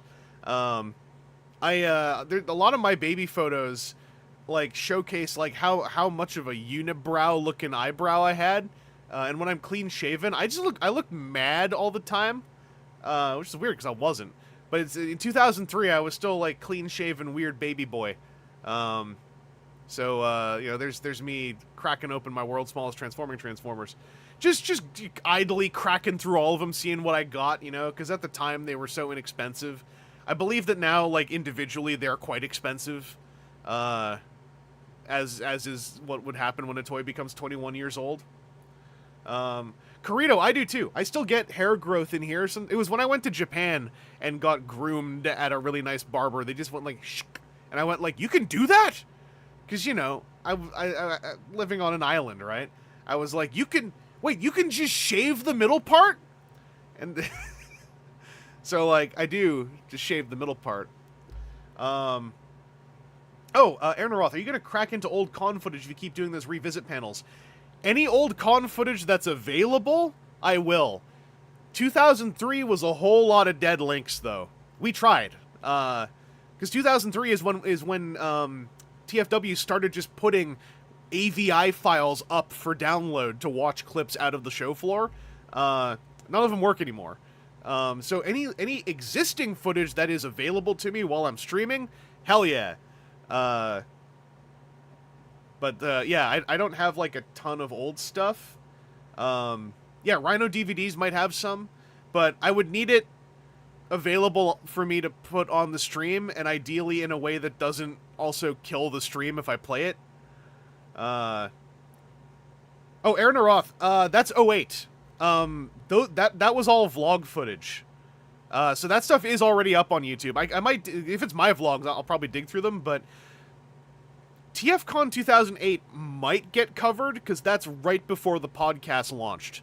But the old news streams, the goal is to conclude them with the launch of WTF at TFW, because that's when we started going through the front page in recorded form, like, actively. So right now, I'm having that as, like, the soft stopping point. I'm not saying I'm never going to go through, like, more news. It's just, to me, it's a natural stopping point, because that will full circle, kind of. But also, I hate it when people listen to old podcasts, so, okay, maybe we'll continue on at some point. But yeah, this panel went great. And we ended up having a bit of Q&A at the end. There was a bit of, like, a pause, but then folks started to line up. And once again, I had some folks who came up afterwards and not in the panel room necessarily, but after the panel happened, and it seemed to really click with some folks. We did, of course, talk about Area403.net. For those who don't know, by the way, Ronnie got the CD. In fact, let me go dig it up. I'll show you now, because this came up while we were doing the panel. I have to dig it out of the Discord. Actually, I might need to scroll up so much that this might not be very doable. Let me give it a try, though. Because I kind of want you to see... that this really happened. For those who don't entirely know what we're talking about, hang on a second. What's the username? What's this one? Can I just go show me posts by? No, of course I can't. Oh, the streamer mode's making all this harder. Well, okay, I'll dig it out for whenever we return to the news streams. But yeah, Ronnie got a signed CD from Les Brown of NRG. That was confirmed on Monday while I was hanging out in the lobby, right? And then I told a bunch of people the story, and then went to check, and then saw that the CD arrived, and I was like, oh, by the way, signed CD confirmed. We, like, popped in the lobby. It was really funny.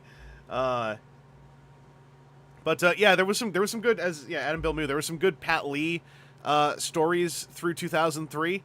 Yeah, the panel, I had the QR code flashing a lot, and thanks so much to Logos Minor.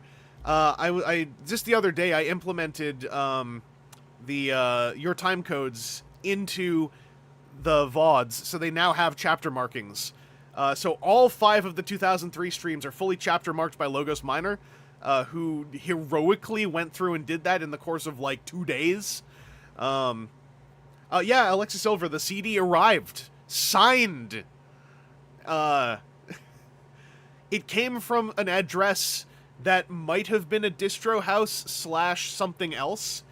It might be where Les Brown works now. I don't...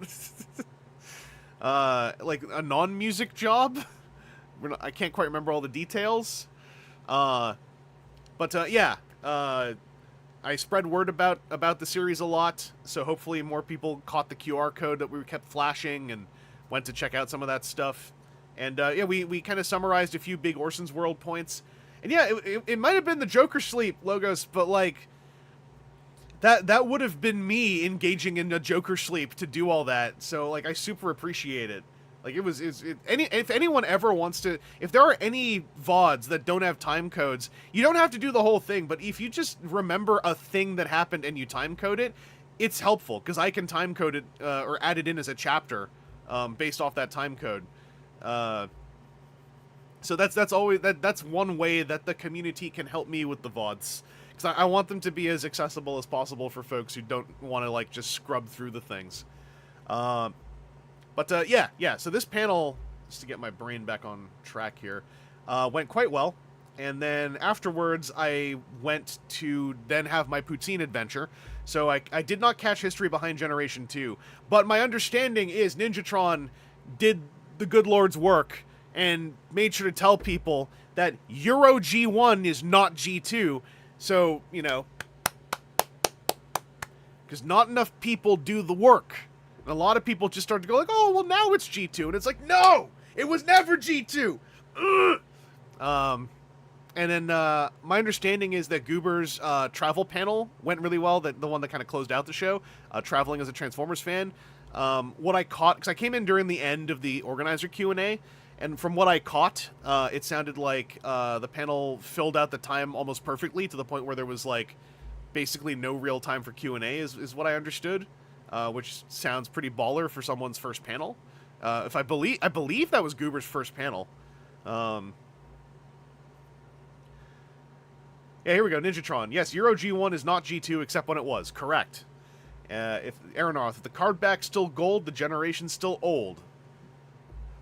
I like that. And then, yeah, there was at the very last minute, you can kind of see that it wasn't even bolded because it was added at the last minute. At the last minute, a podcast roundtable was added to its usual spot, which I was really happy about because I was already kind of like, I was organizing my 2 panels. And so I was kind of, with podcast panels and with YouTuber panels, I kind of rely on someone else to take the forefront on one of those and then hopefully, like, let me participate if there's room.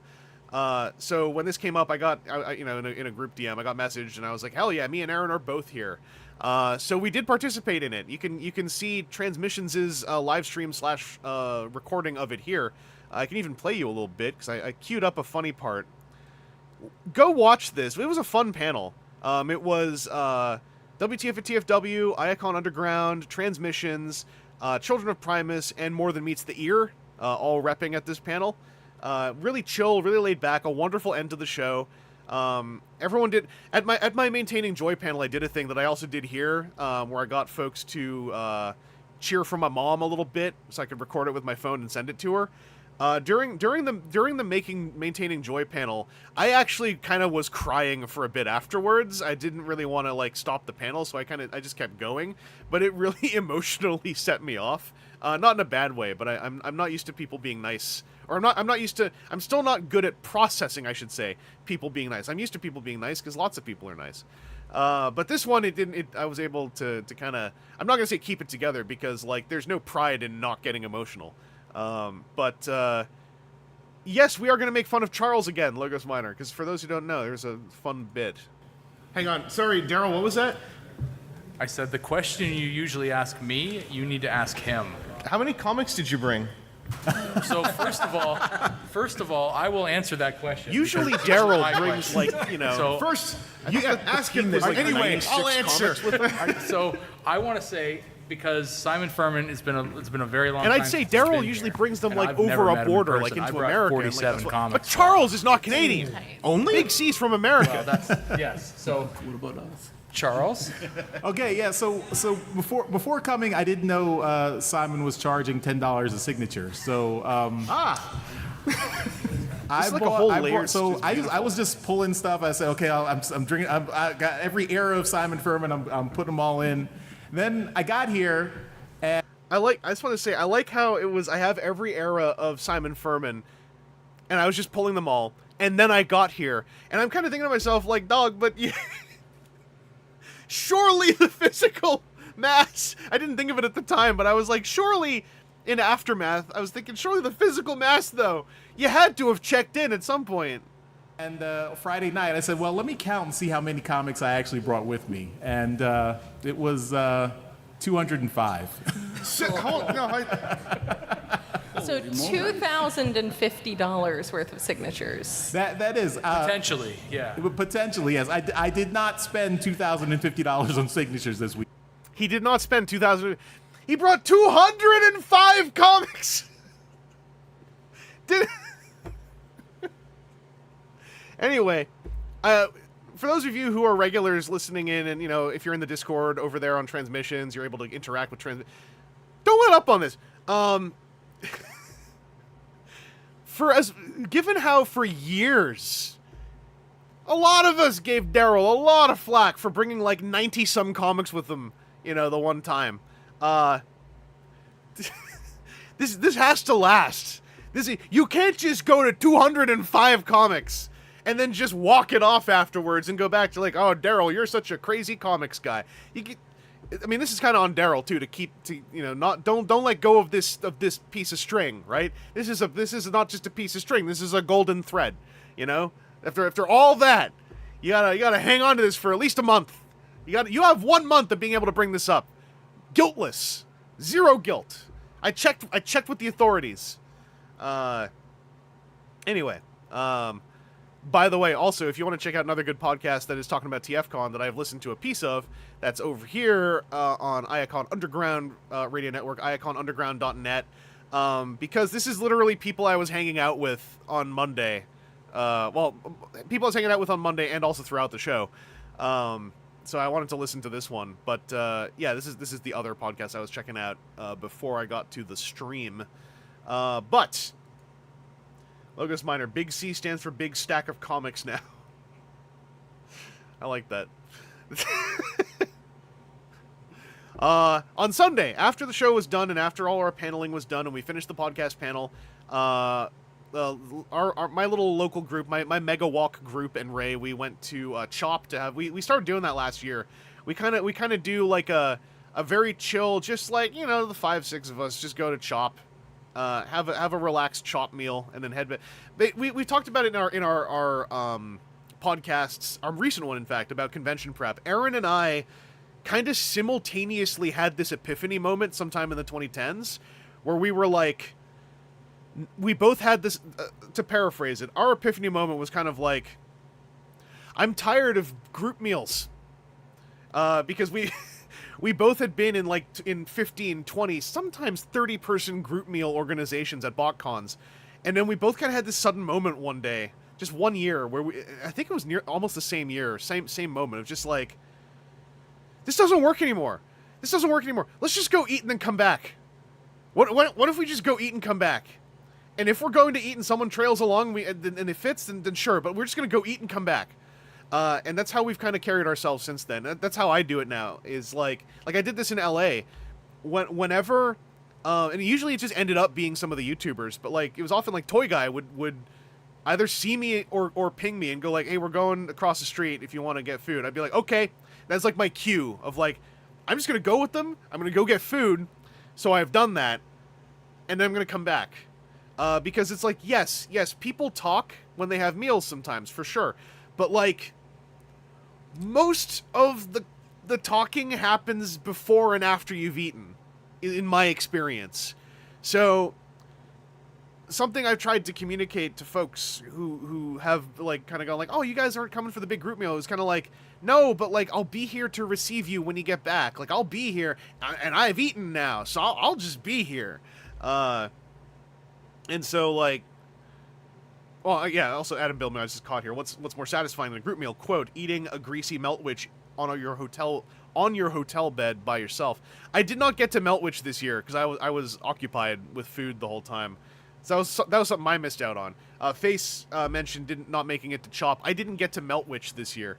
But yeah, I'm an encourager of like, you know, don't shirk entirely having group meals if you have fun putting them together. But like, don't ever feel like that's an obligation because like y'all are gonna hang out after y'all have eaten. And talking when you go for a group meal, like I've gone for them in LA.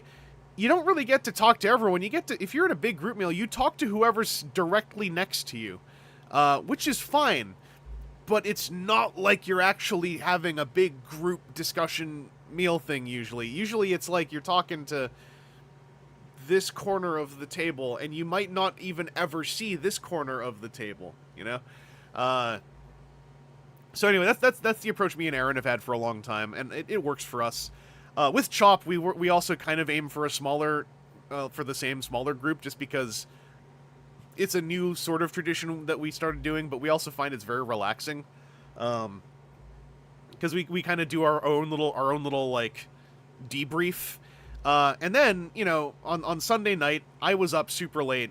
We were playing some Magic the Gathering. I forgot to say on Saturday too, but on Sunday I was in the lobby playing Magic the Gathering Commander with my Transformers decks, and Aaron and I were also introducing Daryl into Magic the Gathering Commander.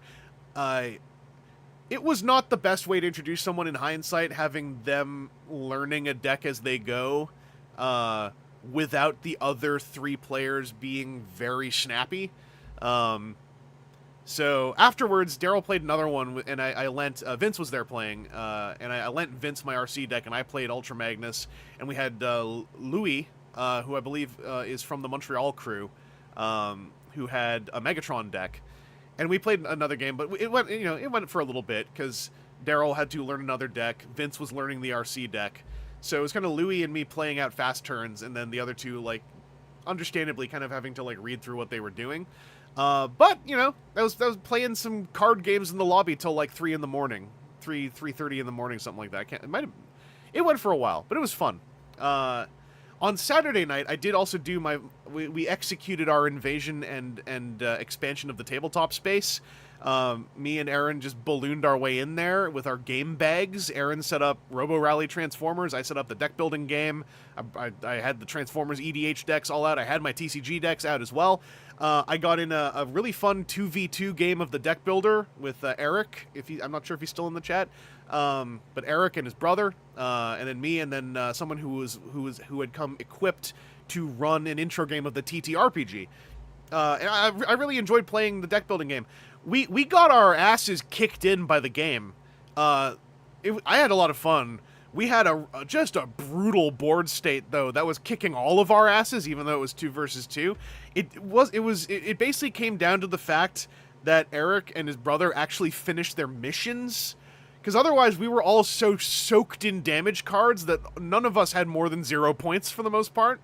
But the deck builder game experience, it sounds like it got the TTRPG fella to want to pick up the deck building game, which was great because I think it's a good deck building game, and it plays solo great. So picking it up is not something you have to do to have a play group with, unless you just don't like solo gaming. But then also I got to play the TTRPG afterwards, which was interesting. The players were great. GM was great. The game is all right. It definitely is. How do I put it? Like, not as an experienced. I keep hitting my webcam over here. Not as like a very experienced TTRPGer. I mostly just play on D20 Live when Mike invites me on. But I could tell that it was like, the system is all right. It feels like a beta. Like, it feels like it's missing a final pass. It's kind of janky. Also, the system I asked some more experienced people if this was a take that was on, and a lot of them said, like, I'm not wrong. It felt like a system that was going out of its way to be welcoming to D&D players in, like, an extremely olive branch effort to, oh my god, please, would you like to try playing something that isn't 5th ed? And so it's a lot of the system, like, has a kind of D&D-ish, I think. I've never really played 5th edition D&D, but it had what struck me as a very, from what I know of it, kind of D&D-ish vibe. Yeah, the equipment rules were super weird, and the GM was also bending a lot of the equipment rules, because he said outright he doesn't really like some of the equipment rules, so he was simplifying, bending, erasing a couple just to make it play better. There are some cool things in it, but yeah, it was fun. I think that it definitely is a game that relies on not only a good GM, but also players who are interested in, group storytelling versus executing a mechanical mission. Because the mechanical mission part was just dead-ass roll on might. Okay, roll on might. Do you roll number that breaks number? And it felt like narrative was enormously in the hands of player intent. It felt like the game wasn't making narrative. It has a neat system of narrative points or story points where you have, like, I think a number going in depending on the player count, and then whenever you roll a critical fail, a 1 on the non-D20 die, you get another story point. But that was the only thing mechanically that seemed to really invite storytelling, which is what I'm more interested in with TTRPGs. I don't really care about dice rolling mechanics that much compared to the kind of group improv exercise of storytelling. And that's why I'm more interested in playing something like, I still never got to play it with people, but I want to play Fiasco someday, or Lasers and Feelings, like something that is like hugely like we're making a story together. Not to say I dislike mechanics. I like mechanics. It's just that, like, I don't get hype about mechanics. To me, mechanics are more like what kind of story. Like, for instance, when I played in D20 Live, I was part of Kill Vader, which was like it's the only, I think, like, regular in the same year multi-part campaign I've been on, where we were 5 kind of like knockoff Mandalorians who were tasked with killing Darth Vader, and we were active through the events of Return of the Jedi. And that one had a lot of mechanic-driven moments that turned into fun story stuff. Like, I kept making command rolls with my character who was an interrogator droid. And so it just led to these funny moments where we were going to have this whole encounter with Jabba's Rancor, trying to bring it back to his palace. And then, like, I crit success, exploding crit success on command rolls and it amounted to us eventually the Rancor came back because I screamed at it a whole lot, and the mechanic said that worked. And like that's where mechanics interest me.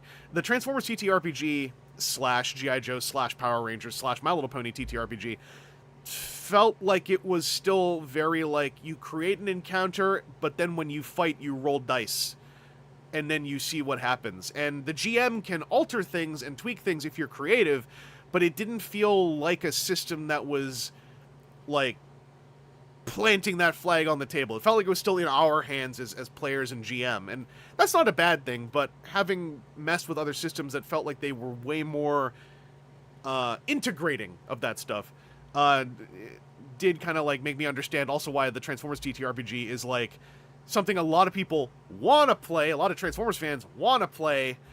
No one really wants to GM it though, except for a handful of folks, and that's kind of where it's been hovering a little bit. But that was fun, and I got to play the Transformers TCG with Adam Bilmu, and I got to show him my really fun deck I made, which was really funny to play against someone who hadn't seen it, because it meant I got to do a bit I've always wondered. It's a bit you can't do playing over webcams or on Tabletop Sim or Octagon. I want to see if I can demonstrate the bit. Where's my... Hang on, I'll be right back. I'm going to demonstrate the bit, because it was great.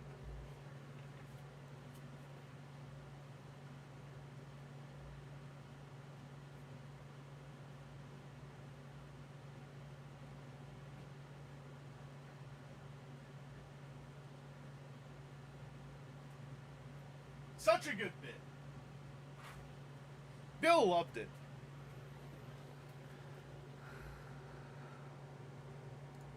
You can see Adam Bilmu in the chat is like I had so much fun.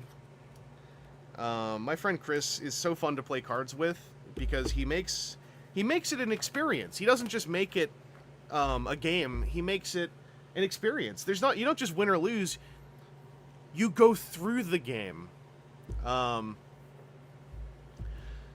So I was running a nice friendly deck that I had just run in the OI tournament, the Omega Invitational 2, the Omega Invitational 2 on the Transformers.Cards server, where I was running this sort of two-shot of Chrome Dome and Sentinel Prime, and then with Chrome Dome and Sentinel Prime, they're both headmasters, right?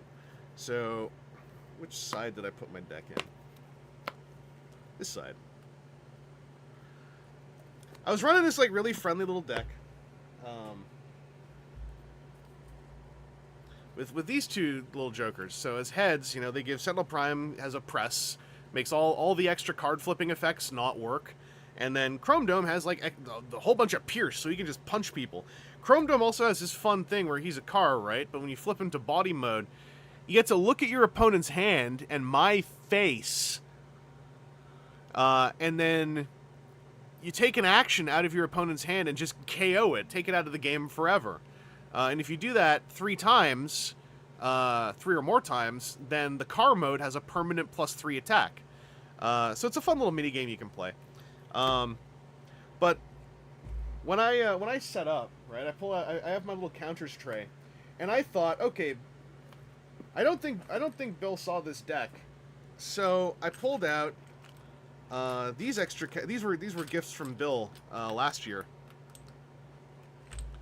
So I set up my deck, and I also just put these three counters down here. And it was really fun. Because first Bill had, if I remember correctly, Bill went through this kind of like panorama of reactions of like, oh, and then looking at my cards and going like, what? And then going like, what? And then I was like, so anyway, we should roll off to see who goes first. And then when Bill said I'll go, I think Bill said I'll go second. I was like, you're going second. Okay, I'm just gonna put that there. And then we started playing. And then when Bill did something, I went like, cards in hand. Okay, and you're playing that. Okay. And then we go to my turn, and I'd be like, okay, my turn, I'm gonna, oh wait, first I'm just gonna put, okay.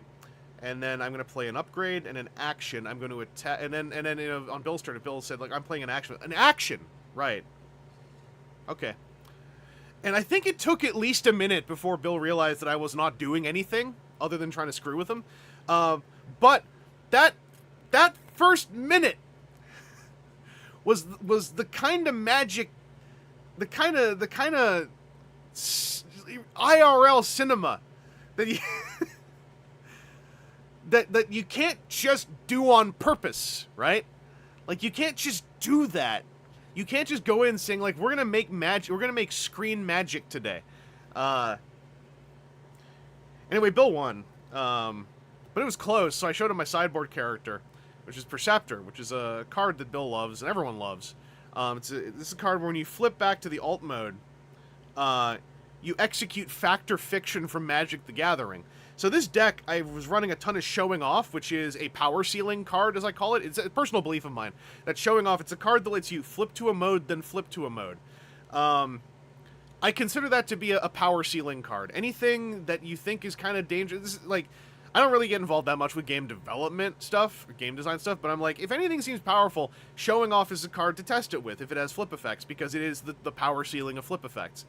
So with Chrome Dome, I have Showing Off, so I can try to do this thing to make you lose a lot of cards. The first time I flipped Chrome Dome, Bill's like, I have only upgrades in my hand, so I was like, okay, I can't really do the Chrome Dome thing. But with Perceptor, I got to do Showing Off multi-flips. I made Bill do Factor Fiction, which in the Transformers trading card game is a massive, grimy time sink waste of the other player's time. And I made him do that like 3 or 4 times in the same game, and it was really funny. 5 times. Oh, I thought it was only 3 or 4. I'm happy you kept note of that. That good for my data. That's just 5 times actually means my tower got that high. But yeah, it was very fun to. I like this deck a lot. It's very fun to play. Yeah, the Factor Fiction effect on Perceptor. For those who don't know in Magic the Gathering, Factor Fiction is take this many cards off the top. In this case, it's 4. Split them into 2 piles. One pile goes into the Perceptor. The opponent does this. Give them back to the Perceptor player. The Perceptor player takes 1 pile, puts it into their hand, takes the other pile, puts it under Perceptor. Perceptor in robot mode then gets +1 attack for every card under him. Permanently. So, in Magic, Factor Fiction sends 1 pile, gets picked up in hand, the other pile goes to the graveyard. In some decks, that's a win-win, but not all decks. In this case, it's just a win-win, because I get to draw cards or pump Perceptor. So it's very funny. I like it. That was the only TCGing I did. I brought 4 decks with me, but I also had brought, you know, my Junkion bike deck, and I brought Chop Chop Shop Shop. I brought 3 decks, I guess. So I brought fun, you know, like innocent kid decks with me, but then I brought my adult deck with me, and I did psychological damage. It's a fun deck though, especially Sentinel Prime has this fun effect. When you flip to the body mode, you can deploy this character's Titan Master into bot mode. Usually that only happens when the body dies.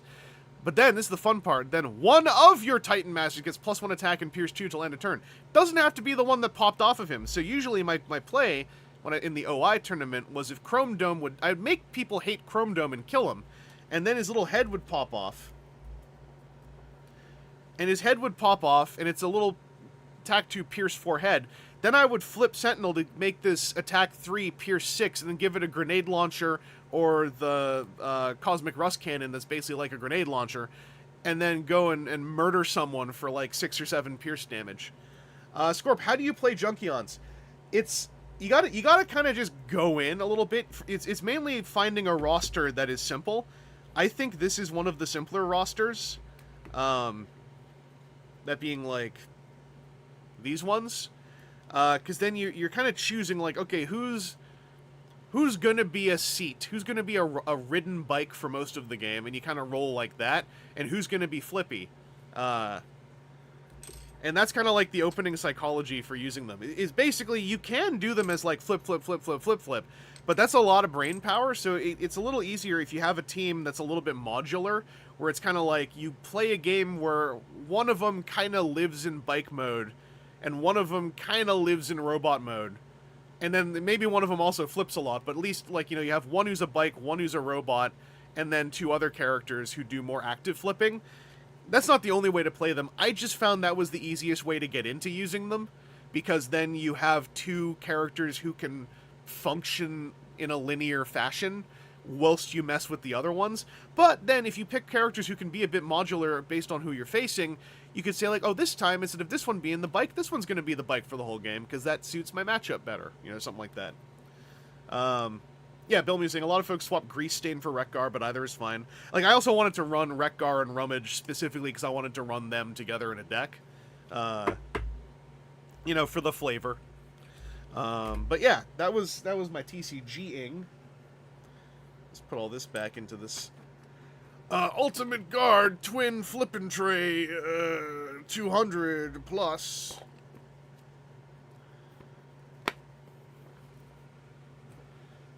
Let me think. Is there anything else? Is there anything else to show? So for Sunday, I think I talked through all of Sunday.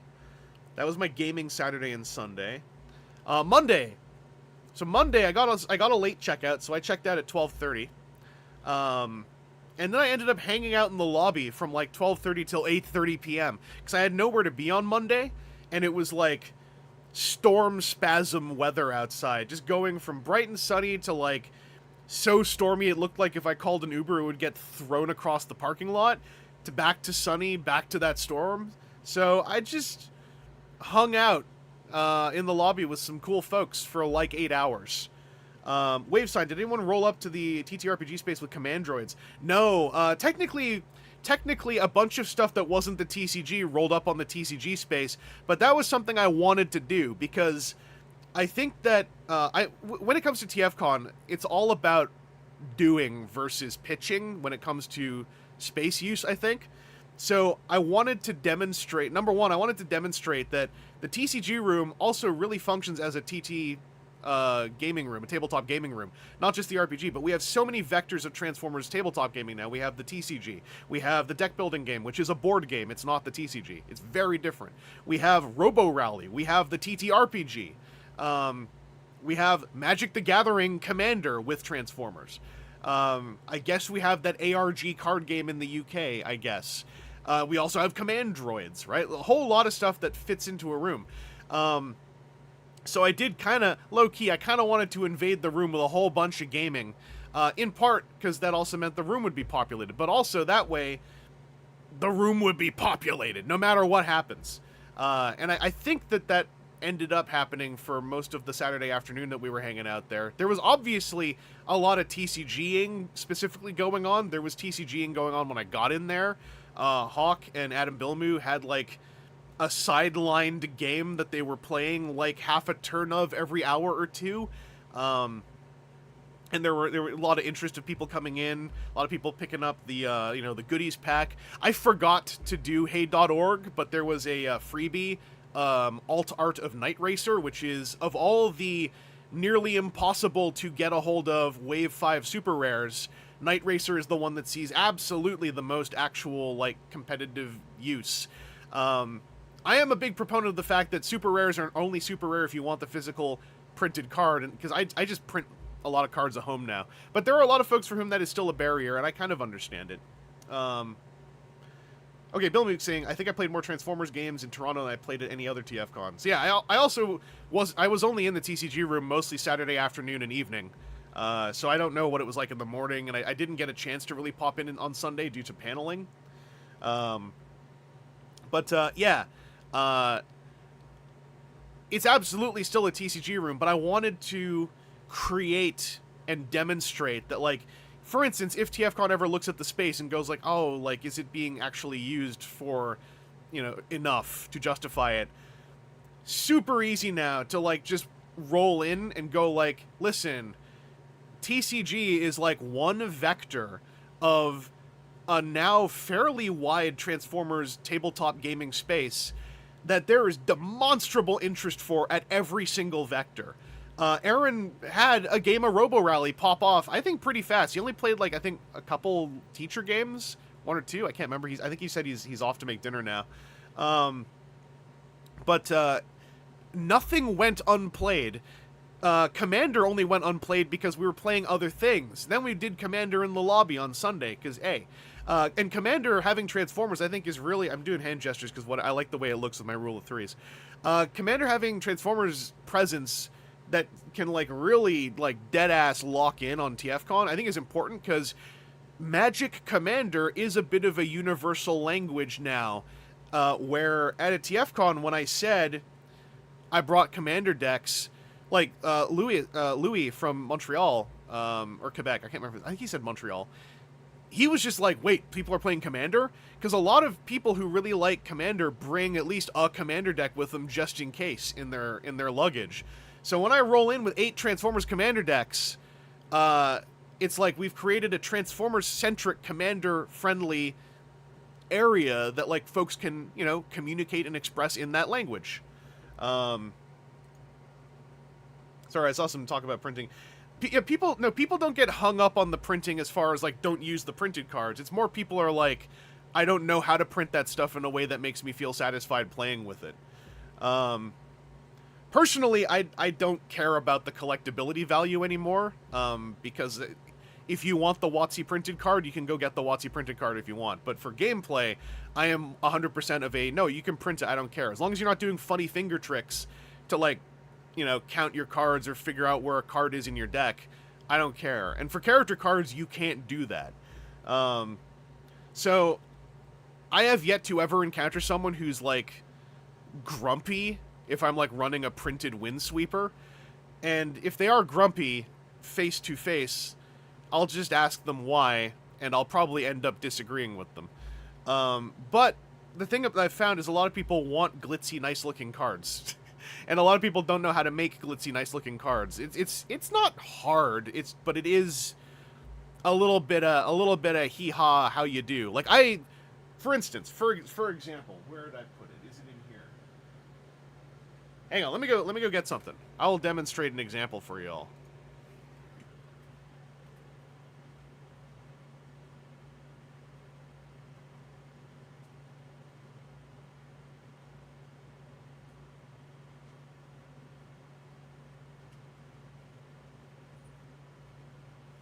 I got a perfect example. Because this is recent. Oh, and yeah, in Transformers, playing against your wallet also is like... I'll say in short, it's not a thing. Part of that is because the Wizards of the Coast era left the game in a busted state and not built on the back of any of the expensive cards. But in Transformers TCG, it's very rarely been a wallet game. Galaxy Prime is the closest it came to being a wallet game, but even then, Galaxy Prime is buildable against if he is a problem. This is a weird thing to say now that these metas don't really exist anymore, but if in your local meta, Galaxy Prime is a problem, you can build against him. But the Wave 5 came out half-baked. And a lot of its worst cards weren't expensive. So it was a half-baked meta with 2 decks that were almost exclusively made of, like, cards that were somewhere between 50 cents to $7. So anyway, in the deck building game, sorry, I'll get to my point here. I gotta dig out some stuff. Bonus Pack 5, I got some info that Bonus Pack 5...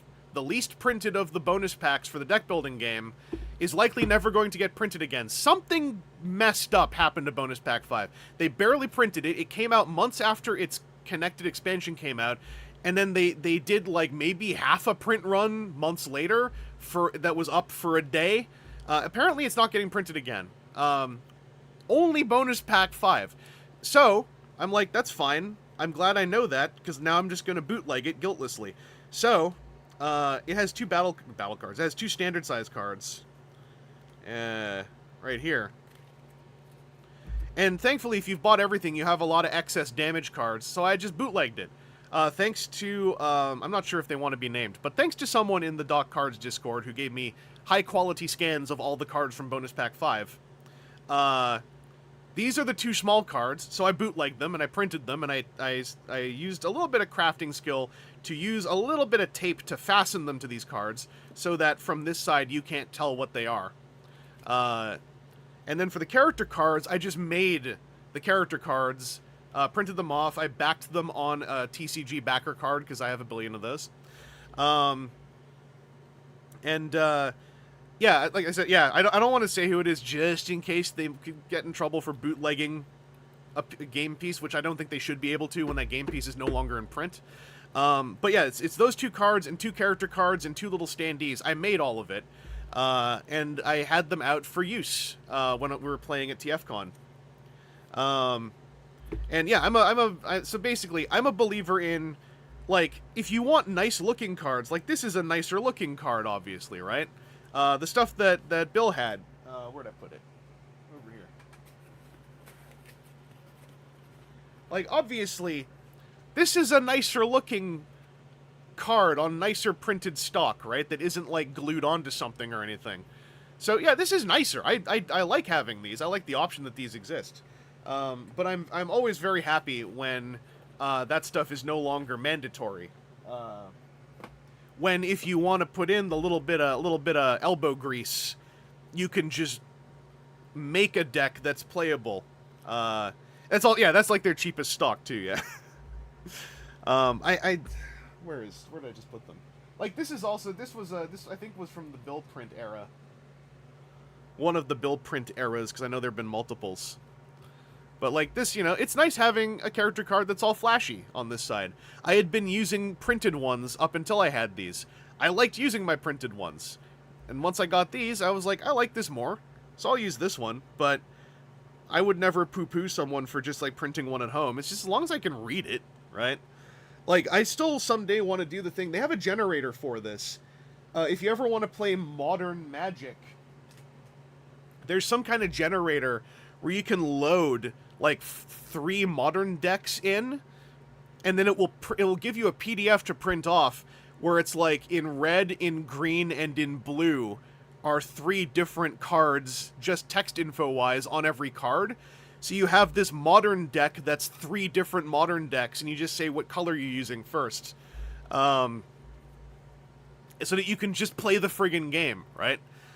In a store, I totally understand being a little bit more hinky about proxies, because selling singles is a big part of how gaming stores stay in business. And if they have an open gaming space with no cover charge, especially, then yeah, like they can be a bit more particular about, like, you know, are you playing stuff that you could have been buying in here, right?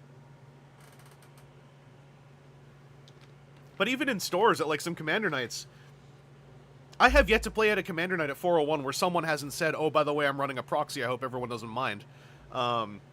And in general, it's like, no, I don't mind, because usually the proxies are just like lands, right? Or it's a proxy of a card that they have in 3 different decks, but they only have 1 copy of the card. So they're like, they've said, like, I can show you the card if you want me to prove I have it, and it's always like, it's fine. Like, it's not like you're running a Mox or a Black Lotus or something that's, like, horrifically power broken.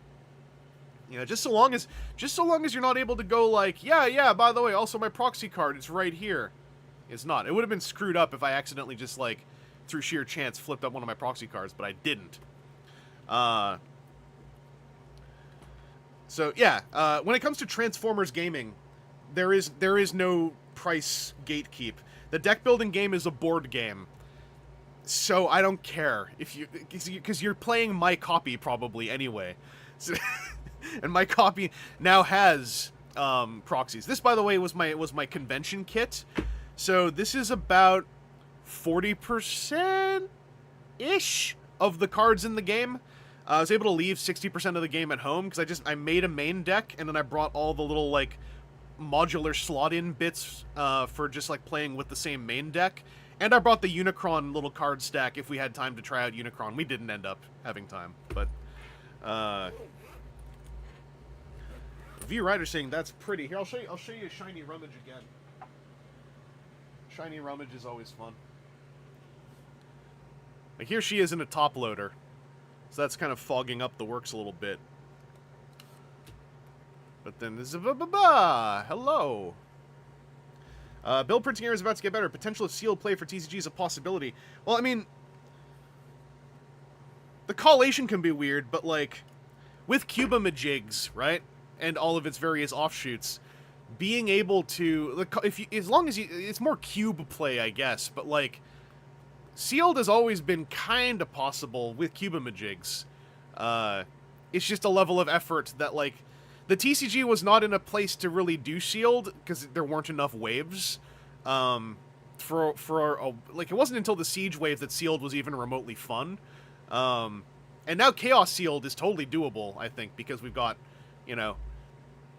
9, 10 waves of stuff floating around by the time that becomes, like, a possibility again. Rummage is hell. Yeah, who did... This one has an art credit. This was lines by Sid Van Blue, colors by Milazan on the robot mode. And I think it's the same on this side. Yeah. So lines on both modes, Sid Van Blue, colors Milazan. Flashy, flashy, flashy, flashy, flashy.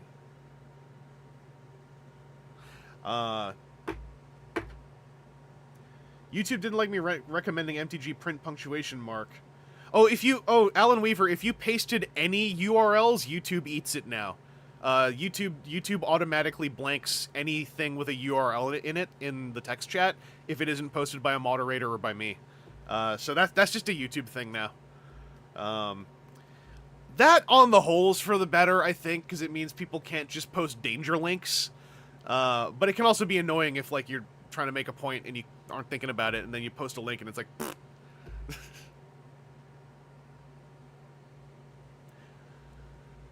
And Mila does great work. Sid does great work.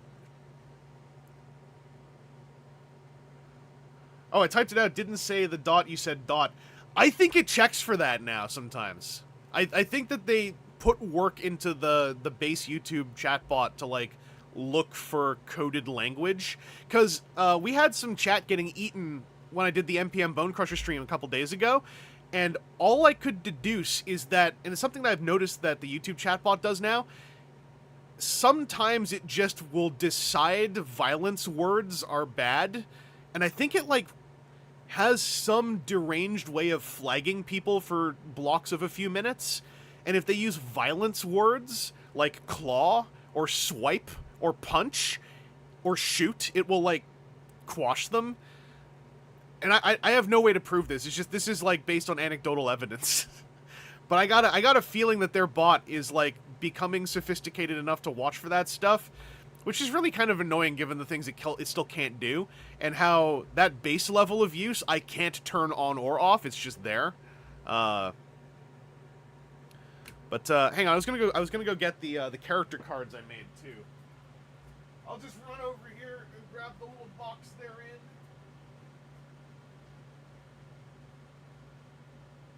And I'm coming back with the little box they're in.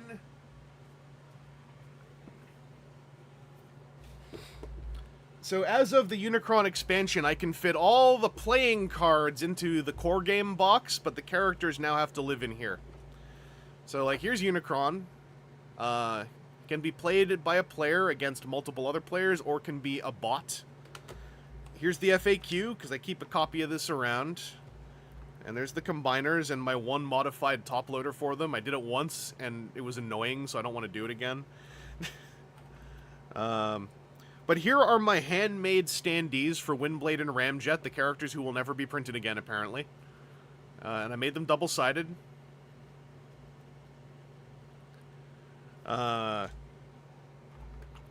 Here's where all my other standees live, but let me dig out...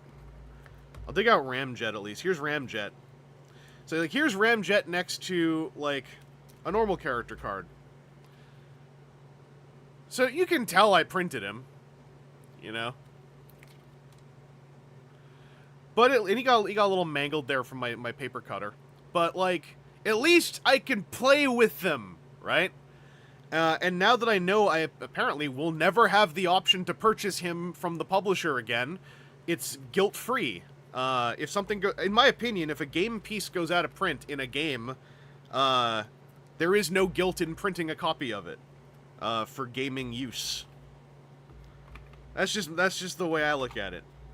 And my understanding is this isn't like some kind of like conscious collector-driven decision on the part of anyone involved in the game. This is just some screwed up happenstance. And I think if you look at the history of Bonus Pack 5, it's covered in screwed up weird happenstance. Like the fact that it took months past its deadline to get printed and released. Something screwed up happened with Bonus Pack 5, and I don't know what it was.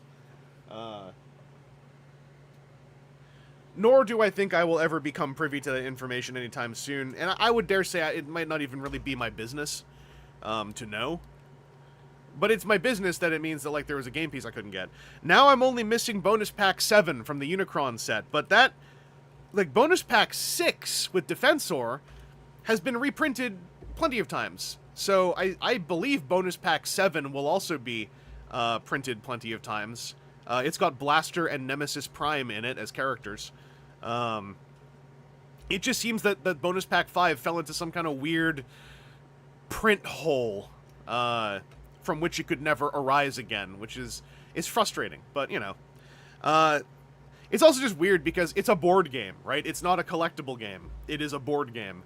So when board game pieces like that become weird defined, it's annoying. It happens with a lot of board game promo pieces.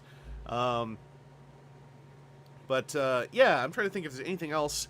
Monday, we did a whole lot. I was talking a whole lot about how to fix the world with a bunch of people. It was fun. And then I came home on that evening, and then checked in on how my mom was doing. And then yeah, a couple days later, I got my project files from my favorite client, and then we got back to streaming and et cetera, et cetera. Yo, any of you have any TFcon questions? Lay them on me. I think I might try to run this Magnus through the instruction transformation, because I kind of want to see how he works.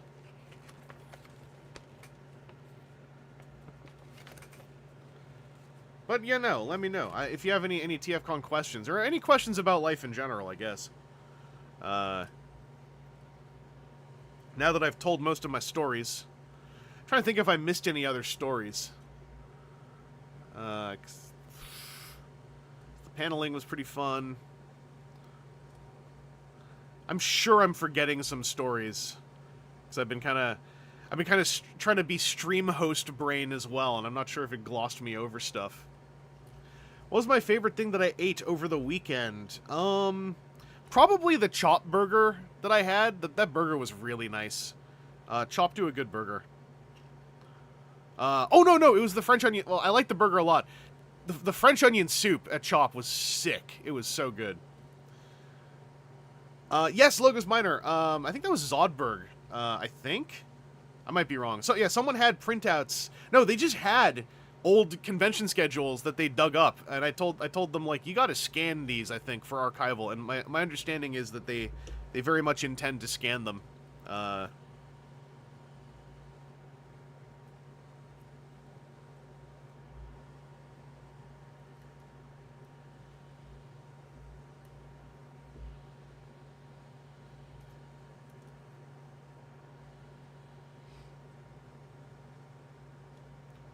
Oh, Logos Minor may have pics of them.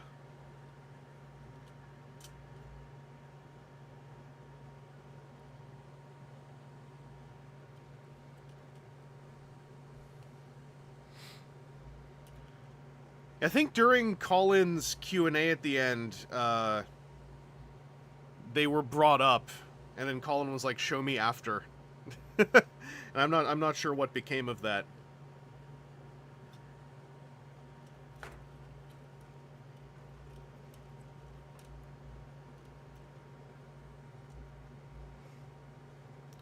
Adam Billmu, I have regrets of not attending TFcon sooner. Well, you know, like, I know I heard that, I've actually heard that this year about the karaoke. I think it was Strange Four and Trickster both mentioned, like, oh, it's such a bummer we didn't come when there was still karaoke. And it's like, yeah, you know, there's always going to be stuff you missed, but, like, there's always going to be stuff you can do, too. The future is always there, and it's going to happen whether you want it to or not.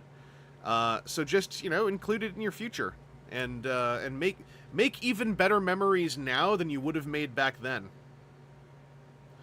That's the exciting part about the inevitability of change, is that if you know how to ride it, change is scary, but it's also exciting. And it's gonna happen either way, so you might as well have fun where you can.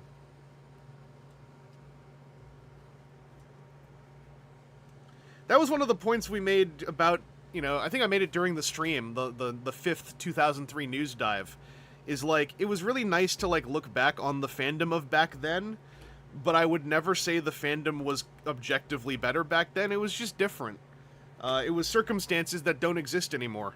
So I think the comparison is kind of just, it's a comparison designed to make you have pointless regret or maudlin, when it just was it was literally the saying a different time, right?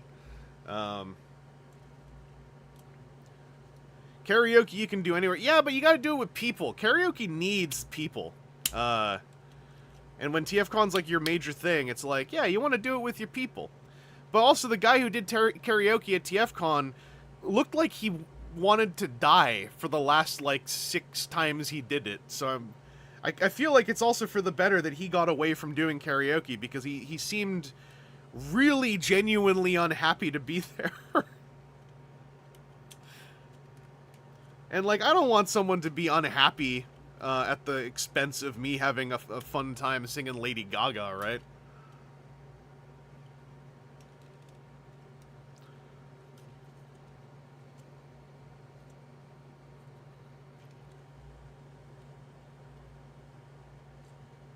Oh, the fandom was... The thing I kind of learned from the 03 news dives is, like, the fandom...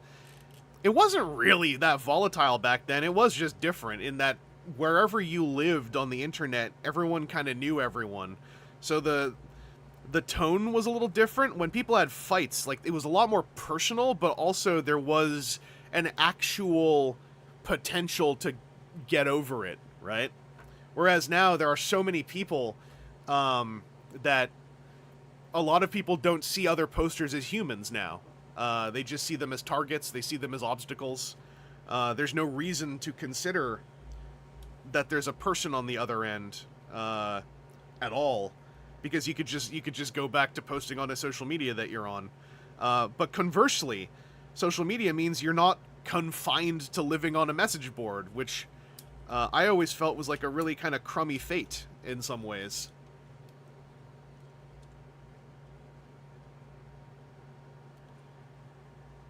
Just for everything that is worse, or everything that was better, there is something that was worse, and vice versa. Change was to R, or is. No, change was to R. Just do it.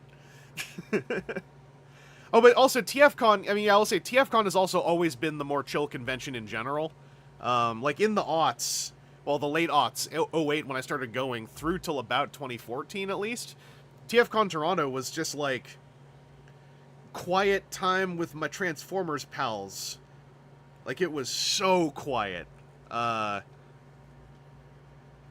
It was like the realization that you could have fun without having a bonkers botcon, you know, mad rush with fax machines and numbered exclusives and etc. etc. Getting these things to fold outwards, that was a terrifying amount of pressure I had to execute. I didn't like doing that.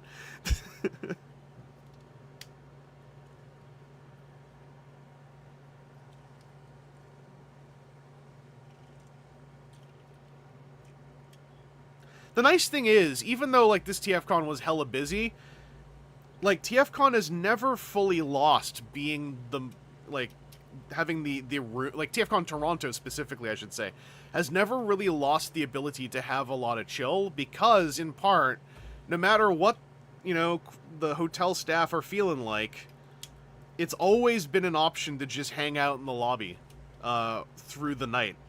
And there were times where BotCon lost that, where it's like, there were BotCons that didn't have lobbies, for instance, and it was like, well, what the hell do we do now?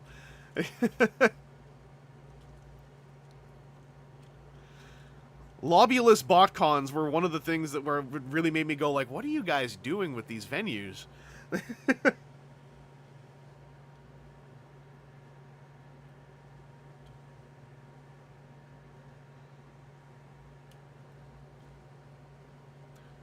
I say that, but I don't care what you were doing with the venues. I'm not asking what you were doing with the venues. It's a hypothetical question. It's a rhetorical question. It's a rhetorical question. Pete, please don't come in here and start yelling about what you were doing. I don't care. I don't care what you were doing.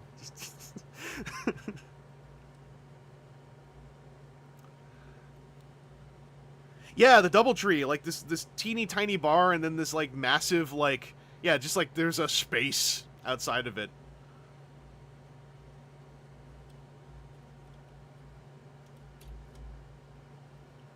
That was that space where that's when I met Frenzy Rumble in person. It was that weird encounter with that odd fellow.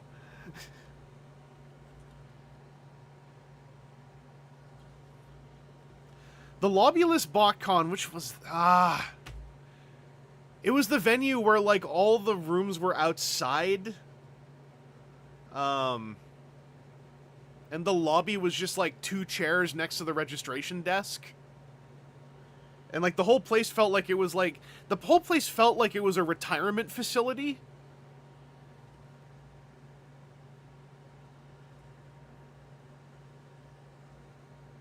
Not Pasadena. Pasadena, I've always liked that venue, and Pasadena has a lobby technically.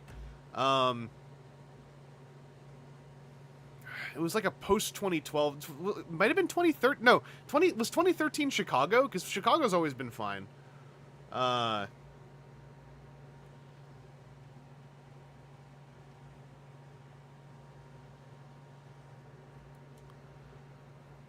Damn, it was post 2012.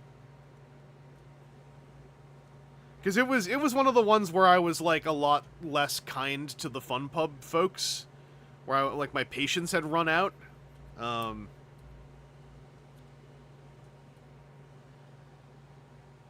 should say, not like I was less kind in person to the grannies or anything, but like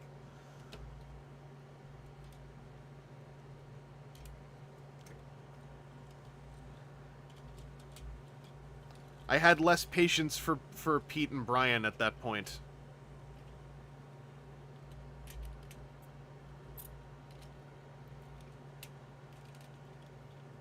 Ooh, this locks together on there. I like that. I like that locks together. Yes. Yeah, I mean, like, there was, what was it? From 2008 through till about 2012, it was kind of like you kept kind of looking at Fun Pub and going like, well, you know, you guys are trying to do this thing, and you got the official license, and you're hiring on fans, and it seems like you're trying to do something, and it was that's why like, oh, I hate that noise. I gotta get in there with some shocky oil. Oh boy, that's some squeak. Whoa.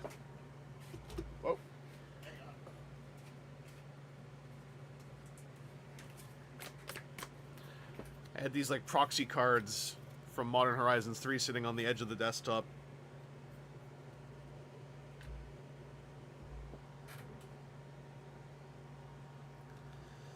Ugh. With the squeak, you just have to know the hand feel. You got to know like how you're working with it, and you also got to know how shock oil works. But yeah, like there was a period where like, you know, a lot of people were trying so hard for a couple years, and then eventually you just kind of realize like, man, this dude is just like a friggin' toxic waste dump to deal with. And it was kind of a bummer, because there were a lot of folks who were trying their darndest to at least, like, from within what was going on, you know, like, at least do their thing and make that stuff cool. And, you know, I very much in hindsight, unfortunately, appreciate it more so than I did back then. Oh, these were supposed to be in robot mode on this weird angle. I didn't know that. Okay.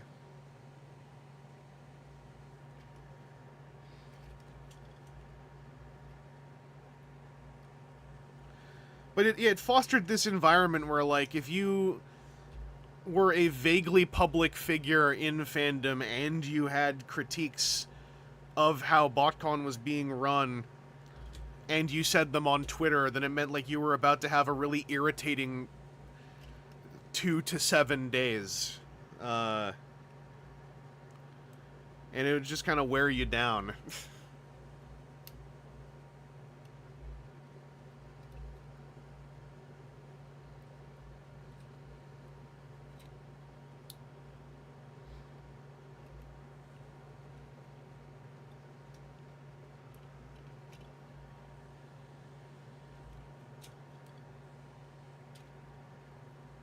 So now do I put them together? I guess so.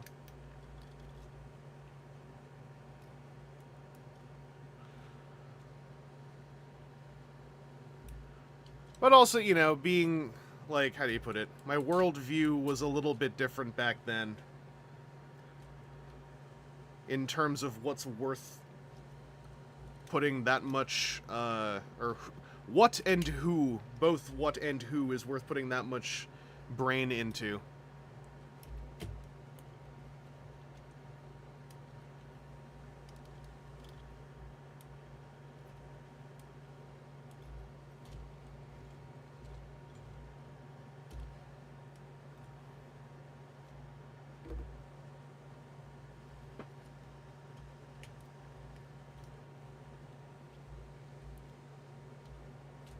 This is actually, for all that stuff I said about Iron Factory modes, like, often not having those big tab-in satisfying moments, this is having a bunch of them. So, hey. I just wasn't messing with the right ones. Ah! I love it when the place I live in is shaped so when things fall, they bounce as far away from me as possible.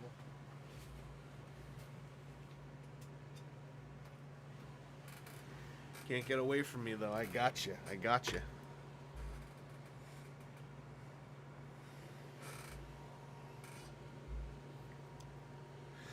Yeah, Bill Moo. Like, the thing about Colin is Colin just runs a show, and then, like, you know, for better and or for worse, just runs a show.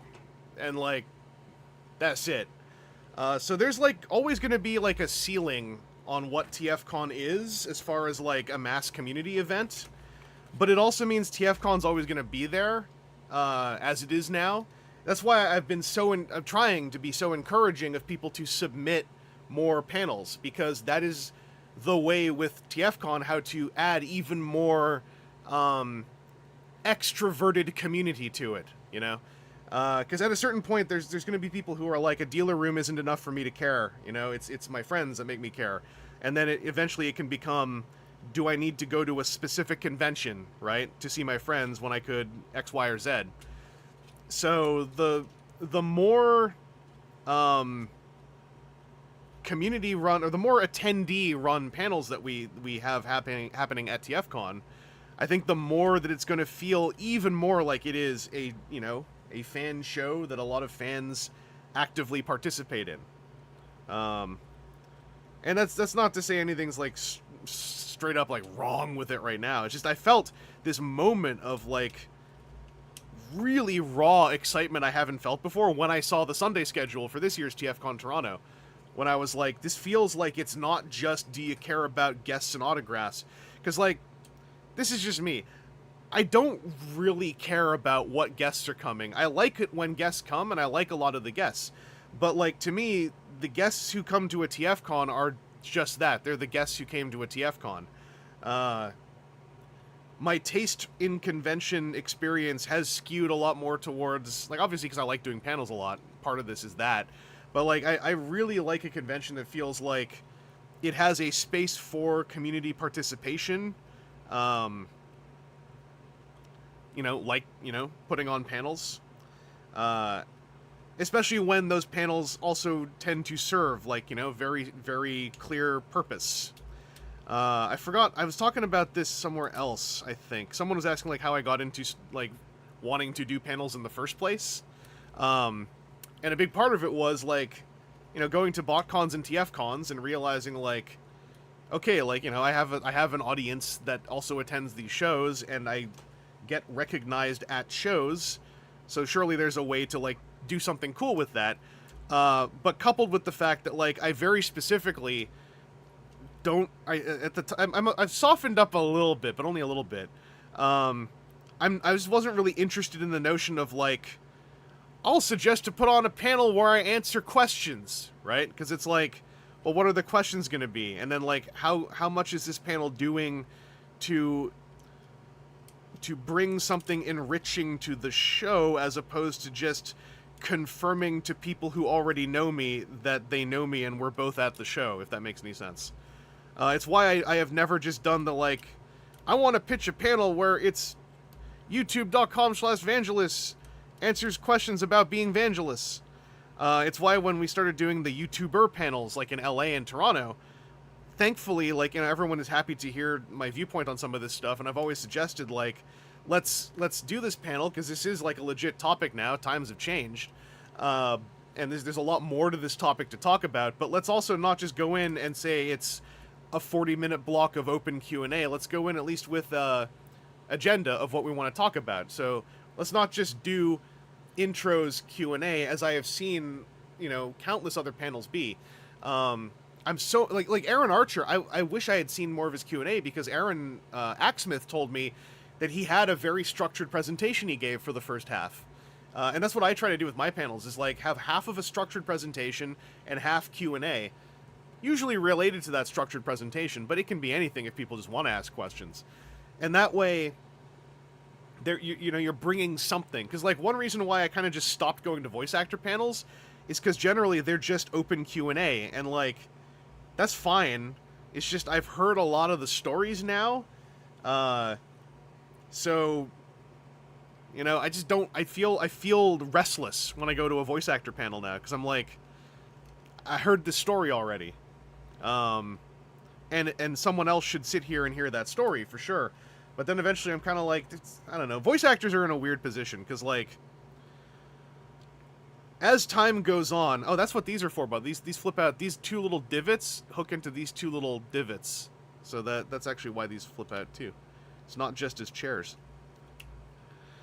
But I think we're entering an era where, like, the nature of, like, what is a voice actor guest? Like, with every passing year now, we're going to lose more who were around in the 80s, for instance. And, like, it's weird to say this, but, like, the deified voice actor tends to more so be one from the 80s, which I think is a real bummer, and it's an indictment of how much we appreciate voice acting as an art versus how much we want Papa from TV to talk to us. And yeah, I just think there's a lot of, eventually, like, you know, change is inevitable, and eventually everything's going to have to change as far as, like, you know, what is a convention guest and what does a convention guest do, right? That already happened when industry-wide it became convention guests charge for autographs now. They don't choose to. That is simply how this has to be run, because a microeconomy has grown out of it. Oh,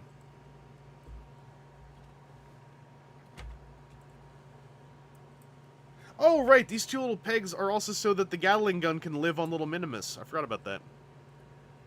I'll show y'all.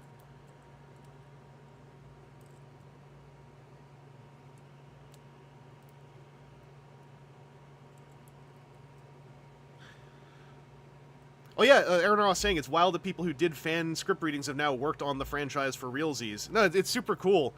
But I think that also that is like, and I think, I don't like this. I think this is kind of a bummer, but it's also diminishing, like, I find it's diminishing how people regard different generations of voice actors as guests, as attendees. Just doing my roll check. So this is the actual vehicle mode. Doesn't really help, but there you go.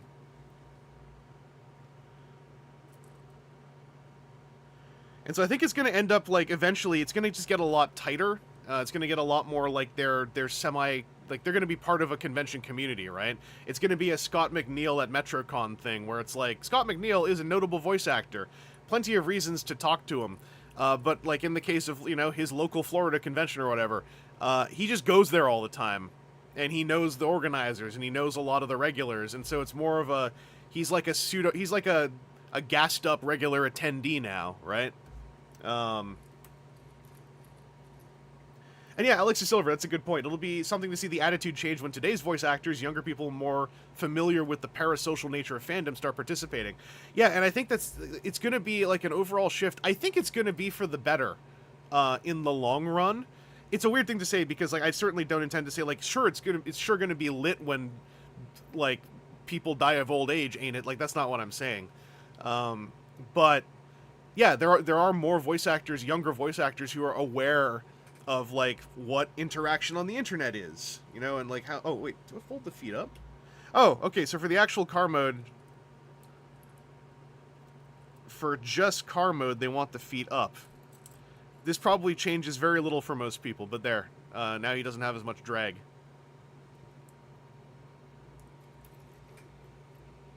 I'm reclaiming lit. V-Rider. But yeah, it's gonna be interesting. But also like this, I was thinking about this ever since TFcon LA when, like, on the fly I had to figure out how to not have Jobby spawn a fire hazard in the lobby, and kind of like command voice maneuver us out of the lobby.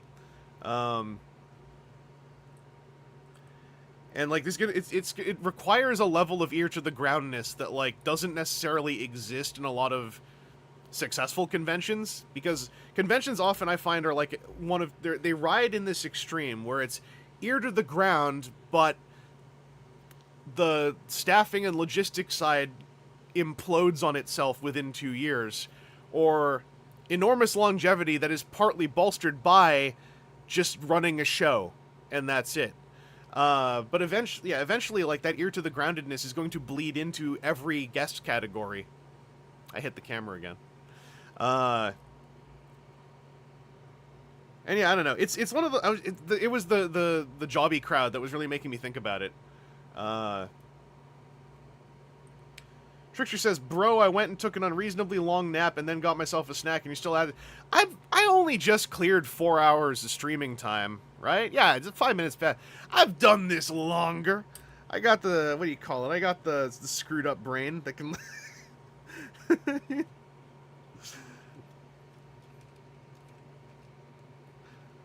I can't do 24 hours. I have done a 12-hour one once for Extra Life. Didn't feel great afterwards. But yeah, like, for instance, Peter Cullen, right, is going to be a guest at, was it Baltimore, where he got announced as a guest? And now there is a concern with Peter Cullen that didn't exist, you know, until a couple years ago, because it happened, of, like, friggin' wrestling fan-style airport snipers possibly becoming a problem for... I think a lot of it has been, like, it's not like it started afterwards. I think the death of Kevin Conroy has sparked something really potentially ugly for guests who are of an older age to deal with now. And I know, like, TFcon have folks involved who have experience for the sake of Peter Cullen. But, like, that's just TFcon, right? I think like your Peter Cullens, your Mark Hamills, anyone over the age of like 65, let alone 70, are going to get hounded way harder off-site just to try to hoard post-mortem autograph sales. It's grisly, disgusting business to talk about, but I think that Kevin Conroy's passing is potentially a spark-up moment for a lot of the worst people.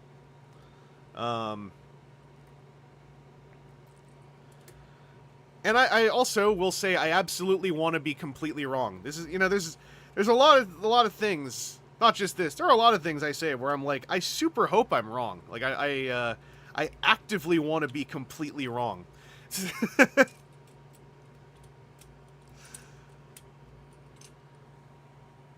Oh, it goes the other way in. That's my problem.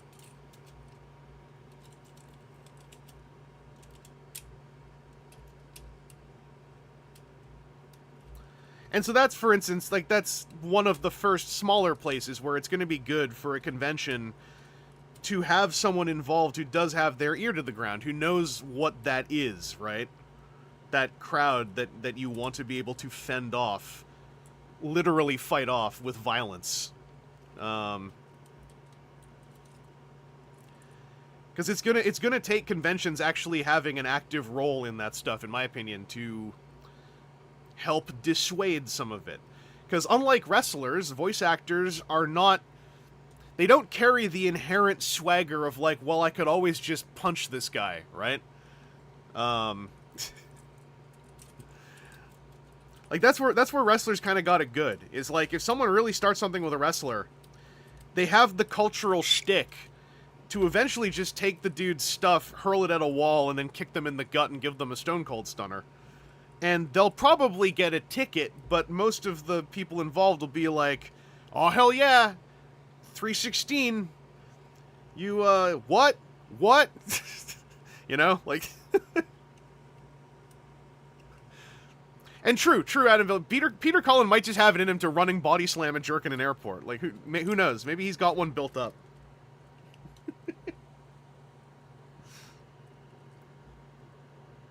This one's for Kevin.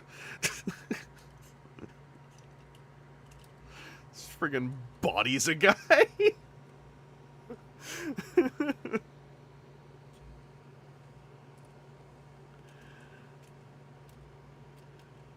Yeah, like, it's fun to just imagine it, right? Like, I can't get the Minimus to fit in here. When they kind of don't tell you when to put him in. It can't possibly be now. It's got to be at some point before I did all of this.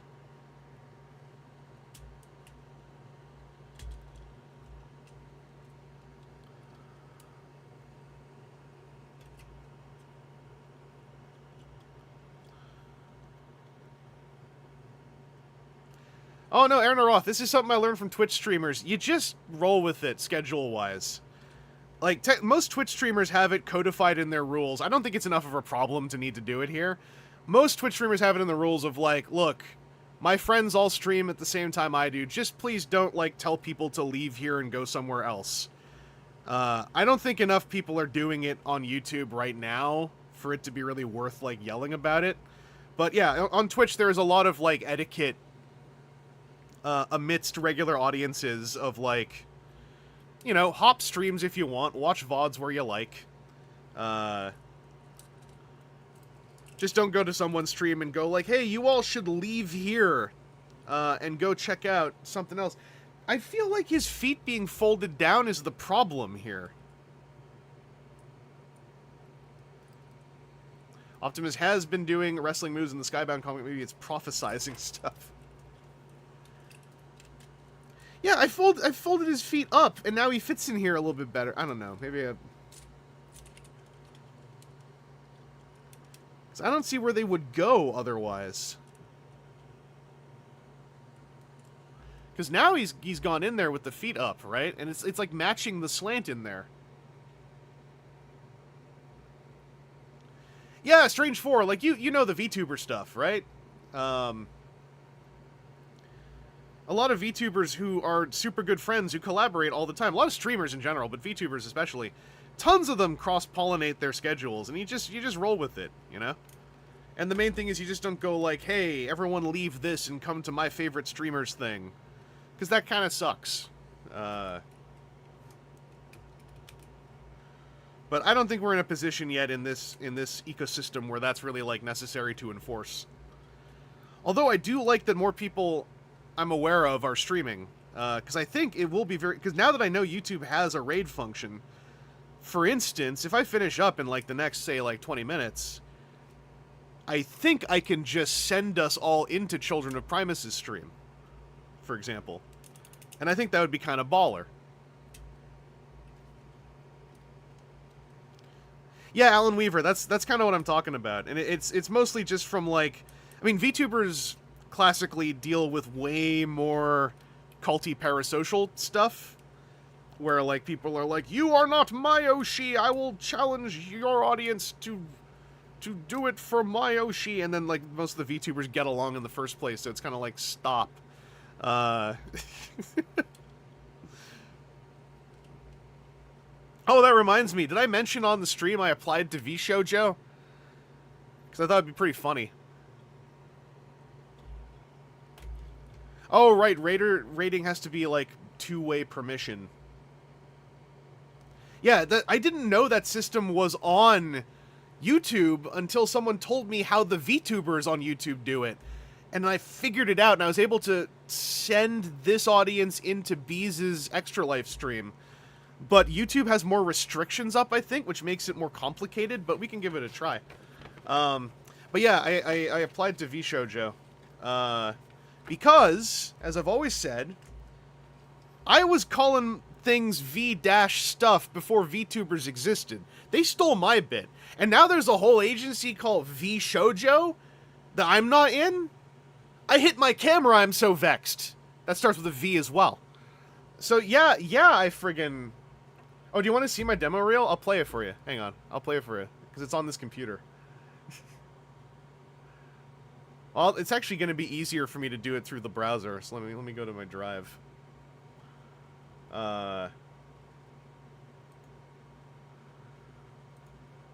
Wait, let me go find it. Because part of their audition was like, we need a 2-minute video about you. So I took it also as an exercise to like, can I make it it took me only about an hour. I made like a little 2-minute demo reel of myself, mostly as a streamer.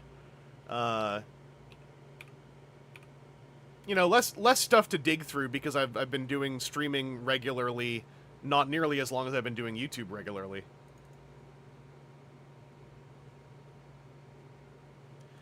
But I will say, stop talking.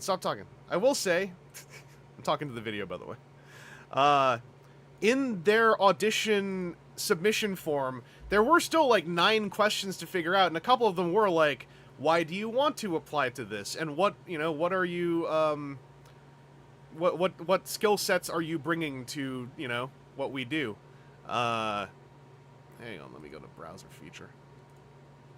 And so I obviously mentioned, like, well, I've also got experience in hosting, post-production, project management.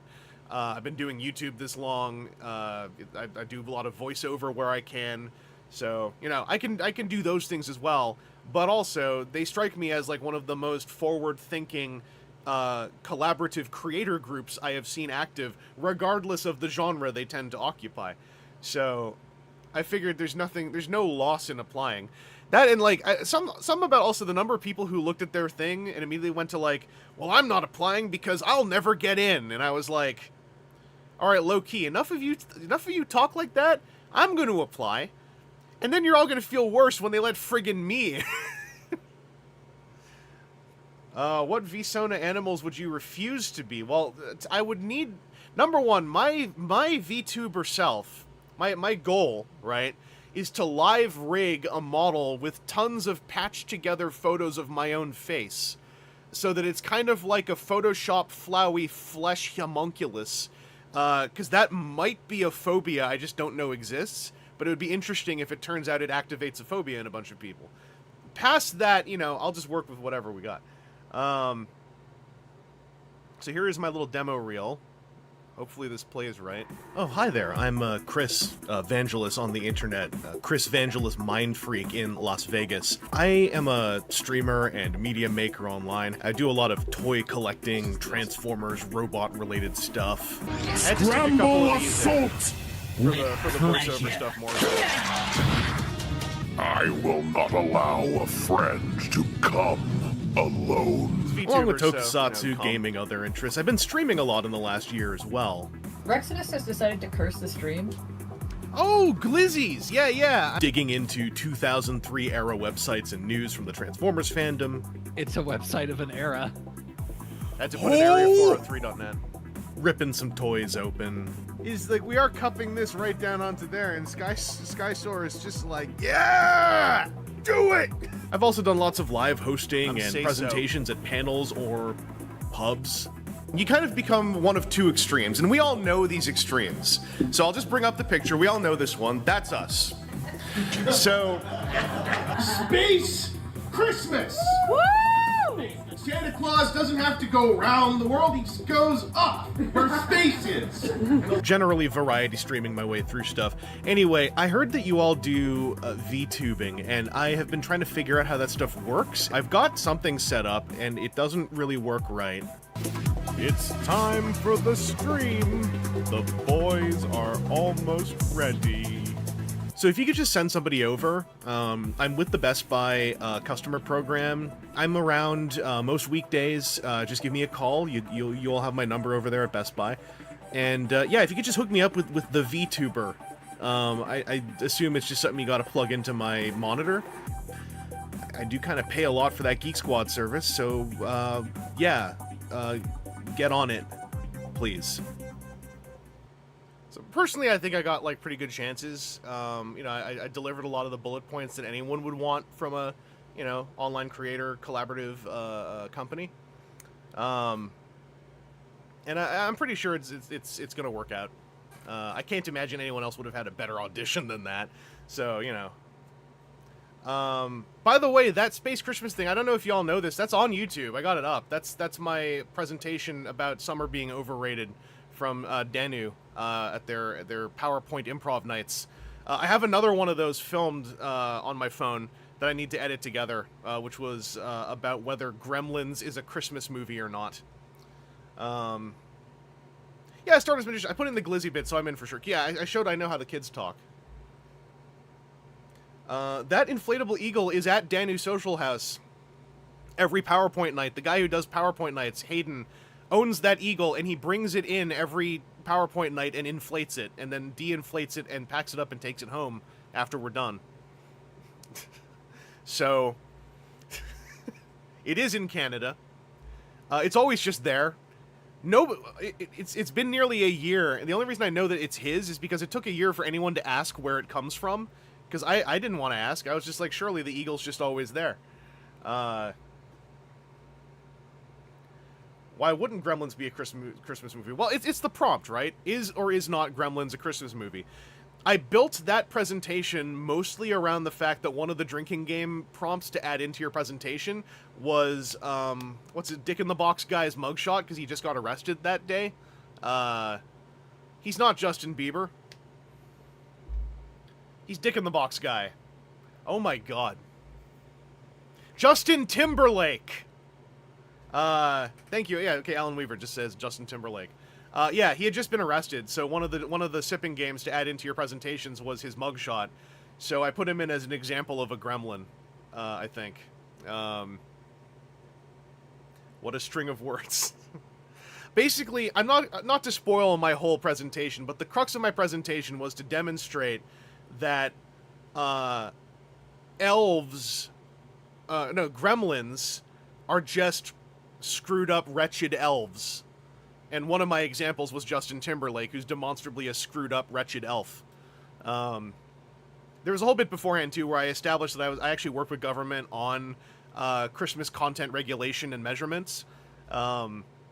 And after I was done the presentation, someone shook my hand and was like, hey, as a fellow government worker, that was a great presentation. And I was like, thank you. That was a bit, though. I don't work for government. I just speak very confidently. Because also, I don't remember the movie Gremlins. In my PowerPoint presentation, I established that if I ever saw Gremlins, it was so long ago that I can't remember if I ever saw Gremlins.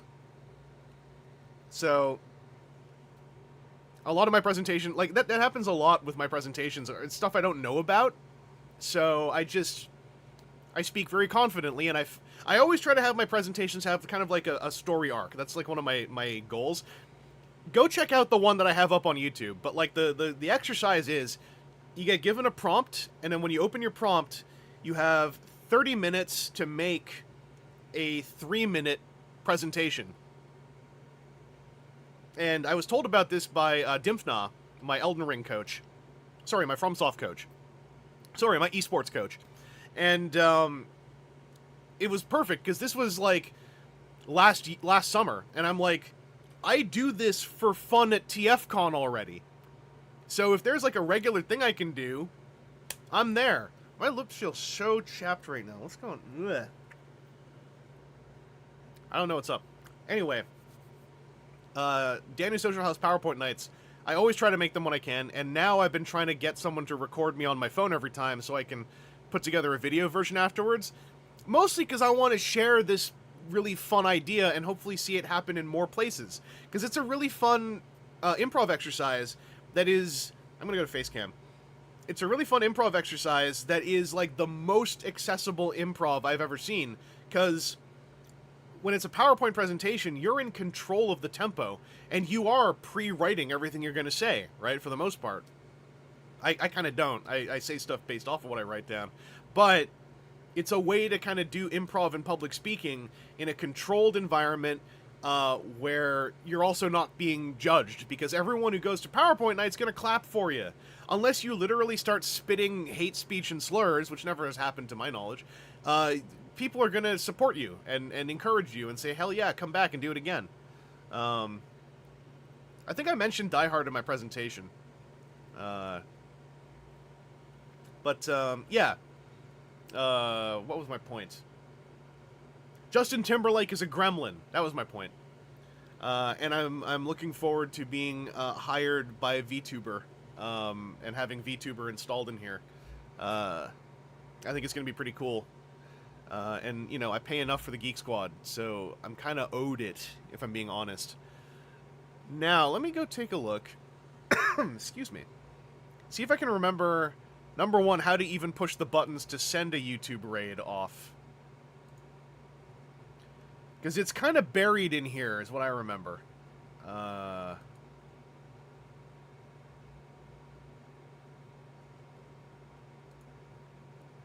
I need to subscribe to them too, don't I?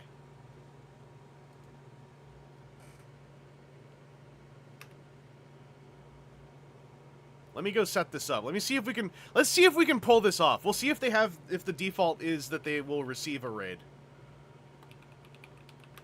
I think raiding them during their TFcon talk would be super fun. So let me subscribe, because I think I have to do that. And then... Where is the friggin' button in here? It's like under edit somewhere. Redirect. Here it is. Okay, redirect.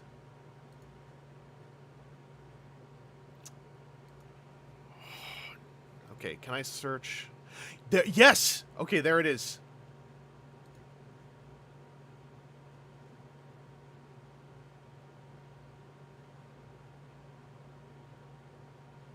It says this video isn't publicly available. No, no, never mind. There it is. It popped in. Okay, save. Okay. No, no, we're armed. We're armed. It's locked in. I think we got it. I think we got it. Okay, hang on. That means I got to start the music for the proper ending of this one.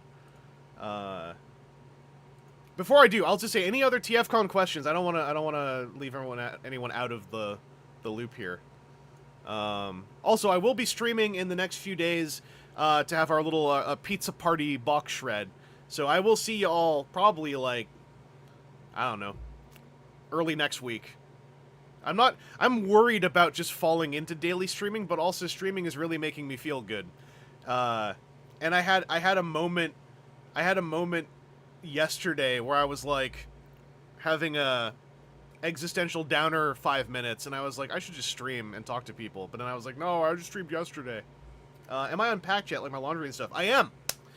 Granted, most of my stuff is just sitting in a pile in my front hall because I live in a depression clutter. But it's not in the suitcase, and that's a step forward. But yeah, I unpacked on Tuesday. 'Cause Monday I was too tired, then Tuesday I was depressed, and so I was like, it's time to unpack and at least get it in a pile so that we're moving forward. And that's what I did. My laundry I always try to do really fast. Like, I cracked open my suitcase Monday night and pulled all my laundry out. So it wasn't, like, you know, bunched up all over my stuff for a couple days. But the actual objects, I spent a little bit longer taking them out. But yeah, I try to do that sooner than later, because otherwise I've had stuff sit packed for like a week after I got back from a trip, because I'm just like, I can't deal with this. I've noticed I've never been tested for it, but like I know that I have the propensity for a very depression style like inactivity modeling. Like I noticed it when I first read an article or saw a post or something about like, yeah, bro, takes me 2 hours to get out of bed, and I'm like, oh, it happens to other people? I thought that was just me having like a big spurt of laziness. Uh-oh. But it doesn't always happen. But yeah, pizza party. We're having a pizza party. Box shreds stream. We're gonna. I got a pizza toy. You can see it. You can see. You can. There you go. You can see it down there at the very bottom. It's that checkered box down there, red and white checkered box. So I'm gonna have a pizza party. Box shred. Toy stream. It's gonna be sick. Anyway, face cam. Yeah. Thanks you all for tuning in. Don't leave, because if you all leave, I won't know if the raid worked. So, I gotta turn the music on, because we still gotta run this properly. But yeah, thank you all. I expressed this on Blue Sky. I'm gonna say it here too. Not only was it really fun going to TFcon, reconnecting with lots of familiar faces, getting to know some new faces too, like folks from Icon Underground. I don't think I knew y'all really in person, and it was really fun talking to you both. You guys were super cool. As was your roomie. Y'all were really cool folks. I had a lot of fun talking to y'all, especially on Monday when we were just hanging out in the lobby. But as you know, people asked how I was doing, or at what my maintaining joy panel or whatever. People were giving me a whole lot of kindness with regards to how my mom is doing and wanting to pass things on as well.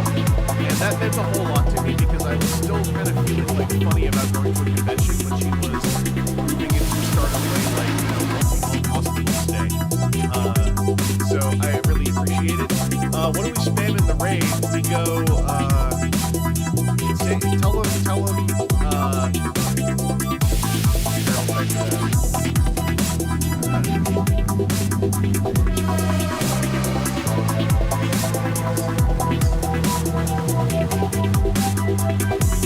Yeah, so, type that if you want. Let us know where you came from. You don't have to, but there's your raid phrase. Hopefully that doesn't get flagged. If it does, you'll sort it out. But yeah, I was really kind of moved many times over the weekend, and I really appreciated that. And then compared to everyone's being so kind and letting me pass that along to my mom, who, as far as I know, is doing great. As far as I know, she's doing great. Yeah, put the hot dog in. Do what PT did. Put the hot dog in. That's better. That's better. Anyway, I will talk to y'all later. But yeah, I just wanted to wax a little emotional at y'all, because yeah, it's kind of messed up and weird sometimes. So I'm just gonna stream more, and I'm gonna bring some paint out west. So when I'm out there, I can do some streaming in between what else I'm doing. But yeah, stay tuned for whatever else is coming up next. There's gonna be Pizza Party Box Shred stream happening sometime early on next week. So, in the next 3 days probably. Maybe tomorrow, maybe the day after. And until then, catch y'all later. I'll join y'all over there. I think it might send me to... Actually, no, I don't know how this works. We'll find out. But I'll try to get over there so we can properly say hi to everyone.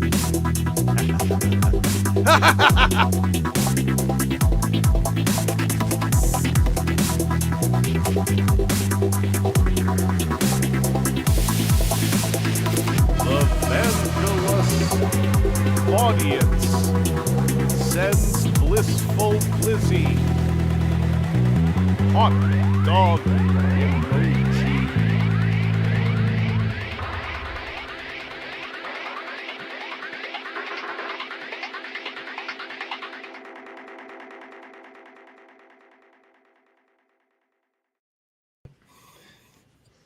Let them James come. says, my favorite GoBots were Leader 1, Turn